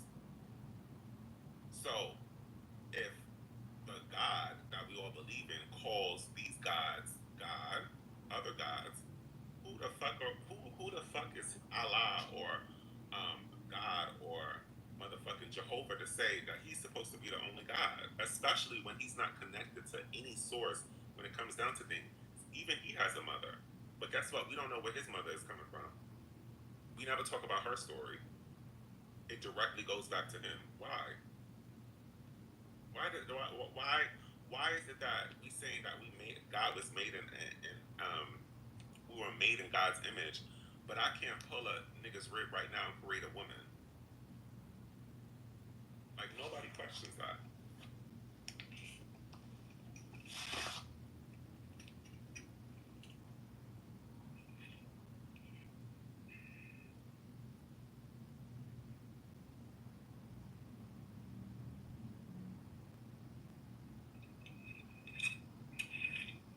I don't know if we're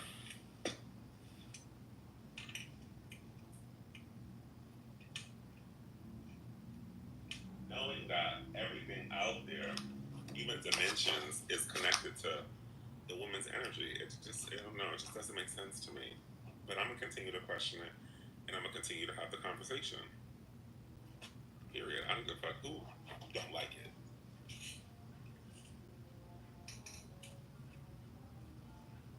And why is it that, at the bottom, people are conditioned to, love, love this God that everybody serves. But when you get to the top, and people who are famous and rich, a lot of poor people serve this one God, and the rich people serve the feminine.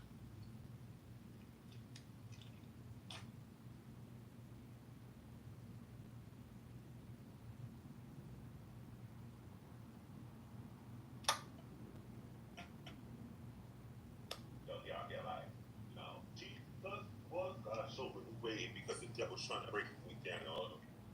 I need Jesus. And the Illuminati, which is connected to the feminine too.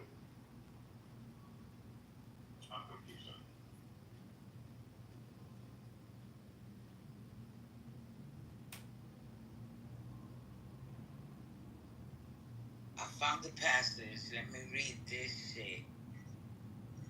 Let me find the part. Okay, it says here, the great god is often considered the source of all names, possess multiple names because every clan traced its origin and the origin of its soul name back to her in one way or another. Egyptians prayed to Isis of the myriad names. India worshipped thousand named Kali. The multiplicity of God's names was copied from this earlier tradition, but many lists still retain incongruously female names. Of the famous 99 secret names of Allah, a majority are female or reflect female characteristics. It is the same with the secret names of God, usually set at a more modest 72, but but different lists, of course, differ.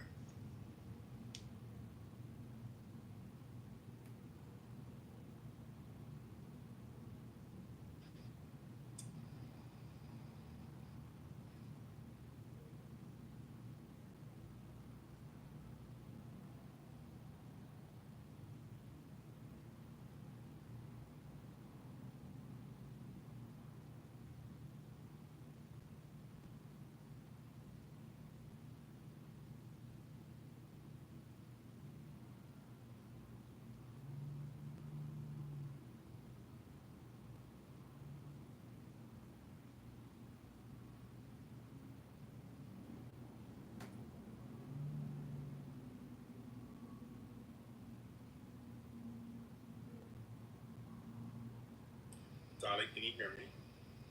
Now I can. Can you mention that last part again, please? Okay, let me get it. It says here, the last part, it says about the names of Allah. Of the famous 99 secret names of Allah, a majority are female or reflect female characteristics. It is the same with the secret names of God, usually set at a more modest 72, but different lists, of course, differ. And that name, Allah, comes from the goddess Alat, right? And I just found it to be interesting that these energies, predate any god on this planet, period. Okay, so like I said before, a lot of these gods that we see today, that these religions kind of took on, they demonized the feminine as the devil, and they changed their names. That's why, devil, diva, dev, all comes from, the energy of the woman. And my question is, why the fuck we don't know God's name? Because God is not a name; it's a status. Did you know? That makes sense because when you look up the goddess Hecate, right? Her emblems were the moon and the crescent, and she predates Islam. She predates it all. All of these energies predate it all. And even when we look at the 12 tribes of Judah, there was 13, but yet they moved them into 12. Just because of how they demonized that number 13. This is why we used to have 13 zodiacs. And they moved into 12 because 13 is connected to the feminine. This is why America and Dallas dick-shaped buildings, right? They removed the number 13 off that floor up there. Like, why would a building take a number 13 out? I thought these niggas don't believe in witchcraft. That's why I find that the 13th is bad luck to them. Period. It's a special day for y'all. It's a magical day for y'all. It's a day for Venus. And Venus, they try to symbolize her as some motherfucking as a like loving goddess. That's why they changed her to love. But that's a bad motherfucker. Y'all forget that that also Venus is connected to Ishtar, and Ishtar who predates a lot of these religions too. She was known as the war goddess. My whole thing is that we love to talk about Greece, but we forget in Egypt and Rome, we forget that the majority of those pharaohs and those kings, they all built temples, and they all had council of women. Julius Caesar himself, who is, to go to Caesar's palace, but when you go to Caesar's palace, all you see is women. You see Venus statues, which is a temple that he built, because she was the strategizer. A dumb nigga going to war is bound to fail, but a strategic one is going to win.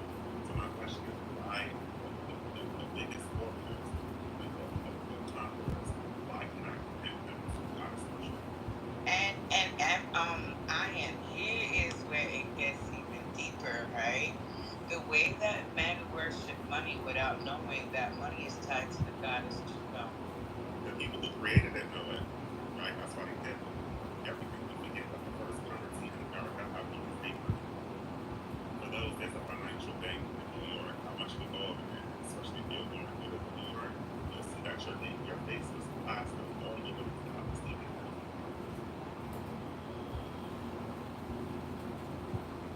It comes from the goddess Fortuna. Right, right. The goddess Monet, which is money. So people, and here's the thing, a lot of people think it's true about this, but there's a difference between honoring the woman and honoring the goddess. Okay? And I know everyone's like, well, everyone's a goddess. I agree. Okay? But if she's living through the lens of patriarchy, you honoring her is honoring the patriarchal system. So people just look at it like every man's supposed to honor the woman. No. That's not how it worked. It was status and it was trials and tribulations. And this is why a lot of great mothers participated in creating the system of patriarchy because they knew once they left the hierarchy, got their bloodlines to be at the top, that's the people. This is why there was a fight for, their sons to take over the throne because they already had visions that the shit was going to happen anyway. So that's let's get this done. That's why people are at the top. Trump was only part of it, right? Where his council was both women. Notice how he chose the number 3. He chose his cabinet. The first people that he chose in his cabinet were all 3 women. And she was that of women. A president can't get into office if he doesn't have a wife.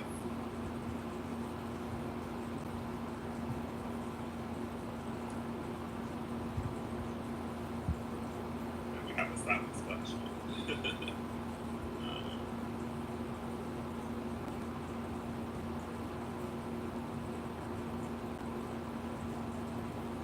See, patriarchal systems, even though they're hidden, they're still here. They just govern and know nothing but the name. This is why Trump out here saying he's not a Christian.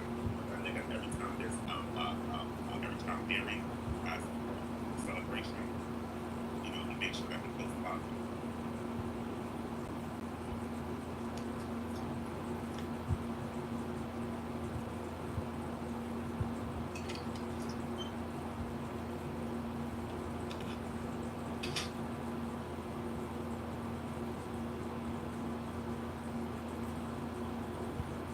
Questions, y'all?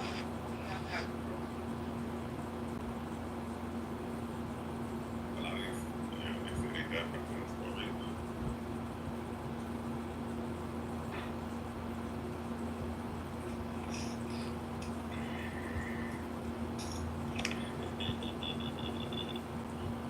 They 10 presidents for a reason.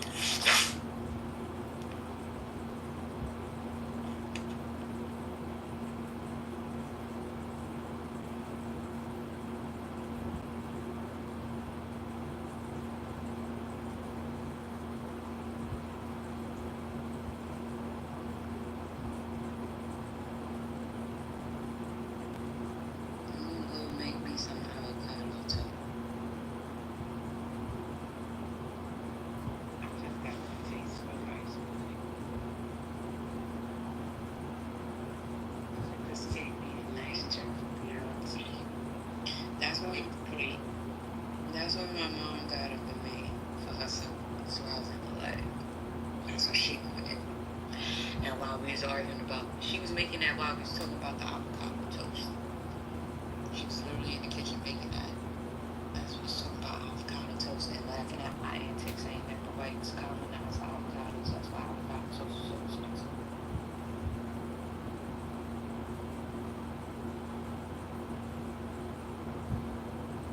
I never had rice pudding. I love rice I mean, like pudding. Spanish style. I don't like rice pudding. I don't care if it's Spanish style, if it's when you get out the bodega, like, I didn't even like bread pudding. She used to make bread I pudding. love bread pudding too. Oh my God, I love, especially homemade. I never had bread pudding either. That texture is ugh. But what I will say is, growing up, I despise taste of banana pudding growing up as a kid. I hated cheesecake and I hated banana pudding. As an adult, love banana pudding, but only from Magnolia Bakery. And cheesecake, I fucks with cheesecake heavy. Heavy. Homemade cheesecake, Junior's cheesecake, specifically from Brooklyn. Um, and there's also other cheesecake places. And Cheesecake Factory is okay. And cheesecake is too dense for me. It's too solid, it's too dense. It's not like that light, creamy, airy texture. Like it has to have the balance of density, fluff, creaminess, and texture. Like, so Cheesecake Factory, sometimes it hits or miss. That's all.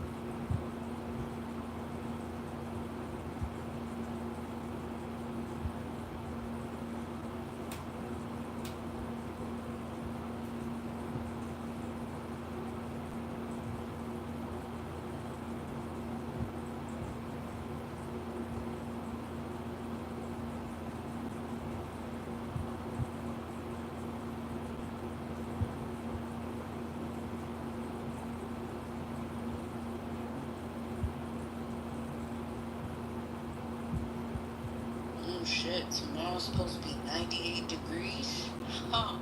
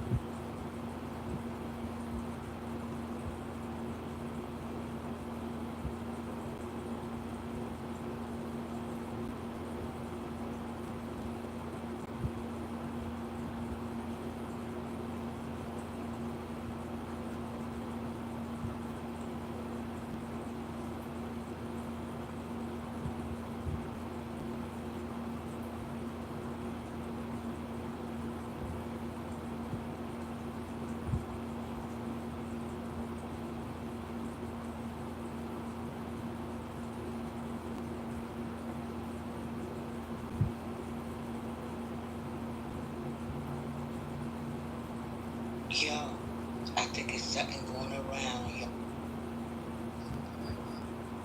That's why I just got off the phone with my daughter. She's got that headache too, and her stomach is looking blocked now.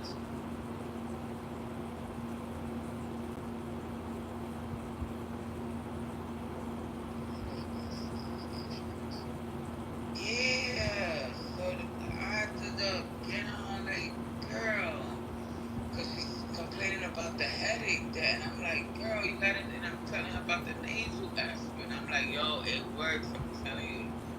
I gotta yell at this one because she gets like a damn so distressed, you know. I'm like, bitch, you gotta fucking do this shit. Got me ready to get dressed and go over there and hold her damn right now. Slow down my damn self. Shit. Oh my gosh, Mama Dolly. So why? I totally forgot. I was getting all here. I was working, y'all. Sorry. But when I heard you say that, oh my gosh, didn't I come in here this morning with that shit? Like, what the hell? Yeah, that's why I told her your stuff. It must be going on. Because I just spoke to my friend this morning. She going through it. And I tell you, it was weird. I'm like, did they zap us like with a frequency? Like, it's just like, what the hell?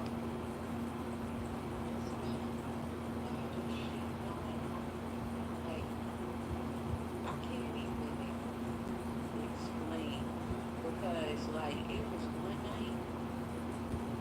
Maybe I was on the app with y'all. I don't know, but it was a military helicopter outside in the air, spinning around in circles like as if it was in distress. And ever since that shit happened that night, shit ain't been the same. That's all I'm saying. At least for me, it ain't.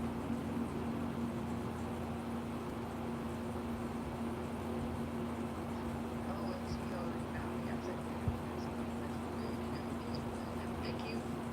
Hey.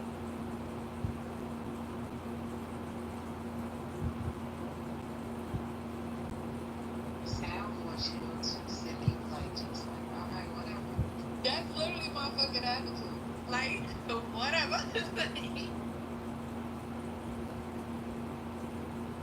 Like, and it's been working for me. Like, ever since we had that conversation, what was that last week? Tuesday, I think that was, right? With you guys? That's the day for my hair. I think it was last week. Yeah, last week, Tuesday. Since I had that conversation with you. Yep. Gino gave me the feedback I needed, so did Dr. and the rest of y'all. I've just been on that shit. Like, alright, whatever. If that's what the outcome gonna be, that's what the outcome gonna be. I'm okay with that. Like,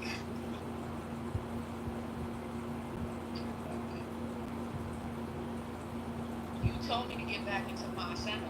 That's what y'all both was supposed to be telling me. Me around and get back to my center, then I did exactly what y'all told me to do. At 13. And everything went back to where it was supposed to be. This shit has been cool, smooth sailing since. I just laugh at it now.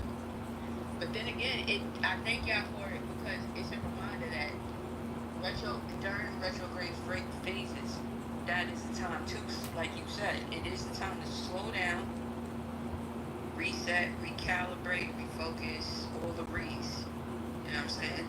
So, y'all was right. I had to get back into my center.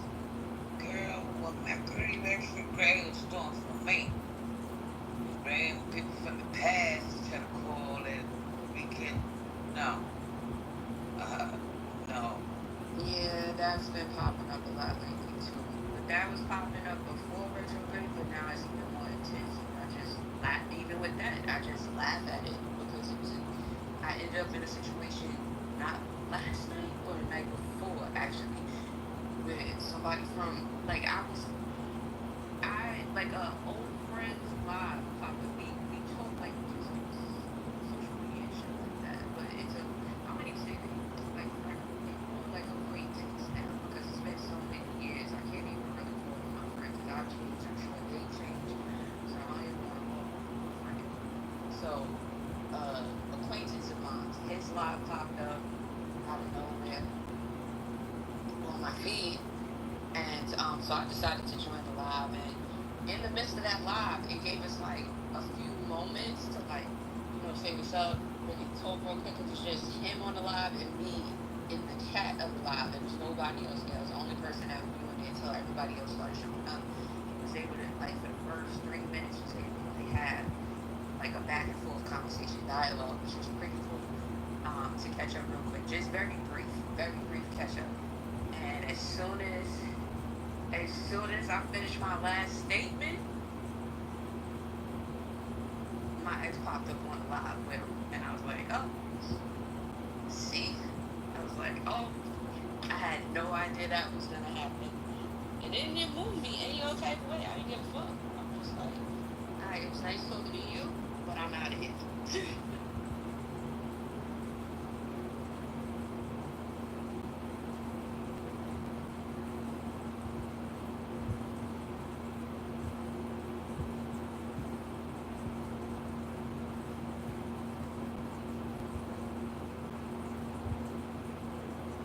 But it's funny to see how you can make other people become uncomfortable with your presence around, and you are very unbothered by this. That was the funny part. Like, out of the whole situation.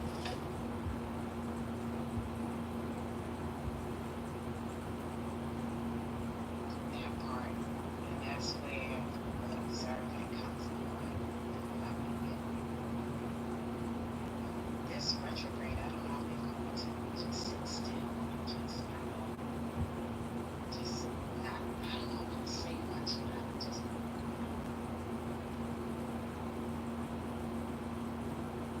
Say less and do more, right? Or say less and just be still. I think one of the cool things was my homeboy came to me asking for some guidance, I guess like guidance or advice. And when he came to me for it, because he's been saying like he's been straddling the fences of like making this particular decision. He didn't go in depth with the decision that he needed to make. But I told him sometimes the best decision is not to make no decision at all. And when I told him that, as soon as I told him that, he hit me back within like a few hours later. It was like, yo, the decision was already made for me. Like, he was like, I peeped the play, and basically the play that he peeped was the decision that was the universe making the decision for him, and his job is just to surrender to it and move accordingly, even though it's painful. And I knew that shit was gonna happen. He was like, yo, the words you gave me sometimes is not meant for you to make the decision. Your job is to move accordingly. And the universe responded accordingly right after I told him all of that shit, and it worked out. It's painful. He's going through emotions of whatever it is, but he's grateful he didn't have to like really pull the plug. It was like, he peeped the play from the universe. It was like, okay, move accordingly. that's what's up. I love that. Yeah, I respected it. I was like, yo, bro, because I had told him the last cycle. I don't know if it was a retrograde, whatever it was. I think because what was strange was like I was able to connect with him and tell him like, yo, the situation you kind of in, I was in that situation going into like getting in preparation of Ramadan, like, and I had told him like I had went for sound bath, and I was like the decisions that I was making, the decisions that I was straddling with before that sound bath became clear after that sound bath, because I said literally after I got that sound healing cleanse, like when she gave us oracle cards, because she individually gives oracle cards to everybody. My oracle card, when I turned it over, had said sometimes the best decision is not to make a decision at all. That's what it was, and that was my message then. So that's why I passed the message on to him now, because how he was conflicted recently, I was conflicted back then. So that's why I had to spread that message to him.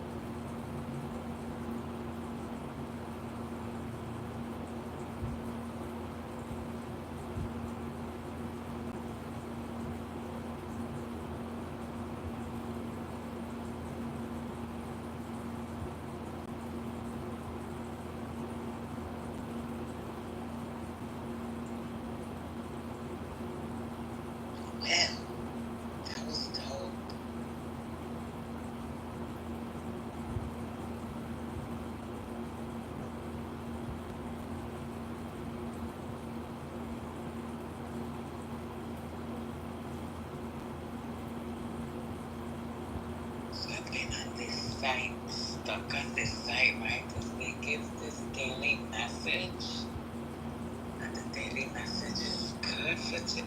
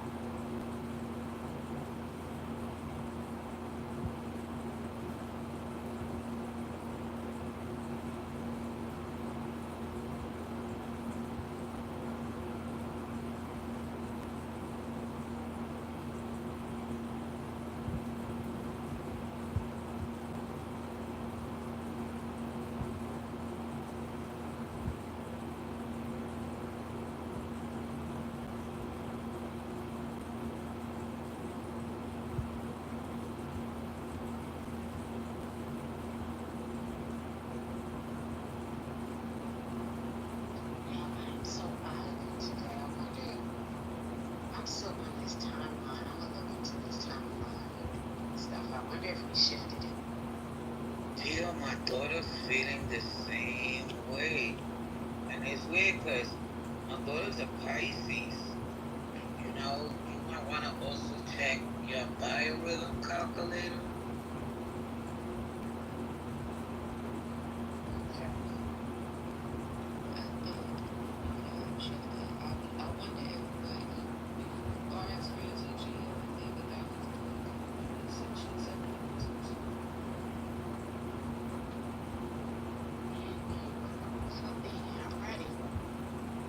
Well, my child could definitely use some ascension. Because she's stubborn that, and I get it, you know, I'm stubborn too, so I can't hold her shit. I'm very stubborn, but you know, I accept things at a different pace than she does, you know. You say your daughter's a Pisces, right? Yep. My opposite consistency.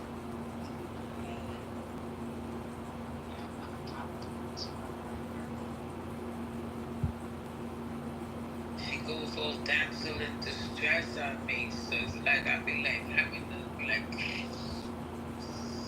smack her to be like snap her.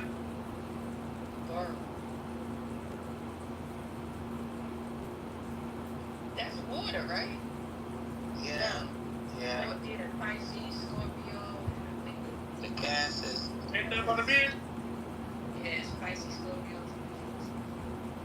the sensitive ones. I like to say, not sensitive and bad, because everybody calls them sensitive. Like, yes, sensitivity is such a bad thing. It's really not. Like, I don't like when people use it in that, you know, in that negative connotation. Like, oh, sensitive, because sensitive is not a bad. Considering that she's a water child, I still see her like a rock, you know, like bitch, you stronger than that. Come on, snap out of it, like let's get it, like breathe, let's focus. You know, I always gotta be like, come on, let's focus. That's what we gonna do first, then this is what we gonna do next. Cause if I don't get on her like that, like she Yeah, you need it for that. I understand it because I'm an earth sign with my moon and rising being in water. It's Scorpio in the rising. So sometimes I can act like your daughter being complete nothing. It goes 0 to 100. But then I have to self-check myself. Or have like how you and Gio was checking me the other day to get back to being grounded. If I'm not self-checking myself to get back to being grounded, I have to make sure that the people that I have surrounding me are smart enough to pick up on shit and be like, yo, chill the fuck out, relax, everything's gonna work perfectly fine. Like, breathe. It's not the end of the world. Relax.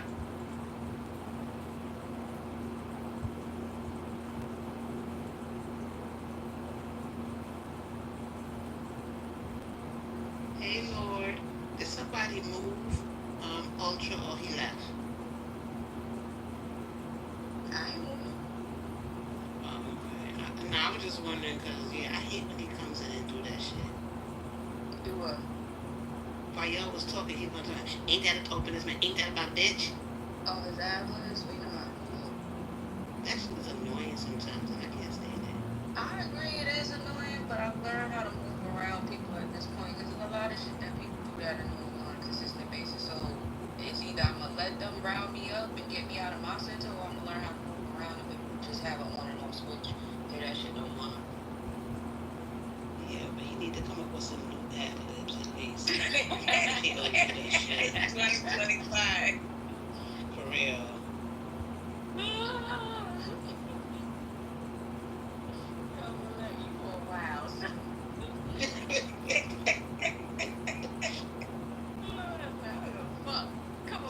That Taurus, another Earth sign. It is crazy because you know it's crazy. You know it's funny. I was reading something. I see a post yesterday that had said it was like the top 5 most shadiest signs that don't shade. Of course, number 1, my sign popped up. My sarcasm. That was the blatant thing. Like I said, Virgo's like, don't shade. It's their sarcasm and their condescending. And I can be a sarcastic, condescending asshole at times. It depends. Because I think people sometimes, it's just the common sense. But when they said Taurus, don't shade, I had to really sit back and think about that. Like, I was like, yo, I don't see Taurus as really throwing shade or being problematic. And then I had to sit back and really think about my friends that are Tauruses. And I was like, nah, they do be doing the sneakily shade, but they right with they shade. Taurus don't bother you until you bother them. That's a whole fucking fact. Exactly. Exactly. I don't bother nobody. But when you bother me or shit gets real annoying, because I can take a lot of shit, but I do get fed up at times and I will go in. And I don't care. What's up, y'all? Hey, Lord. How you been? I'm good. I'm great. How's little man? That man sleep. He enjoying it so much. I ain't doing nothing, man. I just got a new car. I just been enjoying riding. I ain't doing nothing else. Yes, Lord. You look happy. You sound so fucking happy. Hey, this joint clean. Ain't that about a bitch? Ain't that about a bitch? Got a Durango, man. Hey, it's so hard. I love it. So, Ultra. Yes. Go ahead. Let Lord finish. Nah, y'all good. I was saying what's up. I had heard you say what's up. So, Ultra. Yes, Queen. I was just telling them that I hate when you come in and you do that. And it's only because you say the same thing all the time. Can you find some new ad-libs? Because those are old now. We're in 2025. Look, I understand your convenience. Not convenience. I understand your perspective, Queen Lilette. I just don't want y'all to forget when I blow up and become an ultra superstar. Y'all remember me by, oh, that's the ain't that about a bitch or ain't that about a glitch.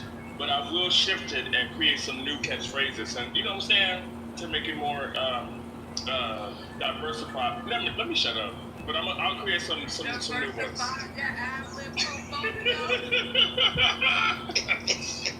you, Queen Lynette. Yeah, cause you saying something like 2020 shit. Like, come up with something new now. I got you. Oh, mama son. Okay, we working on that.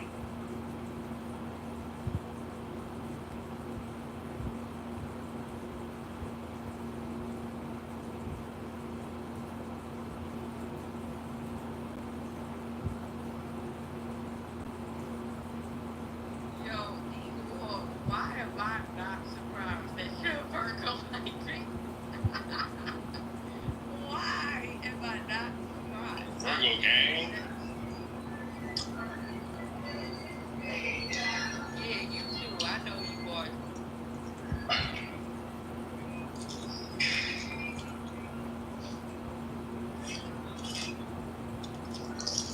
I got a Virgo child and a Virgo grandson now. Oh. That's dope. I think my friend, she's about to have a second Virgo child. Yeah. Both of her kids are, both of her children are Virgo. She got a Virgo daughter, and now she's about to give birth to a Virgo son. The little grandson is very antisocial, just like you. Yeah. I'm not surprised. Because we could be perceived as very antisocial. I'm very fake and arrogant, which we're not being fake at all.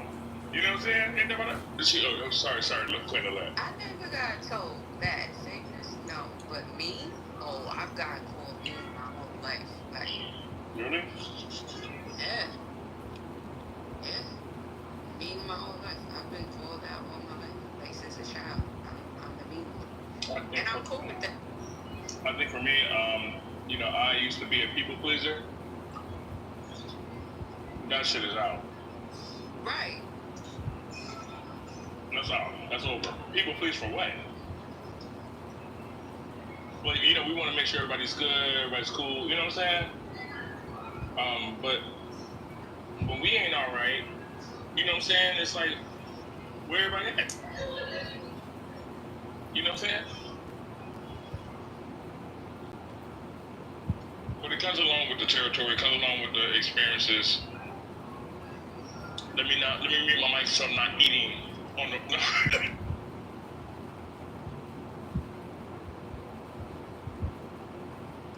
Yeah, when I was called, listen, when I was called mean all my life, like, it took me a while because I would people please me. Like, oh, I'm not mean.